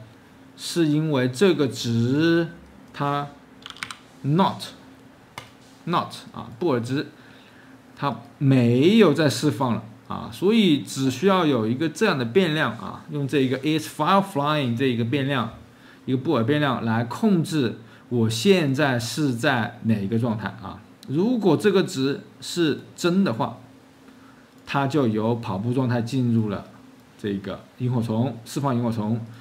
如果是假的话，你看 is not file flying， 对不对？没有再释放的话，那么呢就停止啊，就停止。好，这个是我们第一次接触这个动画蓝图啊，会有一点点需要理解的东西。这个地方呢，你是稍微多试一下，还有包括这个部分状态。好，这个完成之后呢，我们就可以来编辑我们的这个技能了啊，准备工作做完了。好，技能方面如何来编写呢？我们先把这些动画的部分啊关掉，暂时先关了。如何在我们的人物蓝图里面啊，可以看到人物，我们Ctrl+1进到人物蓝图来编写技能呢？首先，我们做一个准备工作，就是把我们刚刚编写的这个动画蓝图把它给拿出来。在哪个地方先拿出来呢？之前我们有学过一个叫做事件开始运行啊，就在这里。事件开始运行，我们之前显示出来了这个鼠标的光标，我后面再加一个东西，就是将我们的动画蓝图，我们网格体啊，我们的网格体这一部分动画蓝图给拿出来 ，get element 获取动画实例啊，把这个谷歌网格体的这个动画实例啊给拿出来。拿出来之后，把它转换成 cast， 转换成叫做 Orion AnimBP 啊，还记不记得这是我们之前为它取的名字啊 ？Orion 的动画蓝图，把它转换成这个动画蓝图。好，转换完以后，用一个变量把它给保存，提升为变量，给它取个名字，就叫做 Orion AnimBP 啊。给它取个这样的名字之后呢，我们就可以随时用它，因为只有它才会有刚刚我们建的那个 isFileFlying 的那个变量啊。好，这个地方拿出来之后，我们再往下面到下面找个空的地方，点右键。这个技能的名字叫什么去了？skill 01。好 ，skill 01它释放什么魔法呢？就释放这一个，当你按下的那一瞬间啊，然后弹上的那一瞬间，我们就将这个动画蓝图的 is flying 把它设为真啊，设为真。看一下，我们现在不着急往后面写，我们来看一下设为真之后会怎么样。我们按一下1键，可以看到它就会不断的，因为那个值变成真了，对不对？所以它就会不断的往前面伸手。好，伸完手之后，实际上还有什么？释放我们刚刚那个粒子啊，释放刚刚我们那个粒子，怎么来释放？这里看一下，叫做 spawn attach。找到哪个生成系统已附加啊？注意上面是 Niagara， 如果是粒子系统呢是老的，我们刚刚是用了 Niagara 做的这一个粒子系统，所以生成系统已附加。好，附加在我们的人身上，对不对？附加在我们的网格体身上，拖出来一个网格体，连接到了 attach to component。好，这个地方有个 attach point name， 就是这个骨骼网格体它的名字。我们呢进到骨骼看一下，进到这个骨骼看一下。我想附加在它的右手上，附加在它的右手，右手叫什么名字呢？我们找一找 hand， 这是 hand L 是左手 hand L。好，我们找到这一个 hand right， 在这个在这里 hand right， 我们想附加在它的这一个右手上啊，所以呢。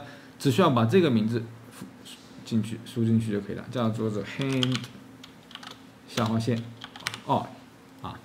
它就会附加在这个上面。但是我们在之后呢，再将它变成否啊，否就什么了？它就不再有一个动画。不过这个时候就会有个问题。好，我们先看一看问题是在哪里呢？当我们触发按下1的时候，按下1，没有反应，看看找一下原因。忘记这个地方了啊，这个地方还没有选择我们刚刚这一个啊，我们刚刚做的那个粒子系统。然后呢，另外把这个 auto destroy 自动销毁也把它给要打开。好，我们再试一次。可以看到现在那个动画没有出来了，是因为这一条执行得非常非常快，开启这个动画，释放这个粒子，然后马上就就停止了。这一个过程，因为计算机嘛，速度非常非常快，一瞬间就没了。所以呢，我们需要干个什么事情啊？我们需要在这个地方加一个延迟，对不对？延迟大概这个0.8秒，试一下这个时间可能不一定正确。0.8秒之后，再释放这个动画，然后再将这个动画关闭，这时候再试一下。可以看到现在释放粒子有一点点延迟啊，有一点点延迟。我们进到这个门里面，释放，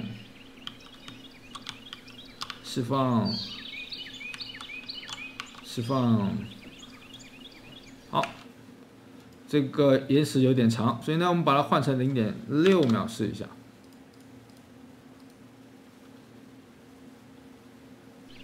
0.6秒，然后按下1，速度差不多啊，这个速度感觉是对的。好，这样子呢，我们还可以给它加一个音效啊，释放完这一个之后呢，再加一个音效 ，play sound， 再找一个声音，看看哪个声音比较合适啊。前面肯定都不太合适。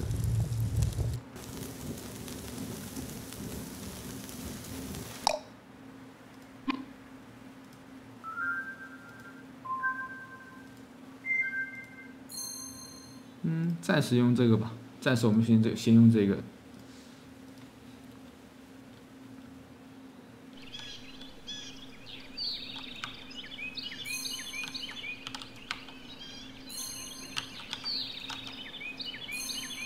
好，就这样呢，我们就完成了一个这个释放萤火虫释放萤火虫的一个这个技能。然后我们再来看第二个技能这个技能呢，我想叫做这个镜像力。什么叫镜像力呢？就是由某个中心点向四周散发出一个力。我这里呢拖了4个球出来，并且把它的模拟物理打开了。就当我释放这个魔法的时候，这4个球会被我全部弹开，向四周我们称为镜像力。像比如说魔法里面有像奥数暴击或者是奥暴通常就是用这种方式来实现的。好，看一下怎么来呢？快速的前面就是来设置一下输入，编辑项目设置里面的这个输入，我们来添加第二个 skill， 第二个能力 skill， 然后它按键呢是这个2按键是为2。好，另外呢，再准备动画。动画呢，我想要一个这个向下蹲的就是当我们打这个地板，然后喷出一个火焰，向四周散发开来。找一下这个动画 Learning Kit Game 里面，我们还是在这个里面找，这里面有个蹲下的这个 Crouch， 好，这个蹲下的，我们拿蹲下的这一个动画从定向过去，和我们刚刚的那个萤火呢是一样的从定向动画。右键从定向动画复制动画，选择我们的 Orion 这个骨骼，替换一下这个 Epic Character， 然后呢换成 Orion， 放到我们自己的动画目录里面去点确定，重定向。好，非常非常简单这个我们操作很多次了。找到这个 Crunch。好，就是这一个这一个，我们呢到这个动画蓝图里面来，相同的方法来设置一下就像我们刚刚设置萤火一样呢，我们添加一个新的状态，这个状态的名字叫做这个镜像力 Ratio Force。好，但你不用跟我取这个名字因为我用这个镜像力呢是更加的方便来说明它是一个镜像力的魔法，向四周散开，但是呢这个魔法的名字是有点丑的。好，然后呢，把它连起来连起来，从这个待机状态进入到镜像力魔法，然后呢退出，双击进去。我们要播放哪一个魔法？我们播放哪个动画？是播放这个对不对 ？Play Orion Crouch 这个蹲下的这个动画，然后呢再把它的2个状态从待机状态进入到释放魔法的状态我们添加一个波尔值，叫做 is ratio force 是否正在释放这个镜像力魔法？好，一模一样的方法，释放呢是这个，然后回归呢是用 not 加一个 not。好，这个呢也跟我们刚刚萤火是一模一样的非常非常简单，保存。这一边呢就完成了准备了输入，然后呢也准备了这个动画蓝图。添加完动画之后，我们再看一下技能上面如何来实现。进入到人物的蓝图，点人物 Ctrl+1。第二个技能我们相同方式 Skill 02，放在这个位置放大首先我们来个什么呢？还记不记得我们在这个超级跳的这个地方我们用到了一个 Do Once， 这个 Do Once 的作用是什么？用来做这个冷却。所以呢我们的萤火并没有冷却因为它不是一个攻击魔法，我们可以让它不要冷却就好了。好，这个呢我们需要有冷却，所以呢我们一开始就把冷却给加上 Do Once， 加一个叫什么呢？加一个叫做 Add Custom， 添加自定义事件，取个名字按下 F2 可以换名Ratio Force，镜像力的 reset 之后，我们呢就通过这个复位啊。好，再往后面走，先不着，但是呢，我们可以先把这一个冷却的时间的变量加进去，对不对？之前呢，我们加了一个超级跳的 CD 啊，我改了一下名字，叫 cooldown CD。同样的，我们加一个这个浮点，把它换成呢叫做 ratio force 的 CD。这个地方我们超级跳，我把它的这个变量分了类啊，分了这个类别。好，看看我是怎么分的呢？点一下这一个变量，我在这边有一个叫做类别，取一个名字叫 skill。这个变量专门是用于 skill。然后呢，好，我打了一个竖线，这个竖线就是回车上面的那个键啊 ，shift 加回车上面那个键，然后再加一个 ratio force。看到没有？这样子呢就能够将这个变量分到这个类别里面，因为我们可能这个技能有多个变量啊，做好这样子呢分就会比较清楚啊，比较清楚。好，讲了一点点这个关于冷却，然后看如何来释放这个魔法。首先我们要让这个蓝图播放动画，对不对？把我们之前的 Orient Element BP 啊拖出来，有一个 is 新加的 is ratio force 啊，当它为 true 的时候，这个动画就会播放起来。好，当我们人蹲下去之后，释放一个什么东西呢？这个地方镜像力看一下怎么来添加。在我们这个地方有个添加，我们找到一个叫镜像力组件，往下走，有一个镜像力组件。镜像力组件就是能够什么呢？向四周啊释放一个力，把所有的东西都给推开啊。加进来以后，把它的半径稍微设大一点，800。另外这个冲量强度不变，作用力强度我们把它变成一个较大的值，比如说50万啊，较大的一个值。好，另外往下走有个自动启用，我们把它关掉啊，因为我们是想通过这个技能来释放，对不对？它不能自动启用，而是什么呢？手动启用它。所以呢，关掉之后拖出来。我想设置它启用 set active 设置激活，手动激活它啊，激活它就能够向四周释放出一个力。同样的，我们还是来点声效吧 ，play 一个 sound 啊，播放一个音效。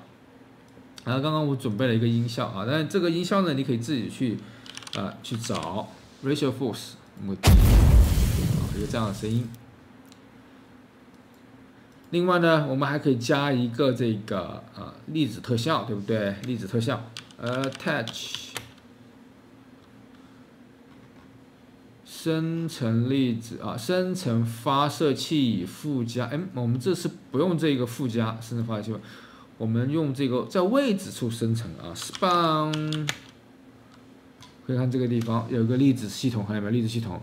在位置处生成发射器，因为我希望它在我的脚下来生成，所以呢不是附加了，不是附加在我的人身上了，所以呢来一个什么样的例子呢？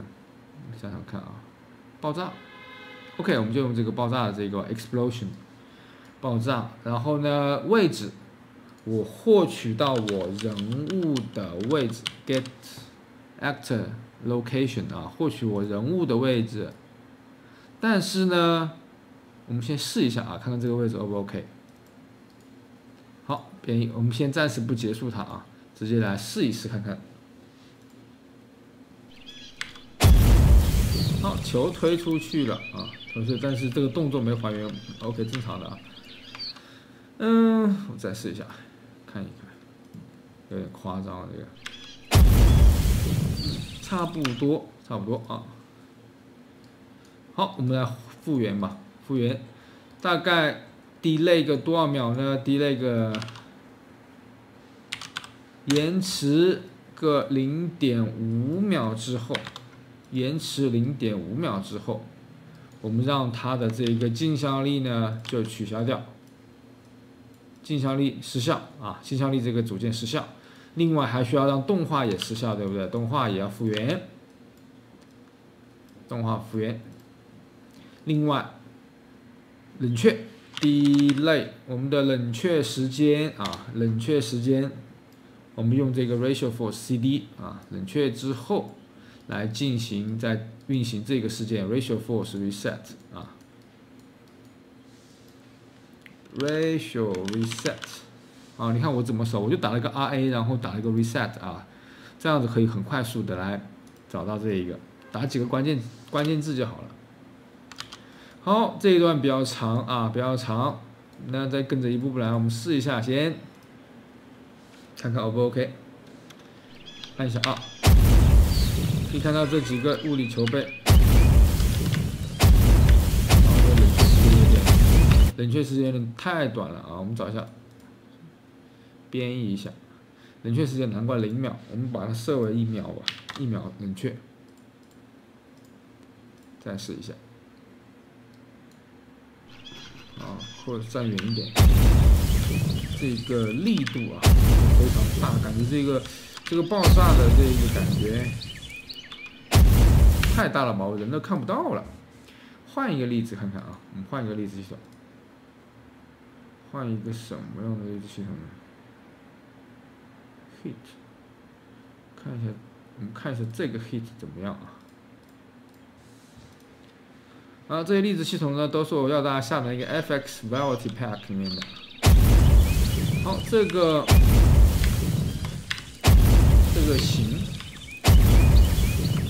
行，但是感觉还是有一点点不那么好。我们再试另外一个吧，是这个什么呢？是这个 Lightning。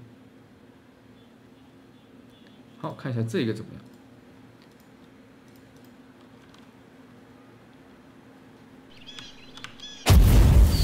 这个好像，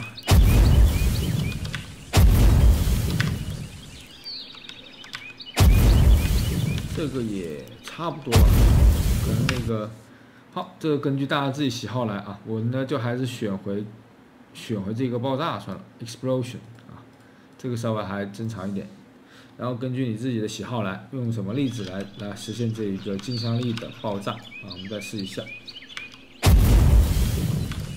这个好像。有点小啊，而且有点高。这个地方我们看一下，我希望它在脚面，在我的脚底下，怎么样放在脚底下呢？你看粒子，我们在位置处生成，所以呢，我们暂时先断开它，把它分割，然后把它分割。x、y、m 都不变 ，z 轴就是它的高度，对不对？大概它的身高为1.6米的话呢，我们减去它的这个80，减去90吧。减去90，就能够在脚底下来生成。另外，我希望刚刚那个地方不是那个火焰有点小吗？我把它扩大 ，x 轴扩大 ，y 轴扩大，但是 z 轴不扩大了。我们看一下会是个什么样的效果啊？现在这个效果还行，就是我通过这个，好，在地面上来爆炸。OK， 当然你还可以试其他这个粒子系统啊。好，再加一个好玩的东西，我们在施法的这个过程中呢，让地面震动一下，让你的这个摄像机晃动一下，看一下这一个怎么来。我们呢找到这个蓝图文件夹啊，点空白处，然后我们选择蓝图类，找一个东西，用英文 shake。shake 就是震动的意思。我们找一个叫做摄像机震动啊，摄像机晃动。这里有很多，我们选择这个选择这个 Martini Camera Shake 的这个摄像机晃动。选择以后呢，取个名字，就叫做什么呢 ？Cam Shake Cam Shake 专门用于这个镜像力的这个。好，双击进去，稍微进行一点点修改啊，我们编译保存一下。好，首先这个震荡的时间，我们暂时先设1秒啊，这1秒估计会有点长，但是呢，为了演示方便，我们先设1秒。它有2种震荡方式，一种是这个位置的移动，一种是旋转震荡啊，这个我们都可以加一点点，还有一个 FOV， 我们都加一点点。旋转震荡呢，我们加那么个5的10啊，振幅为5，频率为10，这些都是不太大的啊，振幅也是 XY 啊，这是位移的震荡。好，点变异保存。我们做好了一个这个震荡的圆，然后呢，怎么来运用呢？回到我们的这个施魔法的这个地方，找到好粒子的后面嘛，我们就加在粒子的后面。粒子释放出粒子之后呢，我们就来一个摄像机的震动啊，摄像机的震动看怎么来？加一个新的东西叫做 camera shake camera。开始 Martini 的这个摄像机晃动，它需要提供几样东西。第一个是这个玩家摄像机管理器啊，我们就获取玩家的摄像机管理器，连到它这个地方，然后另外还选一个震动的类，我们刚刚加了一个，对不对？这个 Cam Shake 啊 ，Radio Force、Visual Force。好就可以了，然后呢，我们再来试一下。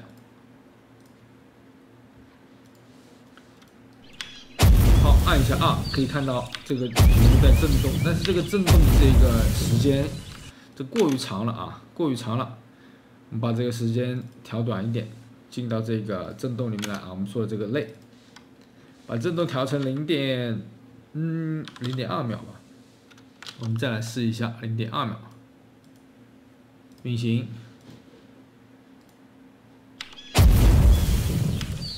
看到啊，有一点点晃动，我们还可以把这个晃动的频率稍微变快一点啊，变快一点。现在有点这个感觉有点慢，把这频率变成50。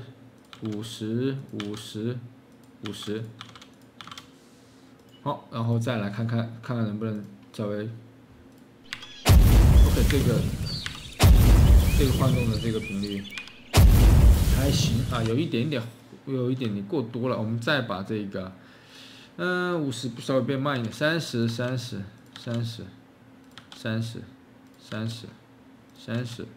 另外这个晃动的时间甚至还可以只有0.1秒，更加短一点，要不然会有点头晕。可以看到现在这个震动又太短了啊，0.2秒吧，还是0.2秒，我们再试一下。好，这个震动应该是差不多这个震动。好，这个呢叫做摄像机的晃动啊。我们有一些这种力量比较大的魔法都可以使用这种方式。好，前面我们讲了一些关于角色相关的一点内容，之后呢我们还会深入讨论啊，深入研究技能啊等等。还有这个伤害。那现在呢，我们先看一下这个场景的一点点入门。什么东西呢？第一个东西，阻挡体积。有的时候你可能需要不让你的玩家进入到某一个区域，你就可以使用一个叫做创建里面有一个体积阻挡体积。然后这个阻挡体积的作用啊，就是它能够让你过不去。比如说这个边界。为了不让你的玩家掉下去呢，你就可以把它给挡着啊，可以把它挡着。好，加一个阻挡体积，我们可以往这边看，就这个地方，你看你过不去了啊，这个地方就过不去了。当然，大多数情况下，我们还是需要使用这个静态网格体去阻挡，这样子呢会更加自然一点。比如说这个场景，我们就可以来一个这个山啊，把这个口就给堵了。你看，把这个口给堵了。这个时候呢，你就可以过不去。好，这个山你可以看到，实际上就是这个岛啊，这个岛翻过来，这个漂浮的岛屿翻过来就是一座山。好，为了让这个山看上去没那么重复呢，你可以复制粘贴多份。然后稍微变化一下这个形态，变化一下大小。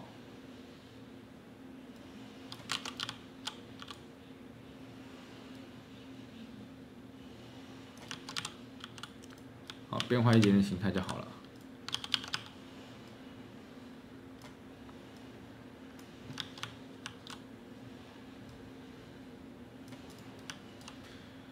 通过这种方式呢，也可以来阻挡你的玩家进入你不需要他去的这个地方啊。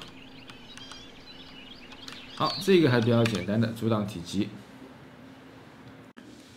好，我们接下来再看另外一个东西，这里呢是一个悬空的岛屿，我希望我的人物呢掉落在不小心如果掉到这一个悬崖底下去之后，能够自动回到天空，再次掉落到这片大陆里面啊。那有个游戏叫做那个人类一败涂地，就是这样的一个逻辑。好，我们看一下怎么来实现呢？你需要一个蓝图啊，我们进入到蓝图里面，我们的目录 Blueprints， 新建一个蓝图类 Actor， 选择啊，我们叫做 BP， 我们称为它叫做 Z Return 啊，或者叫做 Return。回归 Z 好，就是 Z 轴如果掉到很低的时候呢，它能够带你回家，带你回去。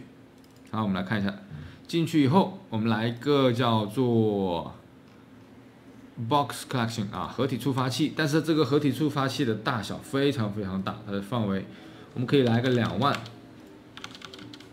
来个2万啊，很大了。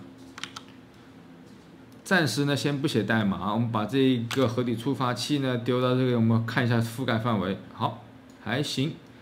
然后呢，把它放到一个比较低的地方啊。现在在这个岛上，我们可以尝试着把它稍微放到低一点，最低的一个岛，最好放在这个雾里面啊，放在这个雾里面。好，当人物实现逻辑就是什么呢？当我们的人物重叠。与这个盒子重叠，就什么？就返回到空中的某一个点，就返回到空中的某一个点。比如说啊，这个点，这个点。那这个点怎么来实现呢？我也不知道哪个点，对不对？所以呢，我们可以加另外一个东西，叫创建一个。我们把创建打开，然后放置 Act Memo 就会打开。找一个东西叫做目标点啊，目标点，我们可以丢一个目标点丢在这个空中。好，把目标点升上来，升上来，还升高一点，再升高一点。好，这个高度应该差不多了。然后我们从这个高度再往下掉，又能够掉回到这个地方。所以现在实现逻辑其实挺简单的，就是当我们触发了这个盒子之后。把人瞬移到这个点啊，瞬移到这个点，这个我们称为 target point。可以把它的名字可以改一下 target point， 然后加一个下划线，后面加一个什么呢？叫做 return z 啊，用在 return z 上面。好，如何来获取刚刚那个点的位置？我们可以添加一个变量，添加一个变量。这个变量的类型就叫做目标点啊，目标点。然后呢，把名字换一下，我们称为叫做 target point 啊，就叫 target point。好，实现原理我们来看，往下走，往下走，往下走，组件开始重叠时。开始重叠，就让我们的玩家啊，首先我们得要判断是玩家掉在这个地方呢，还是其他东西掉在这些地方。之前我们重叠的时候呢，基本上都没有做判断啊。现在呢，我们得需要做一下判断，怎么来判断？这一个表示这个盒子，然后这一个表示什么呢？谁触碰了这个盒子？有 actor， 然后有 actor 里面的组件。啊，那这个是组件，然后这个是 act 本身。好，我们把它转换成我们的玩家 orient character。如果转换成功了，证明他是玩家；如果转换失败了，他就不是玩家，对不对？我们只有玩家才能瞬移到那里去。所以转换成功就证明什么呢？证明是玩家，那我们就可以将它瞬移到这个点。好，看一下如何来实现。Set location 啊，设置 actor 的位置，我们将它放哪个点呢？把这个点的位置拿过来。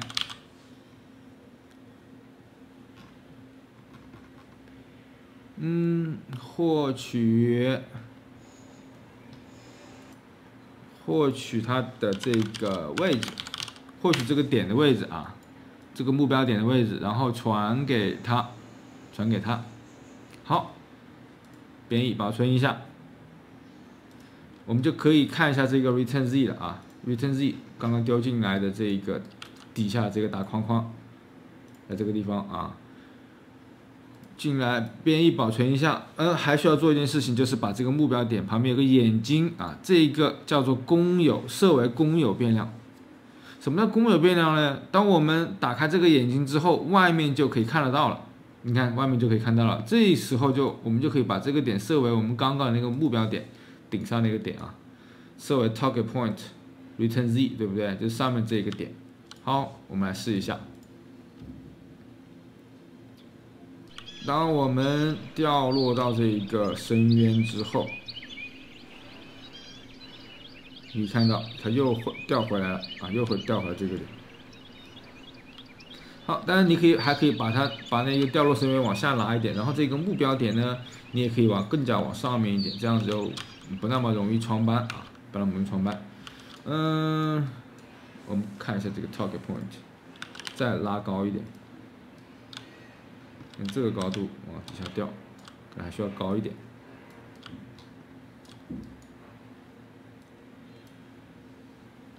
然后我们的那个 return z 的那个 BP 呢，还可以往下一点点啊，还可以往下一点点。然后我们这个时候再试一下，当我坠落到这个深渊之后。然后又掉回到了嘿，幸好这个地方应该有个阻挡体积，可能是。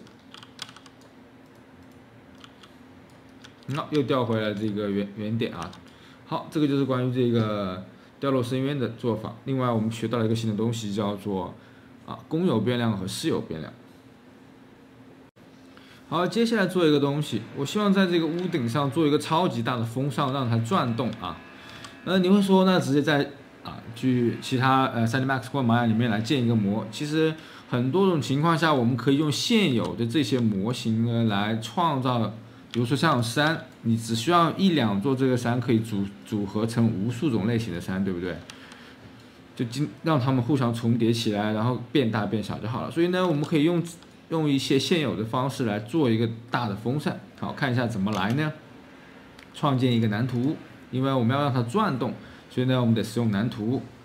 好 ，actor BP， 我们给它取一个名字叫做这个 huge fan 啊，大风扇。可以看一下哪一些素材我们可以用到呢？我们在这个 Learning Kit 里面啊，游戏学习包里面能够找到一些东西。看一下用。我们风扇的主体可以用一个这个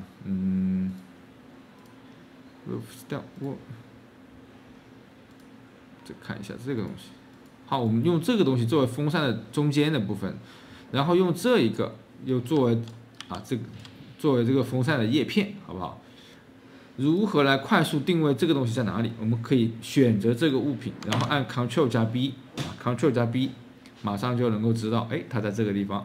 然后我们就可以复制，然后在这个里面来进行粘贴，或者是呢，直接这样拖入进来啊，拖入进来。然后还有刚刚另外一个东西，就是这一个东西，你也可以呢来快速拖入，我们把它稍微变大一点啊，把这个锁起来就可以 ，XYZ 同时变大。这个东西呢，我们复制一份。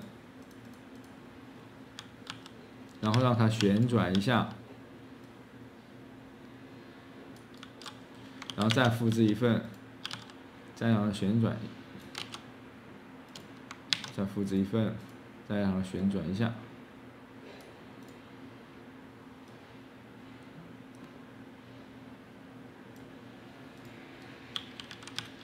好，这样子呢，大致来做一个这样的风扇，如何让它旋转起来？这个时候我们有一个，我们需要将这4个东西啊合并成一体，然后跟着这个轴来转动，对不对？这个时候呢，我们就需要把它放在同一个这个叫做场景组件里面啊，场景组件里面有个办法，我们可以添加一个叫做场景组件，添加这个场景组件，我们给它取个名字，换个名字叫做 fan， 然后呢，把它这4个拖入到里面，这样子我只需要旋转这个 fan， 你看它是不是转动起来了，对不对？它们4个就同时围绕一个轴点啊，所以我们用场景组件可以将一些东西组合在一起，来形成一个组件啊。好，如何让它转动呢？之前我们已经有了一个技能石，技能石上下浮动，我们用了一个叫做时间轴的东西。这里同样的方法啊 ，timeline 时间轴啊，时间轴呢，我们给它加个叫做 rotation 啊，旋转 rotation。好，进入到这个里面，来一个这个浮点型轨道，或者是呢，我们这次来个叫做向量型轨道。向量型轨道呢，它就有3个值，看到没有 ？x、y、z 3个值。实际上我们只要用 z 轴，或者是我们现在只要用 x 轴让它旋转就好了，从0到360，对不对？好，我们来看一下，这个我们取个名字叫做 rotation。rotation， 我们把 y 轴和 z 轴暂时先隐藏掉隐藏掉，不要。x 轴来个0，再来一个，应该是 y 轴啊，应该是 y 轴。我们让 y 轴显示出来 ，z 轴关闭，添加。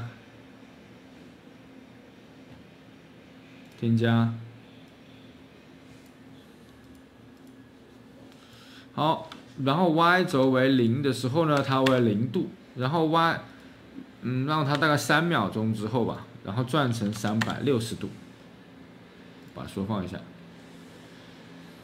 转成360度，然后360度实际上就是0度了，对不对？所以呢，我们可以使用最后一个关键字，让它循环起来啊，让它循环，然后自动播放，循环，然后全部打开之后保存，回到这个地方，我们就创建了一个能够从0到360不断循环的一个值，再让设置用这个值来设置它的什么呢 ？set rotation， 设置场景或者相对旋转都行啊。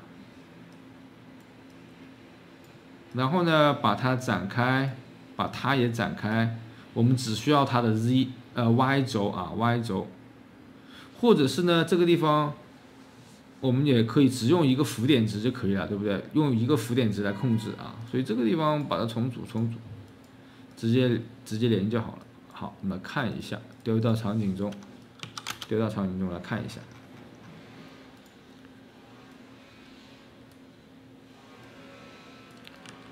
首先我们先看看它有没有转起来没有转。没有转的原因是什么呢？自动播放已经打开了，循环有了。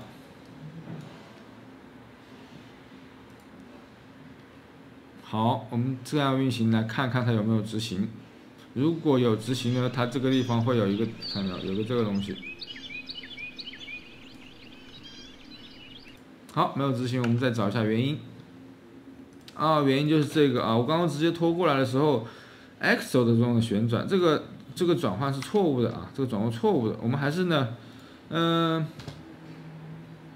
把它转换成什么呢？叫做 rotation，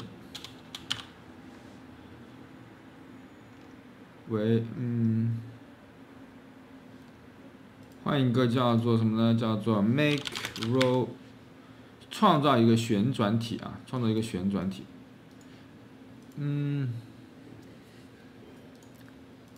然后把它给连起来，展开以后连起来，然后给它。好，我们再来编译保存来看一下。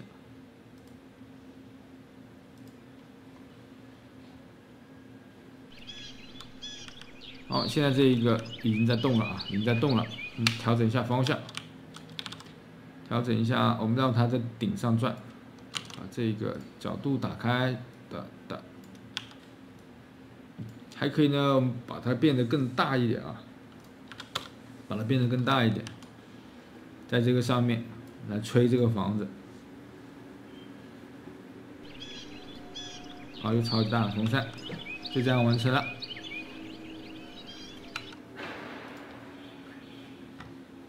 有位同学的要求是说，想做一个瞬移门，穿越门啊，在这个 Learning Kits Assets Architecture 然后 Gates 里面呢有一些门，看一下我们怎么样做的瞬移门。实际上，做瞬移门的方式和这个掉落深渊返回原地的那个 Return Z 的那个蓝图啊，实际上是一样的。好，但是呢，我们还是演示一下如何来呢？同样的方式。好，我们先确定我们要用这个门好了，这个门啊。然后呢，跑到 Blueprint 里面找新建一个蓝图 Actor BP， 然后我们给它取一个名字呢，叫做穿越门 Transgate 啊，穿越门。好，进去，选中找到我们刚刚啊 ，Ctrl 加空格可以调出这一个，然后找到我们刚刚要用的那个门，把门丢进来。但是呢，不需要这么大，我们可以把这个门稍微缩小一点啊，稍微缩小一点，大概这么大。另外还需要给它加一个什么，在门的后面加一个这个叫做 box collection 啊，我们可以把它放在门的后面。另外我们还可以加一样东西，就告知自己啊，告诉开发人员这个门的前方在哪个地方。前方是哪一个，后面是哪一个？所以呢，我们可以添加一个叫做箭头组件啊，箭头组件，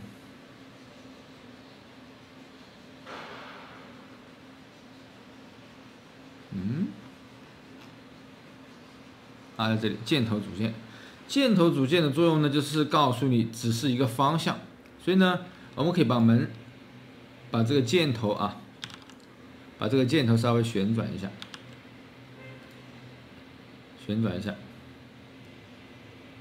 表示这个是前方。所以呢，我们就需要把这个触发的盒子放在这个门的后面，对不对？放在门的后面，把它给拉口。我们从这样子拉啊，这样子拉宽一点。这个不能太高，然后高度，这个高度也差不多了啊，不一定要很满，往上拖一点，多出来了一点点。好，当你穿越这一个门的时候呢，走进去啊，我们会稍微还往后面一点，就是走进去多一点，你才会穿越。好，另外同样的方式，我们需要给它添加一个变量，这个变量叫做 target point，target point， 这个门是穿越到哪个地方去的，对吧？换成后面这个变量的类型换成这个 target point 目标点。另外把这一个眼睛给打开，这样子呢就可以顺应到各个点。好，完成这一个部分的蓝图啊，点右键。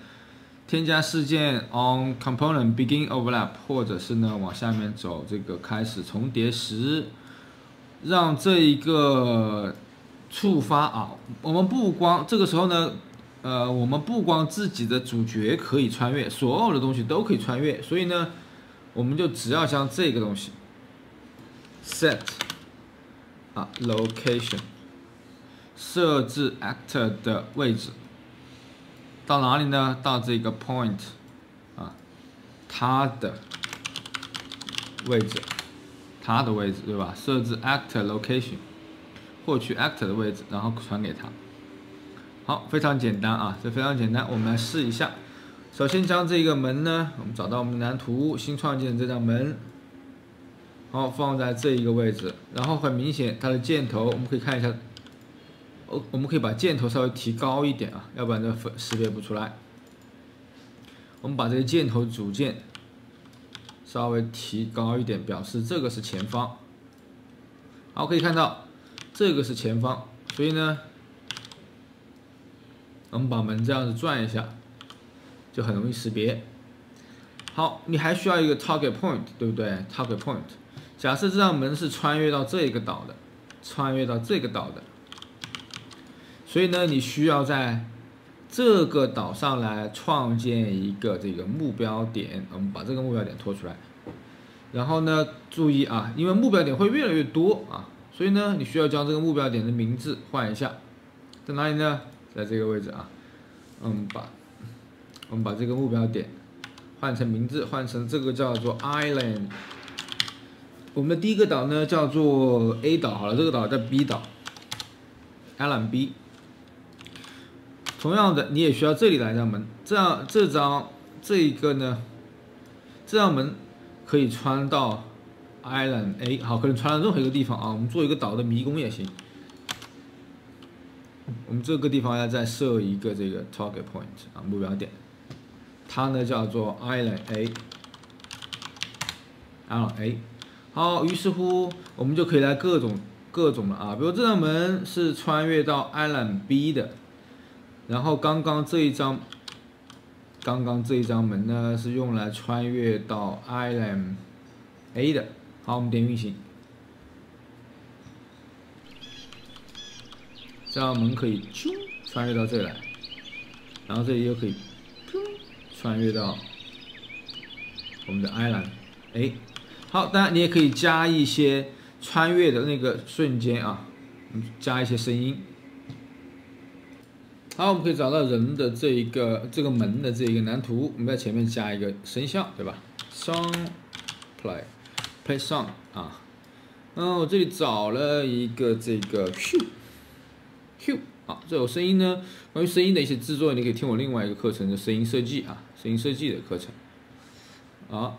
点编译保存，我们再来试一下。每一次穿越，虽然我们蓝图的好处就是我们这里用了多张门，但是呢，我只需要加一次，写一次代码。好，穿过来，穿过去。好，这个是关于穿越门的。当然，你也可以加一些这个粒子特效啊。好，方法呢就和我们之前添加粒子特效的方式是一样的。好，我们接下来再看这个鼠标的点击事件怎么来玩。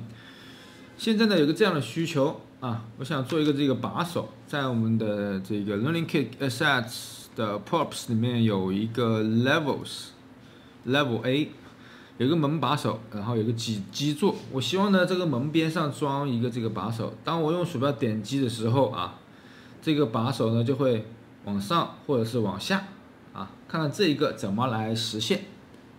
同样的方式，我们需要将这个两个组合在一起，对不对？所以呢，我们需要来创建一个蓝图。好，来创建一个蓝图 ，Actor， 取名字叫做 BP， 叫做什么呢？这个叫做这个 Gate Level。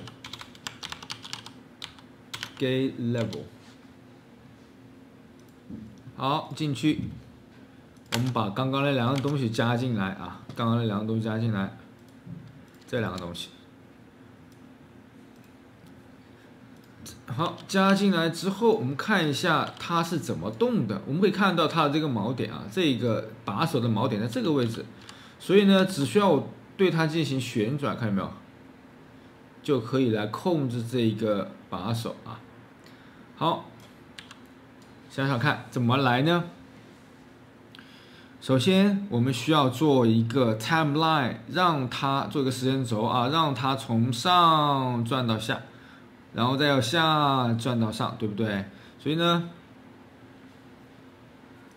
我们先把这一部分功能来实现啊，添加一个时间轴，然后这个时间轴，我们来一个浮点数啊，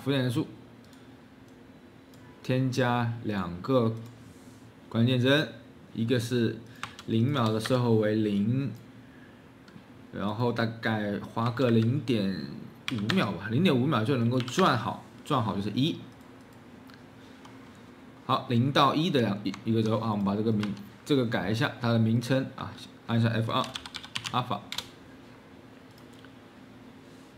好，还记不记得我们之前讲过一个叫差值的东西？我想通过这个东西啊，来进行什么呢？来差值的旋转体，差值旋转体，来旋转什么东西啊？旋转我们的这一个门把手。还记得差值是什么呢？就是通过0和1，0%的时候在这里，100%的在这个地方，50%的时候就是 A 到 B 的这个一半的位置，对不对？所以想设置门把手的旋转啊，场景旋转，相对旋转也行，把它连起来 ，update。我们暂时呢，先让这个时间轴让它这个自动循环和使用最后完成，让它循环起来啊，就是让它自动往上下来滑动，我们看看有没有实现。另外，这个什么轴旋转呢？多少度？我们来看一下，到视口里面选择这个东西 ，X 轴转吗？不对 ，X 轴转吗？不是 X 轴转，我们取消掉 Y 轴吗？对，是 X 轴啊。这刚刚我们选的是 Y 轴，应该是让它的 X 轴旋转，对不对？所以呢，这个地方。这个场景旋转我们换一下，换成这个叫做相对旋转。为什么要用相对旋转呢？是因为相对于这一个相对于我们的这一个场景组件来进行旋转，要不然如果你丢在场景里面，它会转错的。好，我们这个再看一下 ，X 轴从多少度转到多少度，它的关的状态，我们让它是。我们往下面是关的状态吧，47点，我们就用47度47度。然后开的状态呢，就是到这个负的47度，负47度负47度。然后编译保存一下。把我们的这一个门把手，刚刚做的这个门把手，丢到这个场景里面，我们来试一下。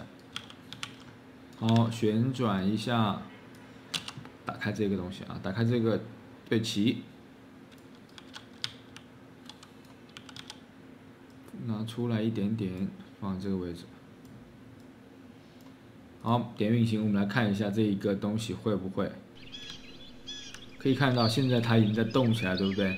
但是我不需要它自动动，我们需要什么呢？通过来鼠标点击来进行来动。看一下怎么来鼠标点击的这个功能。我们需要做一个步骤，就是呢，在我们的人物蓝图里面来打开一个功能，找到开始事件开始。这个地方我们有一个显示鼠标光标，对不对？我们把这个部分暂时往后面拖一点点，腾出一片空间，仍然是玩家控制器。我们需要 enable 一个东西叫做鼠标的点击 ，enable click， 看到没有？允许点击事件和允许这个 touch event。如果你是手游的话呢，就是要把这个 touch event 设置好，所以我们设置启用点击事件，然后呢启用这一个触控事件，我们把这两个打开，这样子就可以来进行点击了或者是呢屏幕的这个触控。好，点编译保存。然后再回到我们的门里面回到我们的门里面，这个时候随便选择门把手或者是门的这个底座，我们点右键添加一个事件或者是往底下也行，叫什么呢？叫点击时 on click 这个时候当你鼠标点击的时候，就会执行这一个事件。这个事件干嘛呢？就是切换我们的这个门把手切换我们的门把手。好。我们来一个新的新的一个节点叫做什么呢？叫 flip flop。flip flop 啊，这个名字你可以，它没有中文啊，通过输入 flip flop， 它就是进行 A、B 之间的切换。如果第一次点的时候就是开，再点呢就是关啊关。好，你看这个时间轴可以从正向播放，也可以反向播放 ，reverse from end 啊，就是从这个地方到这个地方。现在我们是不是可以把这个自动播放循环全部给关了啊？关了，把这个也可以，这个可以留着。好，这样子呢，我们再来看一下，看看能不能触发这个点击事件。点一下，点一下，点一下，点一下，点一下。好，可以看到现在呢，这个鼠标的点击事件呢就完成了啊。可以控制这个门的把手了。好，我们刚刚做了这一个把手，可以通过点击事件呢来控制上下，控制开关啊。那现在有个问题，比如说我们的人隔很远的时候，隔这么远的时候，它也可以点击。我希望做到的是什么呢？当我进入到附近，我才能点击；当我离开之后，鼠标点击就没用了。好，这个应该怎么来实现呢？进到门的蓝图啊 ，Ctrl 加1，点门 Ctrl 加1。刚刚我们呢实现了这个 flip flop 啊，现在学一个新的东西，称为叫做 gate 的节点啊。这个 gate 门，什么叫做门呢？你可以看到它有几个执行的这个点。门打开的时候，这一条允许连通；如果人关闭的时候啊，这个是不连通的。好，用这个我们就可以来实现什么？我们添加一个这个 box collection， 一个合体触发器。如果人站在这个里面了，这个门就是 open 的，对吧？如果没有站在里面，这个是关闭的，就是这一条是无法，就是这个节点就像个门一样，打开了，从这个点才能通到这一点。如果关闭了，从这一点是冲不到这一点的。好，我们来实现一下啊。首先，我们添加一个 over component overlap 啊，我们的这个重叠事件和结束重叠事件非常非常简单。我们把重叠呢就放在 open， 结束重叠呢就放在 close， 就是我没有站在这个盒子里面，这个门就关闭了，它就通不了了。如果我站在盒子里面了，这个门就打开了，所以就可以从这个地方到这个地方。然后呢，我们再看视图。我们把这个门，我们把这一个触发的盒子稍微大一点啊，把它变到200的200，100。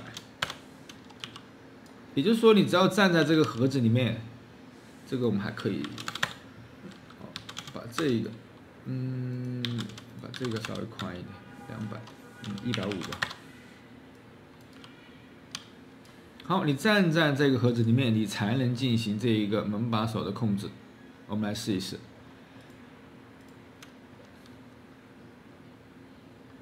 现在你在外面啊，你可以看控制不了，但我走进去之后，你才能控制。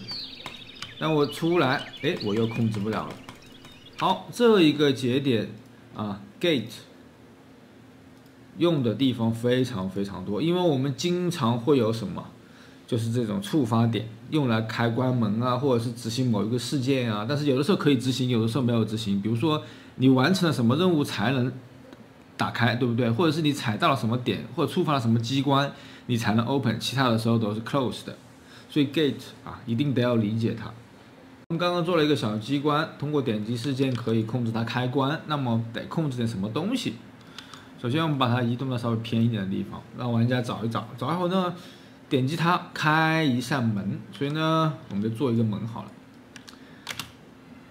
找到我们的 blueprint， 新建一个蓝图类 actor BP， 我们取个名字叫做 BP gate。这几个步骤相信大家都没有问题，很简单。找一张门啊，我们找一张门，找一张这个 gate。这种门像穿越的门啊，我们用这个墙吧，用墙来做门，这种门看上去更加这个机械一点。好，想让这个门来进行开关，实际上我们可不可以这样？就是嘚的，好，这样门就开了，嘚，这样门就关了啊。实际上门就有2个事件，如何为门什么时候开什么时候关，实际上我们不知道，由这个把手决定的，对不对？所以呢，我们可以将这个门来做2个事件，添加自定义事件。第一个事件叫做 open， 然后第2个事件叫做关闭啊，一个是开门，一个是关门。怎么开怎么关，实际上大家用时间轴就可以来实现，对不对？我们要快速的来添加一个时间轴。啊，把它这个叫做 gate， 双击进去，添加一个浮点，啊，添加一个关键帧，添加一个关键帧，好，这个大家都熟悉的00。第2个点就是花0.5秒钟之后开门，然后这个是00啊，第一个值是00。好，0.5秒钟从0到1的是一个时间轴，我们把它改为阿尔法。这个阿尔法就控制一个差值，对不对？还记不记得这个差值？差值来开关这个门，然后我们可以用向量，当然也可以用什么呢？我们就用这个浮点数就好了。浮点数啊，我们把它断开。阿尔法是控制这个阿尔法的，然后控制这个门啊，门就是这个东西，它的相对位置，对不对 ？set relative 位置。好，我们来看一看应该要上下多少呢？首先，它的基础位置是0，0就是关，对吧？然后如果要全部开的话，需要下降个-390吧，-390啊。所以我们就0到390。开门就是什么呢？就是0啊，然后从0到-390来进行开。然后传给它的 z 轴，所以呢，只要 z 轴我们需要把它给拆开、分割开，然后传给它的 z 轴，然后 update 连在这个位置，然后关门就是 reverse 反着拨，对不对？从-390到0反着拨。好，比较简单啊，0.5秒来开关门，但是什么时候开关门？我们现在是编译保存，放在这个地方，用我们的这个门把手啊，门把手。它必须得要配一个门，怎么来呢？门把手就必须要有一个变量，添加一个变量，这个变量的类型我们称为 gate， 就是我们刚刚做的这个门 BP gate， 它必须有个门。当然，这个把手可能还可以做很多其他的作用，不一定是开关门啊。所以呢，我们也可以用另外一种做法，就是给门配一个把手，在这个地方配一个把手啊，加一个把手也行。但是呢，我们先实现这一个啊，我们先实现这一个，给它来一个这个叫做 gate， 放在这个地方。好，而且需要把它的眼睛给打开啊，因为它可以换不同的门，把眼睛给打开。好，我们走到这个地方，看到这个门把手，然后呢，另外把我们的门刚刚做的这个门呢，也要拖出来，拖到啊，这个门最好是来个箭头啊，要不然我们不知道这个前后是多少，我们放在这个位置。好，这样可以看到呢，现在是这样门是关闭的，这样门是我们在后面推一点啊，这样门是关闭的。我们可以通过这个门把手的开关啊，来控制这个门 gate 的 open 和 close。好，刚刚我们做了门的2个事件，但是还没有决定在哪个地方运行，对不对？是不是就在这个地方？就在这个地方。好，看一下怎么来开关门呢？我们用这个 flip flop。A 就是开门，所以我们就执行 gate 的 open，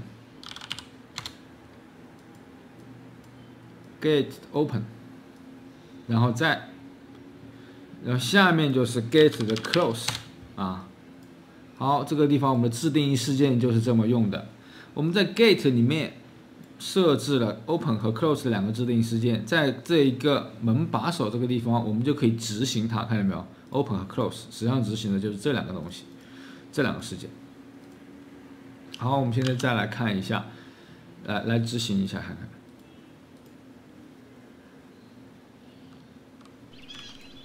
好，现在点不了，我们要进去。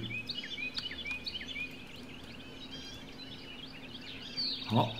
这个门没有反应的原因是什么呢？因为我们还没有给它指定是哪一张门，对不对？所以我们呢，选择它，告诉它啊，我现在要开哪一张门呢？我们往上走，往上走，这里 gate 是这一张门啊，是指定的这一张门。我们再来试一下，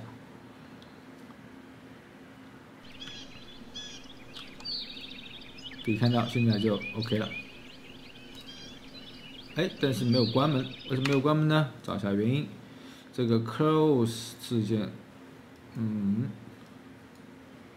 返回，我们看一下这个时间轴里面啊，是不是啊？使用最后一个关键帧没有打开，或者是呢，把这个地方改成0.5秒也行啊。我们再试一下。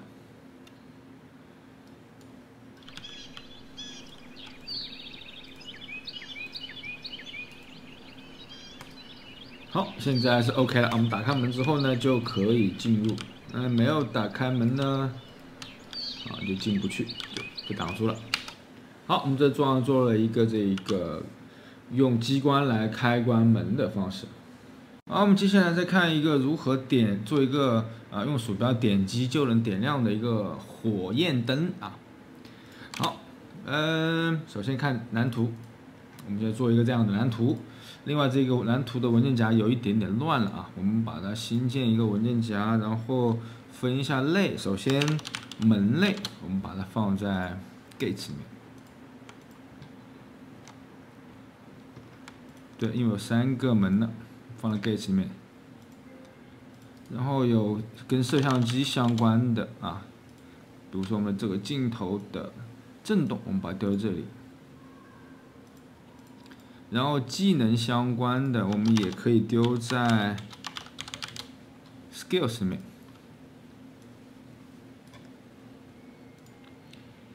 然后跟场景相关的呢，我们就可以丢在场景里面。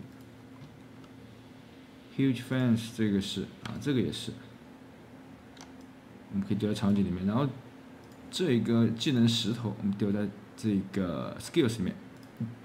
好，你再来在这个地方创建一个灯，新建蓝图类 actor BP， 我们称为这个叫做 firelight 火焰灯啊。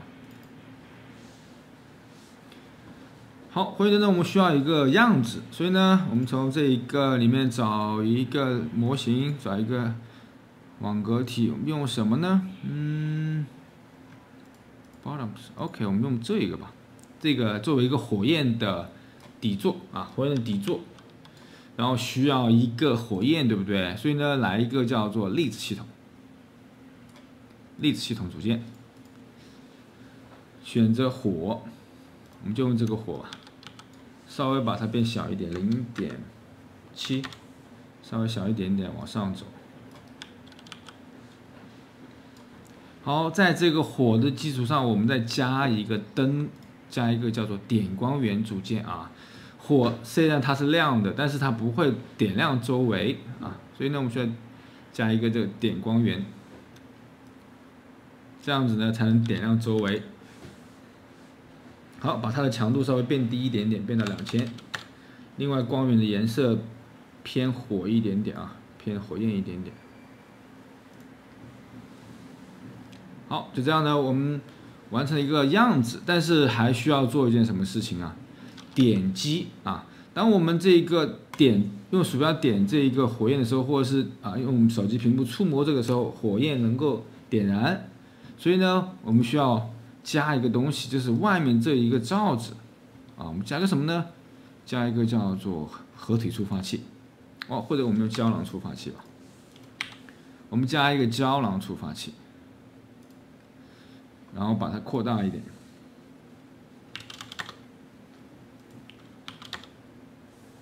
好，为什么要加这个东西？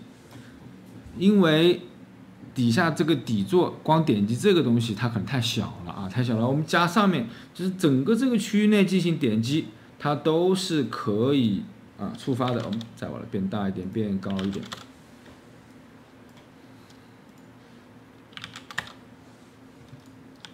好，这样子呢，整个胶囊被点击都是能够被触发的。我们来实现一下，首先点右键，然后添加事件 ，click 就是点击时这个事件。点击完之后，我们就让我们的粒子系统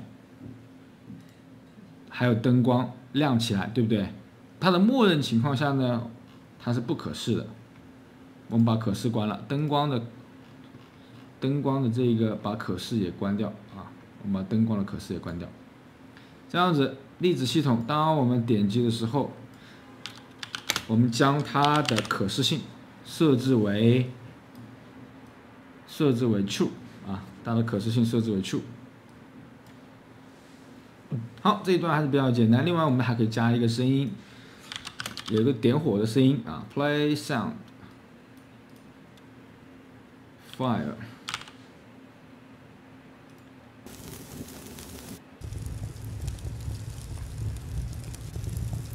就用这个声音。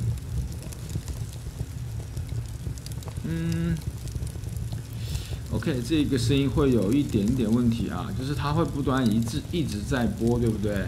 所以呢，我们得找一个这个火点燃的那一瞬间的声音，然后马上结束。好，我这里呢有一个声音我在我的音色库里面找到了一个火焰的 fire stop 的声音这个呢你可以自己在网上去找一些这种声音。好，这样点火点燃。好，但是呢，我们现在把火暂时先放在外面我们来试一下 firelight 最开始呢它是没有点燃的，但是我现在你会发现并点了没用，对不对？为什么会这样子呢？是因为我们的这个 capsule 它会什么呢？它是个能够被穿透的，你看 overlap 它是个穿透的。如何让它阻挡呢？最简单的方式，我们可以把它叫 block all， 可以阻挡所有的东西。这个时候我们来再进行点击，可以看到可以点燃可以点燃。好，但是呢，又有一个问题是什么？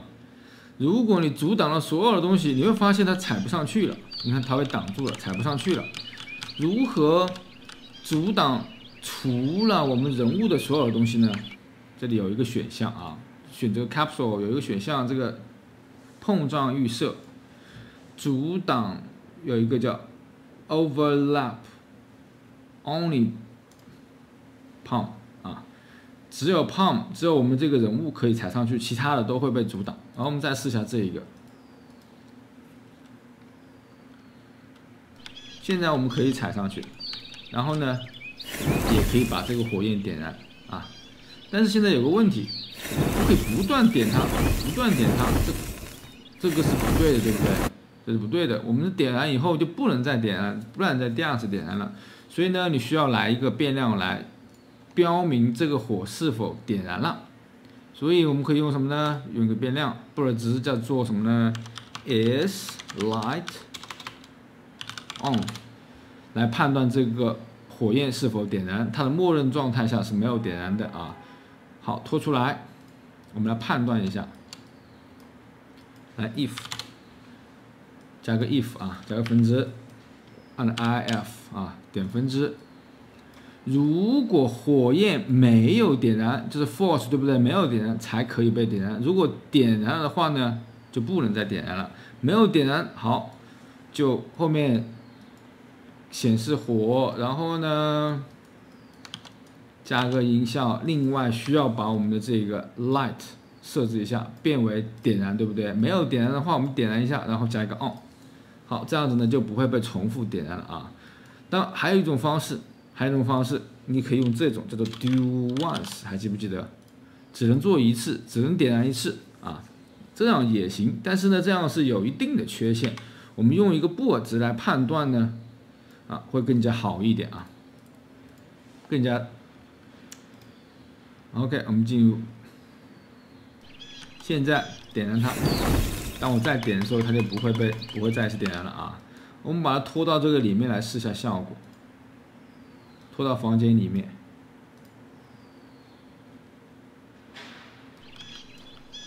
首先把门打开进去，然后看不到，我们可以用我们的萤火虫点亮一下啊。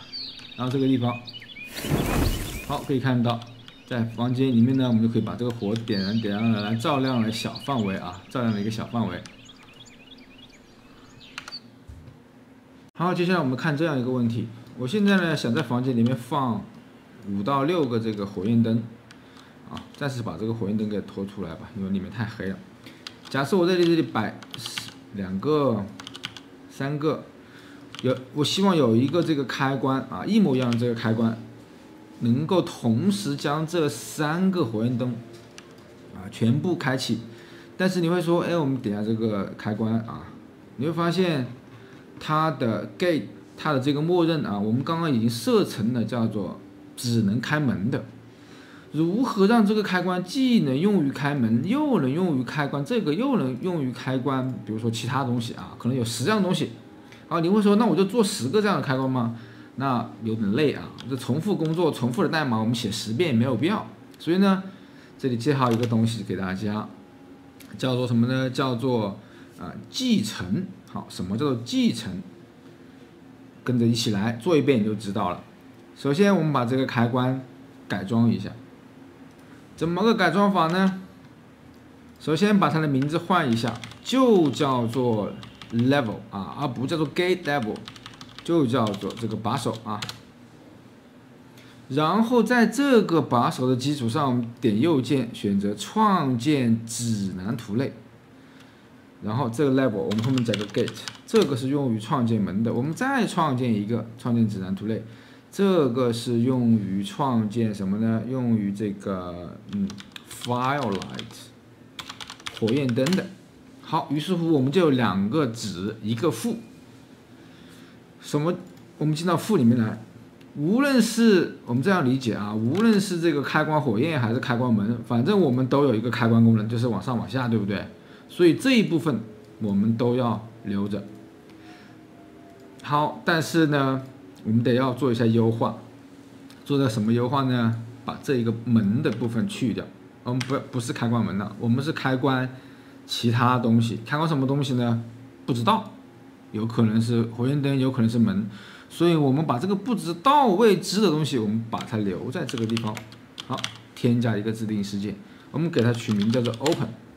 另外再添加一个自定义事件叫做 close 啊。叫做 close，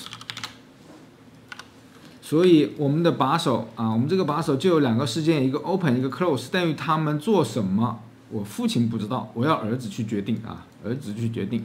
所以呢，在这个地方 A 我们就执行 open 就好了，执行 open， 然后 B 呢就是执行 close， 执行 close 就好了。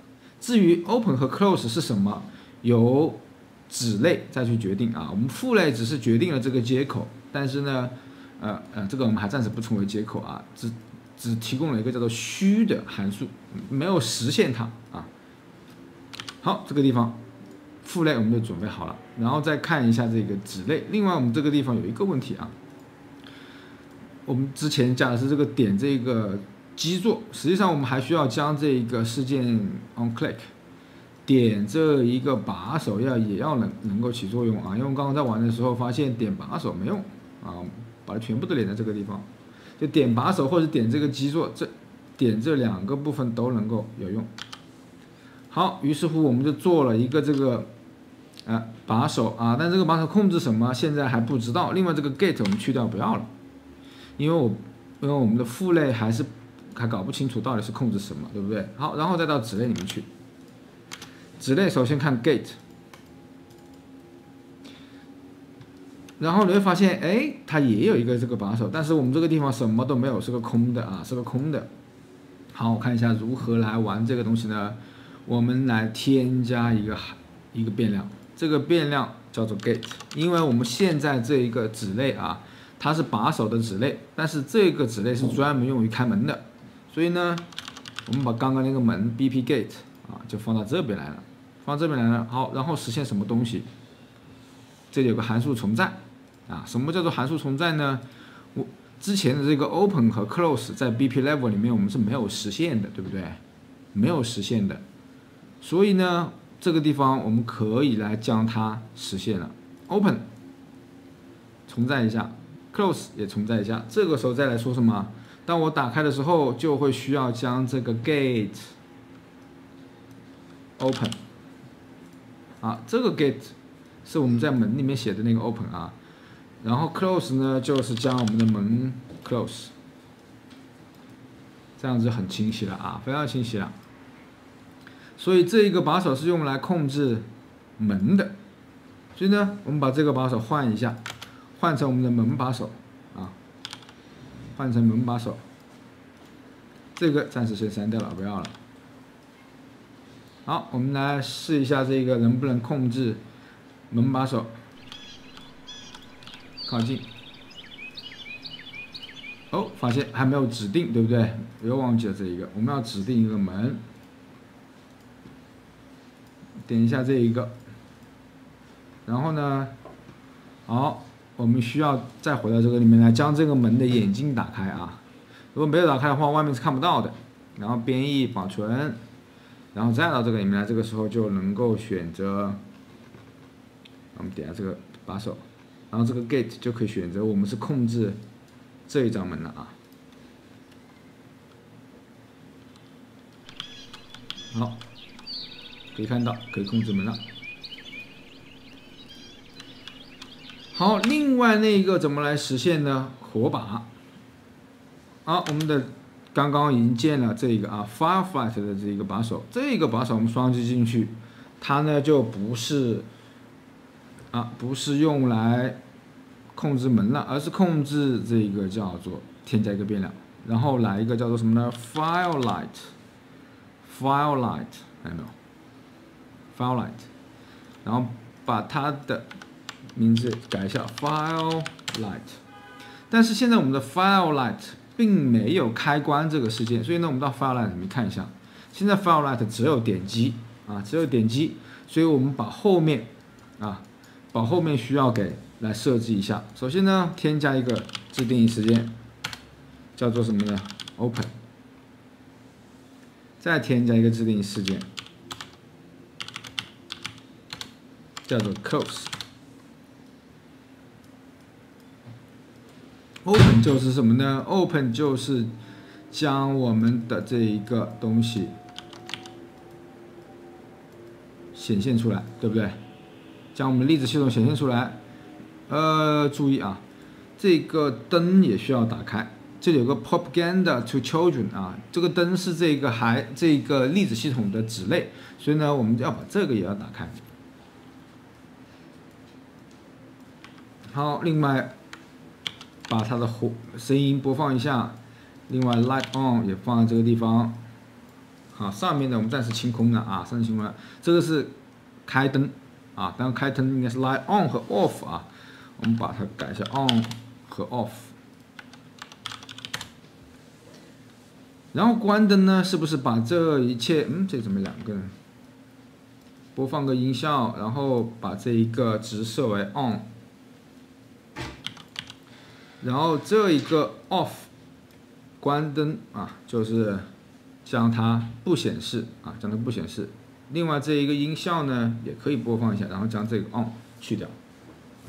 点击事件啊，就会更加简单了。如果这个灯开了，我们就什么呢？就关灯，就 off。如果这个灯没开的话，那我们就什么？我们就 on 啊，我们就 on 呢 ？on 呢？好，这个名字有点不好的话，就因为太多重复了。event on 也没有。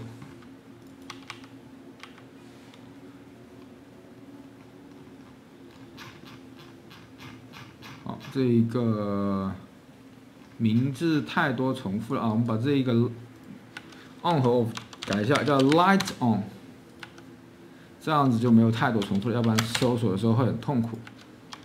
light off 啊 ，light off， 所以这个 light on 下面呢就是 light on， 就如果这个灯是开了的，我们就关掉；如果这个灯是关了的，我们就开啊。就像一个这种切换的一样，点击也可以开，然后也可以通过啊这两个。这个是为了给谁用呢？为了给这边用，对不对？好，这一边我们看怎么来实现啊？同样的方式，我们来重载这个 open 和 close。当我们的这个开关开了的话，我们就将这一个灯什么 light on， 对不对 ？light on， 然后下面呢就是 light off。好，这样子，我们的同样一个把手既可以用来控制门，也可以控制灯啊。当然，你还可以控制更多东西，你就不断的来创造子类就好了啊。这一个继承一定得要这个理解清楚啊，理解清楚。无法调用这 light on 啊，我们把这个打开一下，这个没有编译的原因啊，我们再编译一下就可以了。好，我们就再来一个什么呢？再来一个灯的放在左边，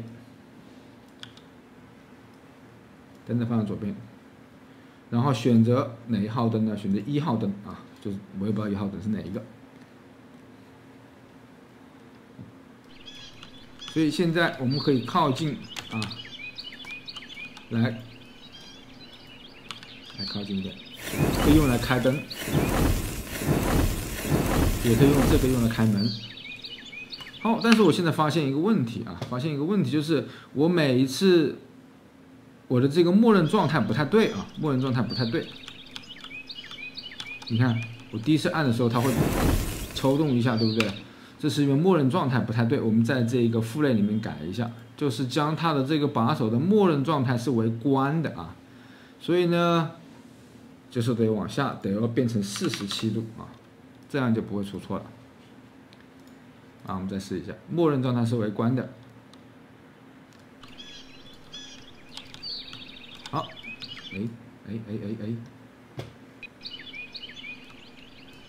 ，OK， 开，关。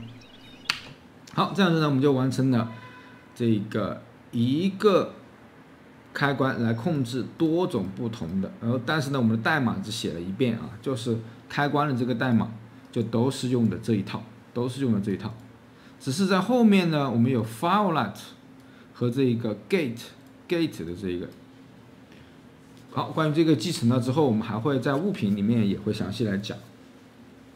好，我们再看这个火焰。现在有个这样的需求，我们刚刚把这一个开关来设开一个，但是实际上我想用这个开关来开3个所有的灯啊，因为普通一个一个的灯开关呢，我们可以用这种方式，用点击的方式都可以来开。但是呢，这个想让它全部一起来，好，怎么来实现？首先我们得给它设一个叫做 tag 的东西啊，叫标签。我们来看一下，选择这个火焰，然后往下走，有个 actor， 然后将 actor 默认情况下呢是这个样子啊，你把它展开一下，显示高级项，然后这里会有个标签啊，把它打开，给它来一个标签叫做 island A 的 light 啊 file light。好，表示它属于1号岛，然后同样的，你要把它全部都要编一下组。我们这3个都把它设为一样的标签，就表示他们是一组人。然后呢，我们再到这一个里面来，编辑一下。我们可以开关某一个灯，但是现在我要是开关一组灯，怎么来开关这一组？我们把这个暂时先去掉啊，不要了，这是开关一个的我们用单点就好了。有一个标签叫 get all class，获取有标签类的所有 act。好，这个怎么来？首先我们要获取什么东西啊？我们要获取这个 firelight， 对不对 ？firelight 这个火焰灯，然后它的标签是什么呢？它的标签就是刚刚我的 island A firelight， 这个时候就能够获取到它们所有的东西啊，所有的这3个灯。好，后面来了一个叫宿主。什么叫宿主呢？就是一组，比如说灯，我们这个是一个灯，对不对？如果是有3个灯放在一个变量里面，我们就称为宿主。然后我们可以通过这个 get 的方式，然后第0个灯，第0个灯就是1号灯啊。然后比如说这个呢就是第1个灯呢就是第2个灯啊。你在计算机里面0表示第1个宿主的第1位。好，通过这种方式呢就可以获取到里面的每一个灯。但是如何便利所有的灯呢？什么叫便利呢？就是从0号灯一直到最后一个灯，每个灯全部都来设置一遍，我们就可以用这个东西叫做 for each， 这个叫便利啊，便利所有的灯，从第1个灯到，因为像我们有3个灯嘛，这样获取所有可以获取到3个灯，所以呢，我们来看一下这个灯一个一个的全部把它给打开，来哦，好，这个 array element 就是表示其中的一个灯。然后这个 array index 就是表示它是几号灯啊。好，我们这样子就可以打开所有的灯。我们来试一下，进入到这一个，然后在这里面可以看到一下子打开了3盏灯啊。那现在还没有做关的功能，关呢也挺简单，只需要把它复制粘贴下来，对不对？然后将它这一个换成 light off 就可以了。好，这个时候我们就是用标签的方式来获取某一组。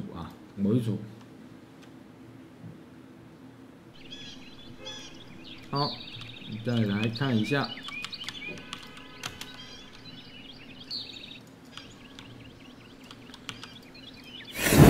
开灯。关灯啊，这是开所有和关所有。好，我们再来看一个东西，开关还是一个开关啊。之前我们有设定这个开关为子类，子类呢就是实现父类的所有的继承的父类所有的功能，而且还可以发展出自己的功能。比如说这个就是专门用来控制灯，这个专门用来控制门。好，那么现在有个这样的需求啊，我的这个开关，我的这个父类的这个开关啊，我想让它就是可以控制任何一个东西，只要是有开有关的东西。但是呢，我现在不知道它控制什么，但是我想预留出这个接口，可不可以呢？啊，是可以的啊。当然，你可以不断的创建这一个子类蓝图，不断的创建任何多个。但是还有一种方式叫什么呢？叫做分配啊。我们进到这个父类里面，叫做分配。这个事件啊，叫做事件分发器。好，这个是什么意思呢？我们先做着啊，把它加2个事件。第一个事件叫做 open， 啊 ，open 事件因为这里已经用掉了啊，所以呢，我们这个地方来一个叫做什么呢？叫做 level， 我们就是 on open， 当打开了以后。然后 on closed 打开关闭了以后，然后接在这个位置，接在 closed 的位置。好，这是什么意思呢？就是我未来只需要实现这2个功能啊，就可以来变成什么？开就会执行这个，关的时候就会执行这一个啊。那和我们刚刚那个重载啊，我们刚刚不是这个地方选择这个函数可以重载什么 on 和 on 有什么关系呢？那个是给子类用的，这个可以在任何地方，比如说蓝图里面来用啊，特别是这个关卡蓝图啊。我们看一下，现在呢，我们现在实现这个功能啊，实现这个功能分发器，我们再丢一个这个东西进来，丢一个。父类啊，这个是父类的这个开关，我们放在这个位置。这个开关呢，控制什么现在不知道，但是我可以点右键，添加事件，可以看到没有？这里就会有我们刚刚的 on open 和 on closed。我们点一下 on open， 就可以在这个关卡蓝图来实现任何一个功能。开关，这跟开关的，比如说我们现在来测验一下，来打印，我打开了，然后编译保存，我们再点运行。这样子呢，我只要当我打开的时候，可以看到我打开了，看到没有？这个地方就有打开了，我再开一次，我打开了。所以就通过这种方式来进行场景中任何一个东西的开关。两种方式都能够实现但是呢，比如说像专门来控制灯，或者是专门来控制一类东西的时候，我们用这个继承的方式来创建值。但是有的时候我只控制一个，比如说我用这个开关来控制个什么呢？控制这个天花板，控制这个东西往上打开，只有一个这样的功能不会再出现第二次了，我就没有必要创建一个子类，对不对？因为我只有一次机会，只会用一个地方，所以呢，我们就可以在蓝图这个里面来实现关卡蓝图来实现。好，我们来玩一下刚刚那个内容。我想让它在关卡蓝图里面，好，看一下怎么来玩。我可以从关卡里面选到这一个天花板，这个屋顶，我把这个屋顶拖进来。我可以通过这一个开关的开呢，让这个屋顶set 它的 location， 设置 act 的相对位置当然你这个地方也最好是添加一个什么 timeline timeline 来让它由下到上来控制。好，这个地方呢我们就稍微快一点了，因为我们之前有讲过很多了。0，然后0.5秒钟打开到1，然后来个 alpha 值，我们这一个呢就可以来控制 loop 差值，我们直接差值一个向量吧，让它从0的位置往上升个1米来控制它。好，我们在关卡蓝图里面来实现，让这一个按钮呢变得更加通用。可以看到，点一下，没有触发没有触发。我们看什么音？这个呢没有问题，这个没有问题。好，为什么会没有触发？是因为我们的这一个它是一个静态的，你看静态的是不能动的，我们把它变成可移动就行了。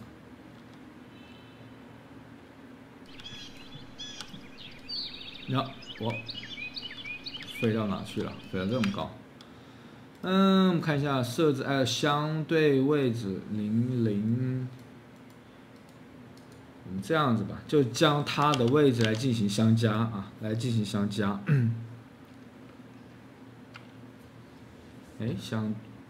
好，这一部分我们暂时先删掉不搞那么复杂，就是让它每次往上面抬一个1就好了。所以呢，我们可以怎么做呢？让它先获取到它现在的位置，是不是？它现在的位置，然后在它的位置上的 z 轴，我们把它分割开，这个也分割开。x 轴和 y 轴都不变，对不对？然后每次在它的基础上加一个1，这里连错了y 轴，然后连到 z 轴，让它每次往上面抬一点点，然后抬多久呢？抬个这个0.5秒钟抬0.5秒钟。我们把使用最后一个关键帧打开这种方式会更加简单一点。好，跑过来，然后点一下，可以看到0.5秒钟抬了一点点抬一点点。我们可以稍微这个每次抬10吧，这样大一点点。好，这样子呢，就一个通用的开关通用的开关。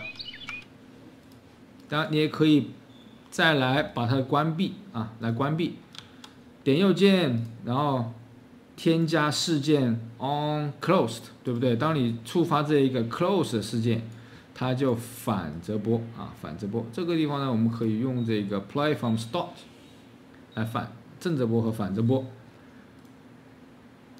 怎么实现的？就是通过这个事件分发器啊，事件分发器。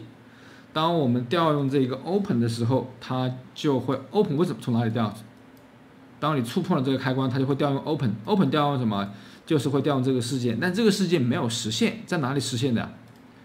在我们的这个关卡蓝图里面来实现的，所以这个就变成了一个什么通用型的开关了啊，通用型的开关。好，这个呢会有一点点难理解，你要真的会用呢，你得要多尝试几次啊。因为这个地方我用的一直都是加啊，所以它没有关这个功能，我们这个地方还是需要改一下。稍微来改一下，这里有个方向，这个方向就可以来判断，来判断什么呢？来个 if。来判断这一个方向，我们把它 switch 一下吧，切换。好，这个是什么意思呢？快进和快退就是进 play 就是进 ，reverse 就是退啊。我们用了一个叫什么呢？叫 switch 切换这两种方式。切换这两种方式，如果是进的话，就是什么？就是用加法，对不对？就是用加法。如果是退的话呢，我们把这个复制粘贴，它就是什么呢？就减法，这个地方就做个减法，我们在前面加个负数，啊，加个负数，然后就 OK 了。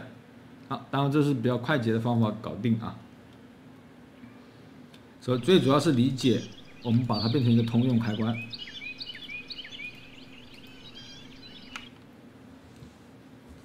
再来玩个大东西啊，现在有个这样的需求，我希望这个岛。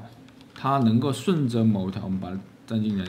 我想让它顺着某一个线条来运动，比如说从这个地方慢慢运动到这里，又从这个地方运动到这里，它可能是一个不规则的线条啊，比如说像这样子的一个不规则的线条，让它来运动起来。这个应该怎么来实现呢？好，我们需要引入一个新的东西，时间线加上叫做样条啊，样条。好，看一下怎么来实现。首先我们找到这个岛。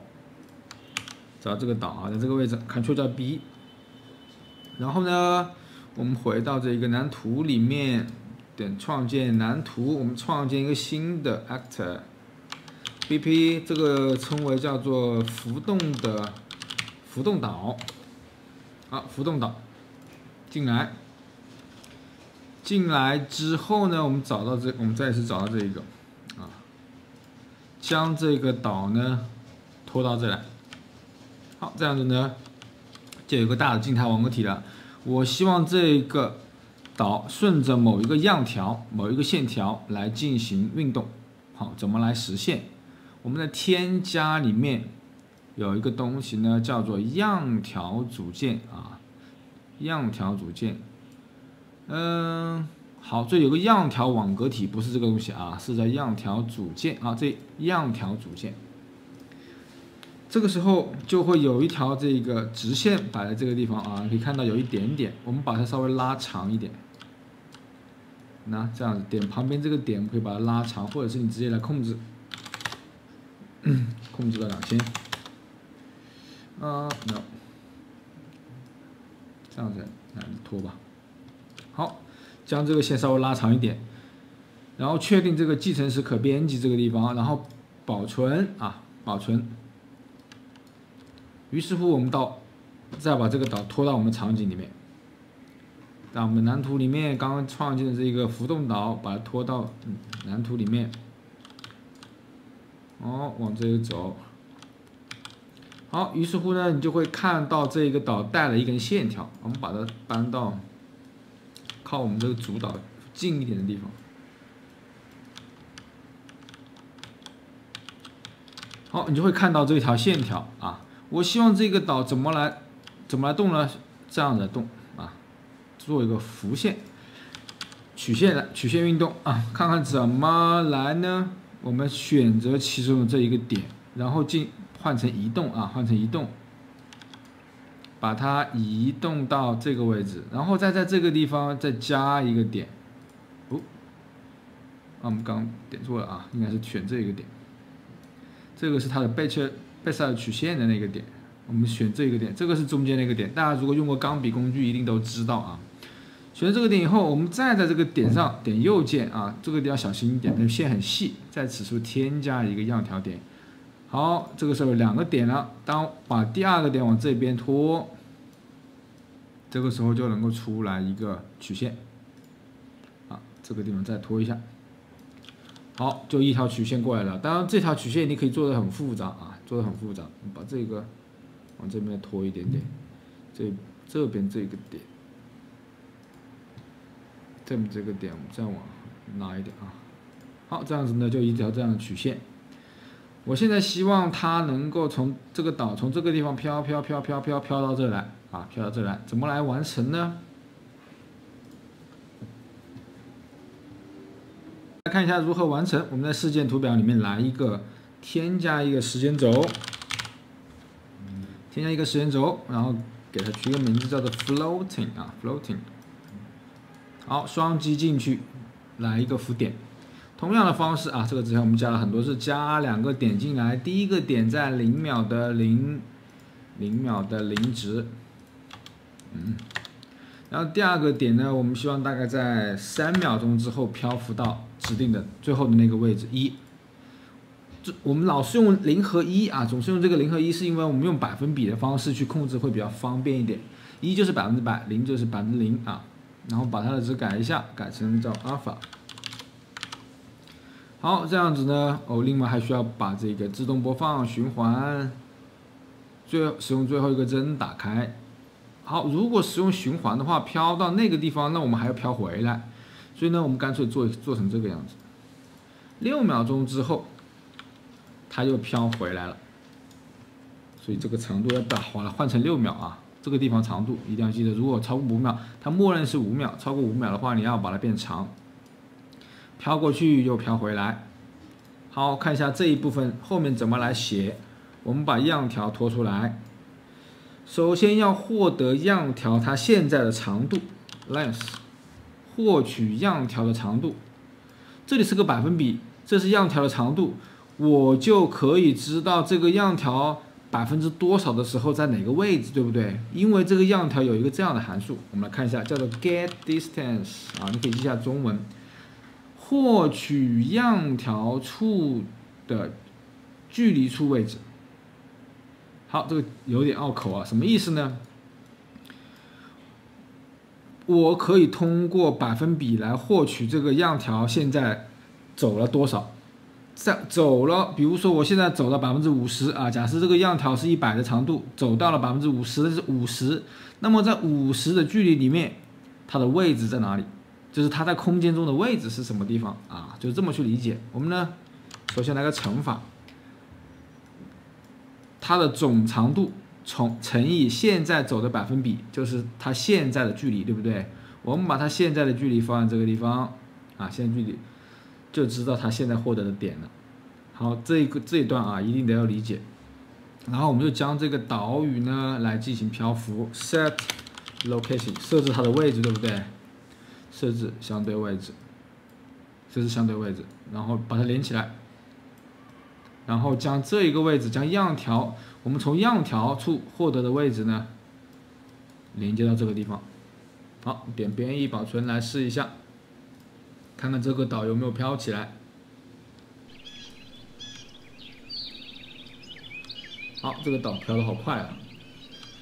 可以看到它现在是顺着这一个曲线啊，我们刚刚那个曲线来进行往复的这一个漂浮，但有点快。我们呢，可以把它的这一个时间啊，把时间再调长一点，把它调到这个30秒钟，所以这个地方应该是15秒。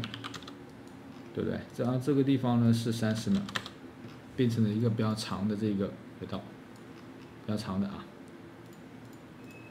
这样漂浮起来会好看一点，更加像漂浮一点。好，可以看到现在这一个岛呢正在漂浮，然后还可以调得更慢一点啊。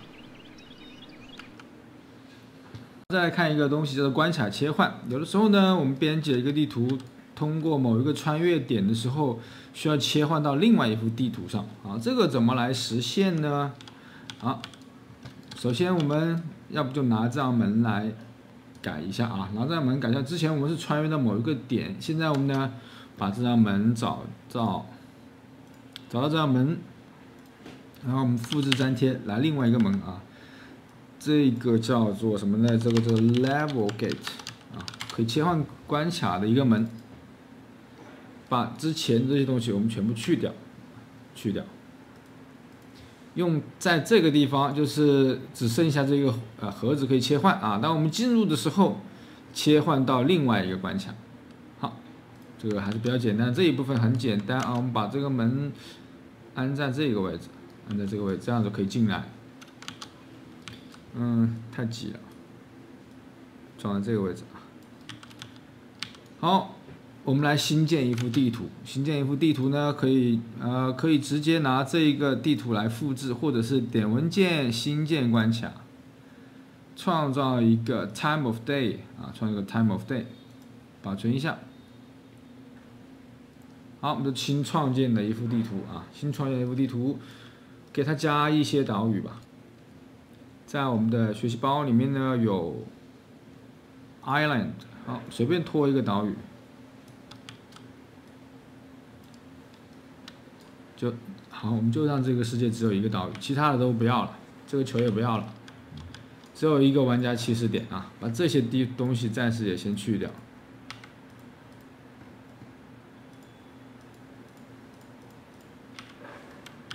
好，玩家呢会过来之后呢，从这个地方开始，我们点一下保存，保存在我们的 Orion Maps 啊的第二幅图，我们可以来个叫做 Level 02。好，这样就创建了第二幅地图。如何来 Orion Map？ 我们把名字换好吧。Orion 02 Map 啊，如何来进行切换呢？刚刚我们做了这个门，然后重叠时先回到第一幅地图里面去。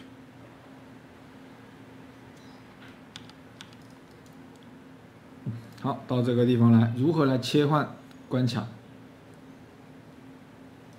当我们进入到这个重叠的状态的时候，我们就可以叫做 Open Level， 打开关卡，然后将名字输进去就 OK 了啊。叫什么名字呢？刚刚取了一个名叫做 Orion 02 Map 啊，注意大小写不能错。但是在这个之前，我们得进行一个判断，就是只有人物才可以切换到第二个图啊，其他的东西是不行的。所以我们老方法来一个转换 ，Castle Orion， 把它转换成我们的主角 Orion， 对不对？如果转换成功了，就可以打开；如果不成功的话啊，就不能进行关卡切换。好，我们到里面来运行一下。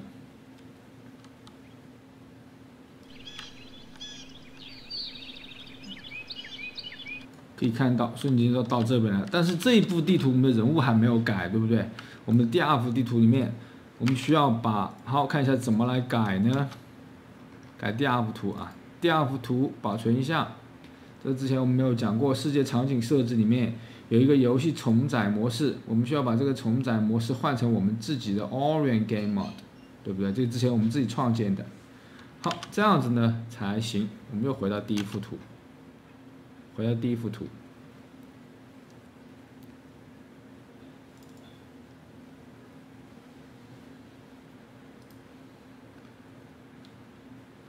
这个时候可以切换，但是这种切换关卡的模式是有问题的，是因为我们过来以后，所有身上的值都是复原了啊，都重置了，所以通常情况下，我们用另外一种方式来切换关卡，或者是就在一个地图上来完成所有的东西，怎么来呢？有另外一种关卡的读取模式，叫做关卡流送啊。我们待会再来讲什么叫关卡流送。流送的方式呢，会更加的自由，而且更加的这个自然一点啊。好，刚刚学完这个关卡切换呢，它有一定的问题，就是它会有个载入的时间，而且会要离开这个地图啊，这会让玩家出戏。有更好的方式来切换关卡吗？有，我们称为这个叫做关卡流送。什么意思呢？比如说我们现在看到的这个世界只有这么大，但是当你走到这个边缘的时候，比如说走到这个地方的时候，它又会载入那一边更多的世界。当我再离开这个的时候，它又能够载入那边更多的世界。就这样子呢，你就可以把地图做到无限大啊。但是呢，为什么不一次性全部载入呢？玩家的电脑可能没那么好，可能手机啊，或者是这个内存不足，所以如果你载入太多的这个场景，就会卡顿。所以呢，通过叫做关卡流送，就是走到某个地方的时候，比如说我走到这个地方的时候，它就可以载入到那边的地图啊，在玩家神不知鬼不觉的时候，来载入了它更多的地图。好，这个地方我演示呢，我们就来看一下，假设啊，我们走到了这个岛上，走到这个岛上，就会载入到那边更多的岛，好不好？来，这样来试一试，来实现一下，怎么来实现呢？窗口有一个关卡啊，有个关卡，这个时候你打开这个关卡就能够看到啊。有一个持久关卡和流送的关卡，但是呢，怎么来创建一个新的关卡？我们先把它吸在这一边，然后再点关卡，然后新建一个空白关卡啊，一定是要空白关卡。名字呢，我们称为这个 Orion Map 的东边的第一个岛，东边的第一块地图啊。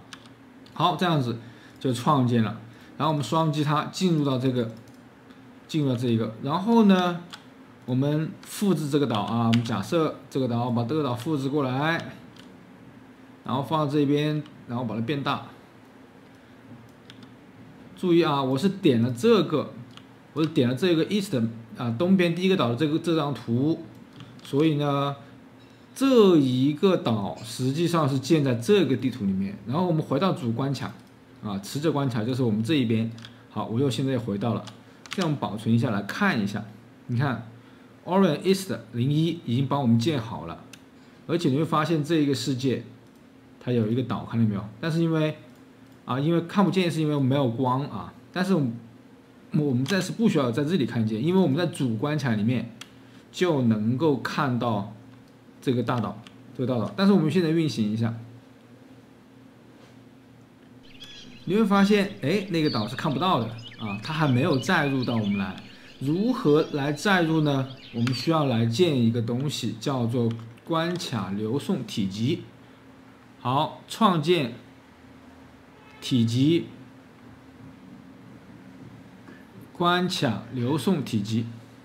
好，建一个这样的体积。这个体积做什么用呢？就是当人物啊，我们的主角进入到这个区域之内，就会载入那幅图，载入指定的这幅图啊。好，这个必须要很大，我们把它稍微先扩大一下。通常情况下，它需要载入一半的上一幅图和100%的你这一幅图。也就是说，我的岛需要全部覆盖啊，因为我在我自己的地图里面，我不能不载入，所以呢，这一边我得非常非常大，得这么大。再扩大一下，好，而且你要确定这个岛要全部覆盖了啊，全部覆盖，要不然你离开这个岛的时候，你到这个岛的时候，发现这个岛还没载入啊。我们暂时靠这个边上，好，我们再来运行，等一下，还没有。现在我们有了这个流送体积之后啊，非常大，然后再到关卡里面来，选择这幅图。来告诉他哪个关卡流送体积会载入这幅图呢？我们点一下这个位置，然后选择流送体积，我们加一个，选择刚刚我们建的那个流送体积，就这个，啊，这是刚刚这个大框框啊，就是这个东西。我们把这个静态也打开，然后保存一下。好，这个时候当我们人物进入到这个框框里面，它就会载入那个岛了。我们来试一下，现在。我们是看不到那个岛，对不对？但是如果我们现在靠边走，好，你可以看到那个岛就载入进来了。当我离开那个区域，你看现在岛又没在了，靠近那个岛又在了啊。就是通过这种方式，你可以将你的地图做到无限大，而且在玩家神不知鬼不觉的时候来载入，所以呢，它就不会出戏，会感觉一个连续的世界啊，而不像这种呢，你要啪卡顿一下，然后跑到另外一个地方，这个呢就跳戏了。好，所以呢，这个叫做关卡流送体积啊，大家可以尝试一下。然后接下来我们再研究一个东西，叫做构造脚本啊，它的英文叫 Construction Script。打开任意一个蓝图，随便打开一个蓝图啊，都会有一个叫做构造脚本的东西。通常默认情况下呢，这个标签页已经打开了 Construction Script。如果你没有呢，你可以通过左边的这个函数底下有个构造脚本啊。会编程的同学啊，特别是知道这个面向对象啊，就一定知道这个叫做构造函数是干嘛。它的作用呢，就是当这一个类或者是这一个蓝图在诞生的那一瞬间起啊，诞生那一瞬间就会执行的一个函数，我们称为叫做构造函数。这个脚本也是啊，叫构造脚本。那你会说，那这个事件事件图表里面不是有个事件开始运行吗？那它是不是也和构造函数很像呢？其实是它们是有区别的啊。这个呢叫做，当你点下这个运行之后，它才开始运行。但是这个 construction script 不同，它在游戏还没有运行的时候，当你只要放到这个场景里面，这一个函数它就会执行啊，这个脚本就会执行。好，我们正式来讲这个函数之前，构造脚本之前呢，请大家去这个虚幻商城啊，找一个东西，找一个什么呢？找一个这个库叫做 Advanced Village Pack， 一个高级村庄库啊，将这个工程添加到你的工程里面去，将这个库怎么添加到工程，然后选择显示所有工程，就哪怕你是用 UE5 来创建的工程，但是同样也是可以添加老版本的啊。我们点下这一个 Orion 我们这个项目，它会说资源和版本 5.0 不兼容。同样，你还是可以选择它最新的一个版本，比如说 4.26， 然后添加到工程。好，这个地方我已经添加了啊，然后你点下是就 OK 了，强行添加进去之后呢，我们的这个地方就会有一个 Advanced Village Pack 这一个素材库。好，接下来呢，我们来看如何来通过这个 Construction Script 来做一些东西。好，当你下好这个 Advanced Village Pack 之后啊，我们来看一看用构造函数可以做些什么事情。我们呢，在这个地方空白处新建一个蓝图 Actor， 选择 BP， 叫做 Fence 栅栏。现在我想通过这个构造函数来创建一个栅栏，看看怎么来做啊。双击进去，选择 Construction Script。我们现在不把栅栏拖进去啊，而是使用这个构造函数来拖出来。首先添加一个静态网格体。好，这个时候通常情况下我们是通过这样拖入，对不对？不过这个时候我们是通过蓝图来动态添加啊。怎么来添加呢？添加一个静态网格体，然后再将这个网格体来设置一下，设置静态网格体，再将它设置成我们刚刚那个下的那个包里面的 meshes 的栅栏啊，比如说这一个这一个我们把它拖到这里来，设置好。这个时候你就可以看到，好，我们点一下编译啊，点一下编译。这个时候你就会发现，这个视口里面有一个栅栏，但是我这个地方并没有添加，而是通过这个构造脚本运行这个脚本来进行的添加。同样的呢，你也可以将我们刚刚使用构造脚本的方式添加的这个栅栏，将它拖到这个场景中。好，这呢就是通过构造脚本来，但是你会觉得，那它有什么用呢？我干嘛不直接拖入啊？不直接拖入不更加好快一些吗？现在我举个例子啊，假设这个栅栏有100米长，这个时候如果你要拖，你一个拖会很浪费时间。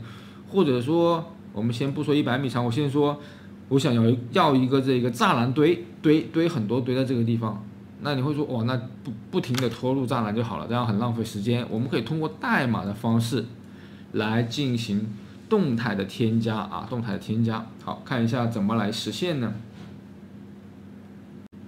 现在我们想在这个位置来生成20个栅栏堆在一起啊，堆成一个小山，这样怎么来实现？我们来看一下，使用一个叫做 for 循环 ，for 啊，我们打一个 for，for 啊，不是 for each 啊 ，for each 呢是便利这个数组中间的所有数，我们呢使用这一个 for loop， 在这个底下 for loop。for loop 就是循环，它能够输出一个 index 一个整数，从0到它的最后一个，比如说我们现在来个10啊，这个时候它就会输出什么呢？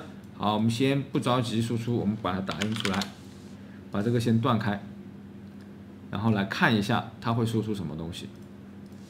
还可以看到它输出了0啊，我们再来一次，让它显示久一点啊，把 duration 显示到10秒钟，编译一下再来看，它会输出0、1、2、3、4、5、6、7、8、9、10，看到没有？包括了0的数字，所以这里输出了11个数字啊，0到10。所以当我们想创建，比如说10个栅栏啊，10个栅栏堆，我们应该怎么做啊？我们将它变成0到9，对不对？0到9，然后输出到后面的东西啊，输出到后面，这个时候这段代码就会循环10次啊，循环10次来运行。好，我们把它的物理给打开，set physics 设置模拟物理，然后把它连起来，然后把这个勾选起来。我们来看一下会出现什么情况，点运行。好，你会发现这个掉下去了，我们把它拖到中间来一点啊。真的是一个栅栏堆，现在我们看上去只一个，对不对？但是它在同一个地点，当我们运行的时候呢，它会来产生10个，这样子就会产生了一堆栅栏堆啊，一堆栅栏堆。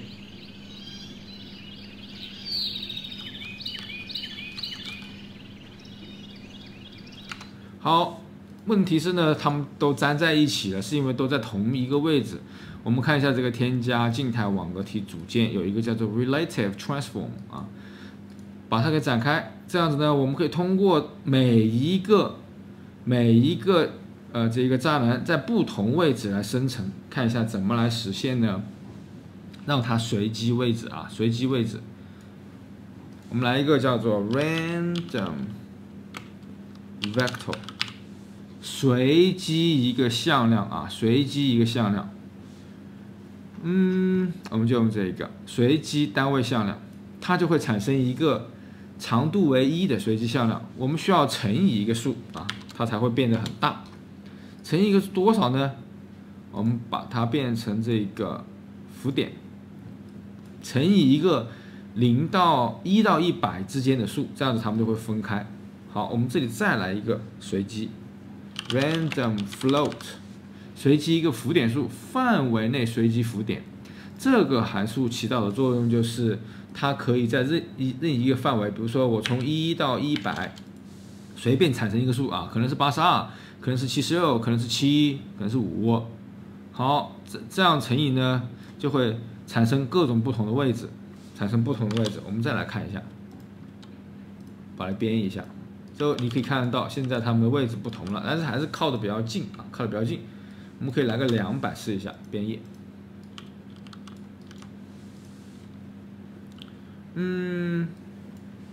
500。好，这隔得比较远了，我们再点运行呢，就能够生成一个比较自然一点的这一个栅栏堆啊，这个栅栏堆。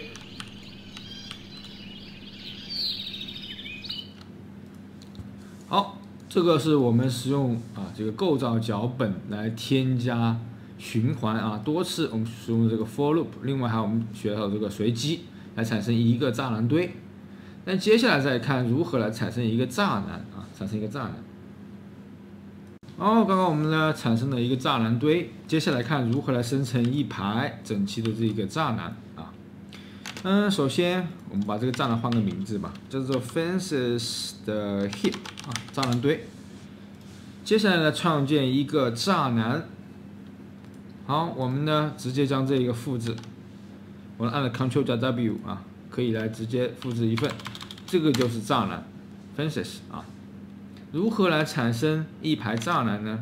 我们同样的也是通过这一个构造脚本，将它稍微修改一下有几种方式。第一种方式我们还是用循环，但是循环呢就是每次将它的这一个位置向某一个方向来移动。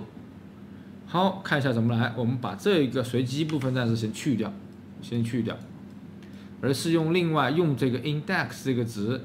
首先我们要看一下这一个栅栏的宽度假设我们现在让这个值乘以一个数来试一下。把它给展开，然后每次乘以一个大概200的数来给这个 y 值。我们点编译，可以看到现在已经产生了一排整齐的了为什么会这样子呢？是因为我每隔200就产生一个数，让它的你看这个 index 是什么？它是输出0、1、2、3、4、5、6、7、8、9，对不对？所以就是第一次是隔0，第二次隔200，第二次隔400，第三次隔600。好，这是每次隔200的隔下去。但是 y 轴不对我们应该选择这个 x 轴。我们再来看，x 轴呢，现在就出来了这一排栅栏了但是这排栅栏好像隔的这个距离还不是很够，所以呢，我们再把这个200变大，变成300。好，这个时候这个栅栏的感觉差不多了，我们甚至还可以隔开一点点，350左右，再试一下。因为栅栏其实不一定要很，多了一点点325，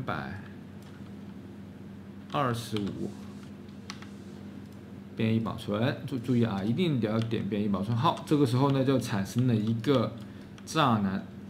好，你会说，它的长度是由谁决定的？是由这一个数决定的，对不对 ？last index 它循环多少次？所以你是不是可以来构建一个变量？我们来创建一个变量，说这个栅栏的个数count 把它选为整数，将这个 count 给它，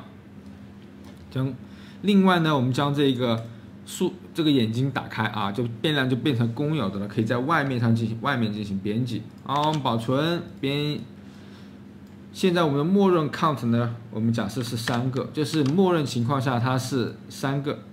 好，我们把这个 fences 丢出来，你可以看到现在产生了4个，所以呢这个数量上不对我们应该什么 count 减1，对不对？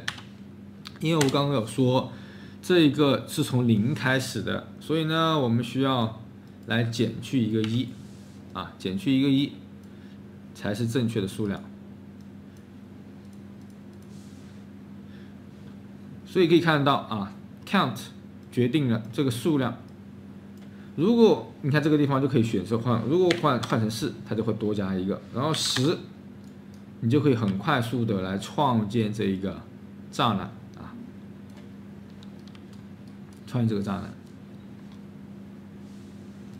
好，现在这个栅栏有问题，你会发现它其实都长得一样每一个长得一样，但是这个地方这个 Advanced Village Pack 里面提供了几种栅栏呢？我看看，1种、2种、3种、4种栅栏。我们是不是可以让它随机出现这4种栅栏，让它构造出一个更加自然的这个栅栏呢？好，看一下这个怎么来实现4种不同的，实际上就是让它随机来。这个地方我们设置，它有可能是1，有可能是2，有可能是3，有可能是4，对不对？好，如何让它来随机？我们来创建一个变量。这个变量它是什么呢？它是静态网格体它是静态网格体。找到静态网格体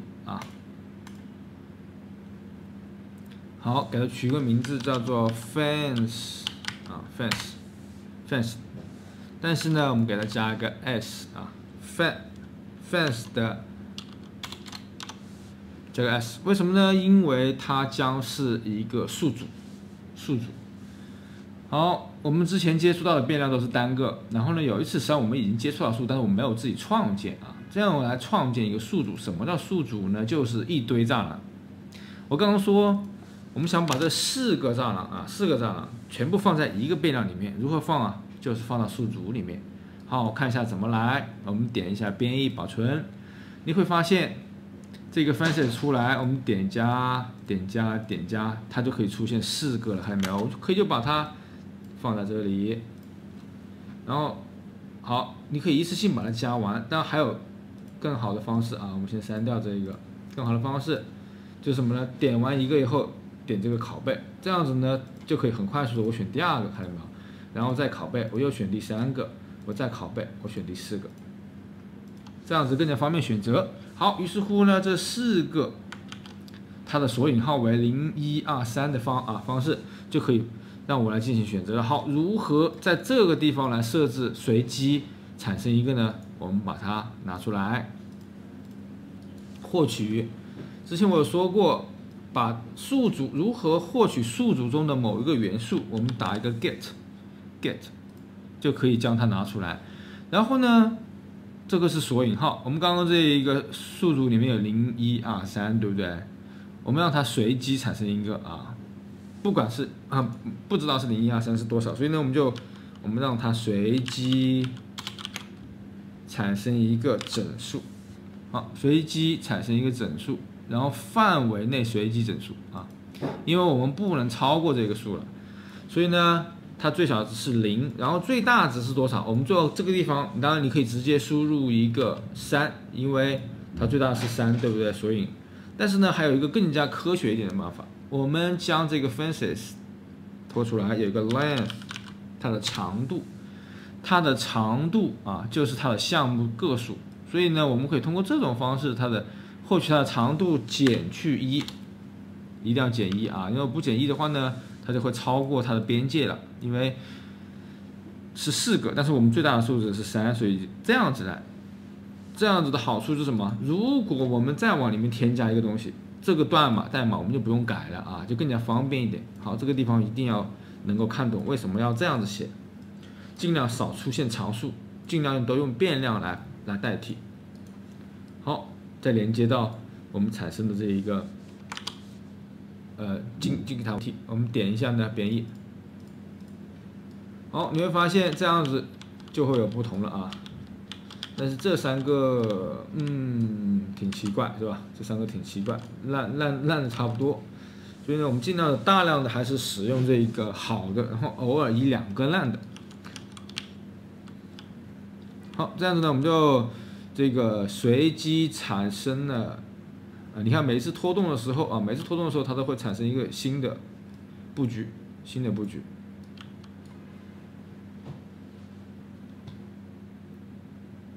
好，我们可以用这个脚本来创造栅栏这样的直线啊，当然也可以用我们之前有学过 spline 样条，是不是曲线的东西也可以来做呢？比如说我想在这个地方来边上啊，来一个石头墙，看一下这个石头墙怎么来做呢？我们用这个样条组件和构造脚本来实现。好，构造。新创建一个蓝图，取名字呢，我们叫做 BP 这个 rocks 石头墙 rocks wall 石头墙。好，把它拖到这里来。我们为了这个节约时间呢，我们可以将刚刚我们创造的这个 fences 啊，把它全部复制过去，因为代码基本上相同。我们看看是怎么来修改一下就可以了。跑到这一边的构造脚本。我们来看看怎么修改。首先，先放在这个位置啊，放在连起来。我们来添加一个东西叫样条组件。好，这个之前呢，我们有添加过一次做那个漂浮的岛的时候啊，来找一下这个样条组件。好，放在这一个位置，我们看一下室口中这个样条呢，稍微把它拖长一点点，啊，保存一下。好，有了这个样条，我们再来加一个东西，来一个整数，表示石头的个数啊，表示石头有多少个 count， 和我们这个 count 和我们之前那个栅栏的个数是一样的啊。这些地方都一样，但是呢，产生的位置我们不需要这个了，而且另外栅栏也不是了，我们把它变成石头，对不对？所以呢，我们这个你看这个是灰色的，没有啊，表示还没有创建，我们可以点右键，创建变量 fences， 我们把它改成什么呢？改成 rocks 石头，我们不是用然后编译，这一段都不用改，但是呢，我们需要添加一些石头进来。把石头找一下，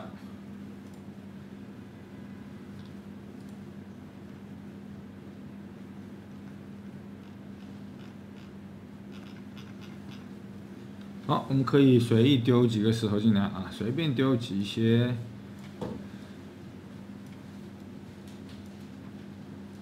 好，丢了4个石头进来，当然你可以丢更多。但是呢，我们这个地方就不用修改了，因为我们是获取它的长度减1。好，后面把这个模拟物理可以去掉哦，刚刚那个栅栏的模拟物理应该也去掉，要不然会出错啊。好，就看它的位置怎么来生成。我们用到了样条，样条之前还记不记得怎么用？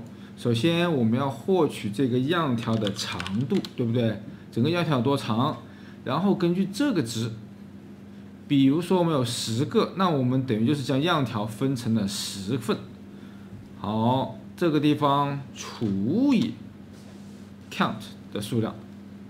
好，看看这个地方能不能理解。比如说我要生成10个石头，那么样条的百分比就是什么呢？就是10个除以1， 10除以2， 10除以3， 10除的位置，对不对？所以我们乘以啊。把它放上面吧。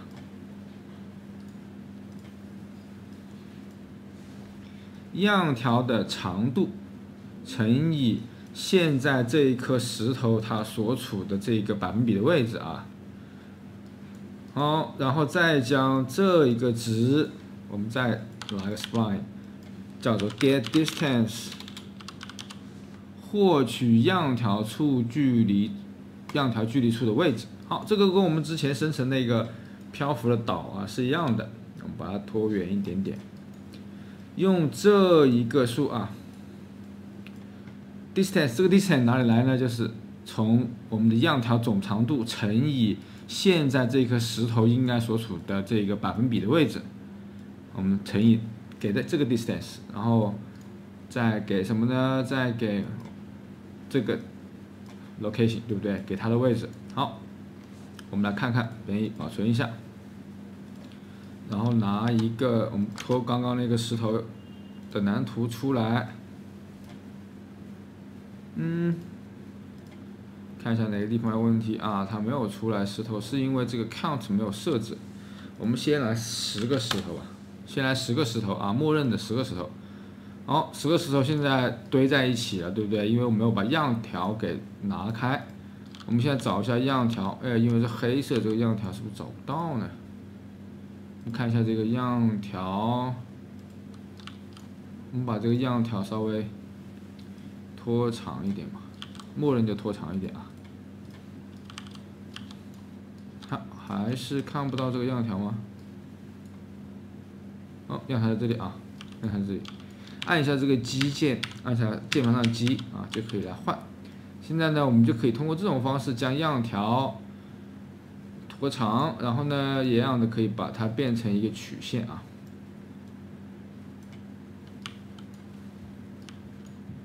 好，这一边呢也是可以把它在这个地方添加一个点，然后呢再进行拖放。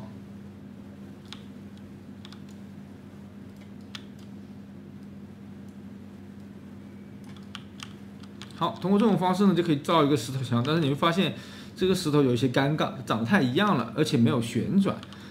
我们可以这样子，再加一点东西，将这个旋转的值我们再随机一下啊，这样子呢就可以，X 轴、Y 轴不要旋转，因为这个旋转的话，石头可能会变成一个底下会穿模，所以呢，我们把 Z 轴来旋转啊，我们把它展开，让 Z 轴来随机产生一个浮点数啊，产生一个浮点数，叫范围内产生一个浮点数，让它自动旋转多少度呢？0到360度的任意一个数字啊。好，把 Z 轴旋转大小一样的啊，大小我们也可以来一个随机的浮点数。随机浮点数它可以0.6倍到1.2倍之间。好，这样子呢，就不会看上去太一样了。我们看看这个效果怎么样啊？哦，隔太远了，对吧？我们把石头的数量可以增加多一点，把这个 count 眼睛打开。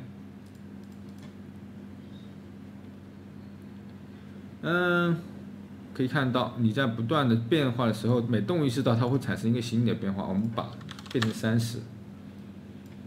好，这样子呢就可以创建一个这样的石头墙，啊，创建一个石头墙，啊，使用的这个叫做样条组件啊，我们还可以把它给拉长，因为数量比较多的情况下，我们可以把它拉长一点。好，随机来创造了一个石头墙，我们还没有点运行就已经创造好了，对不对？这个就是呢，构造脚本它的作用啊，构造脚本这个作用。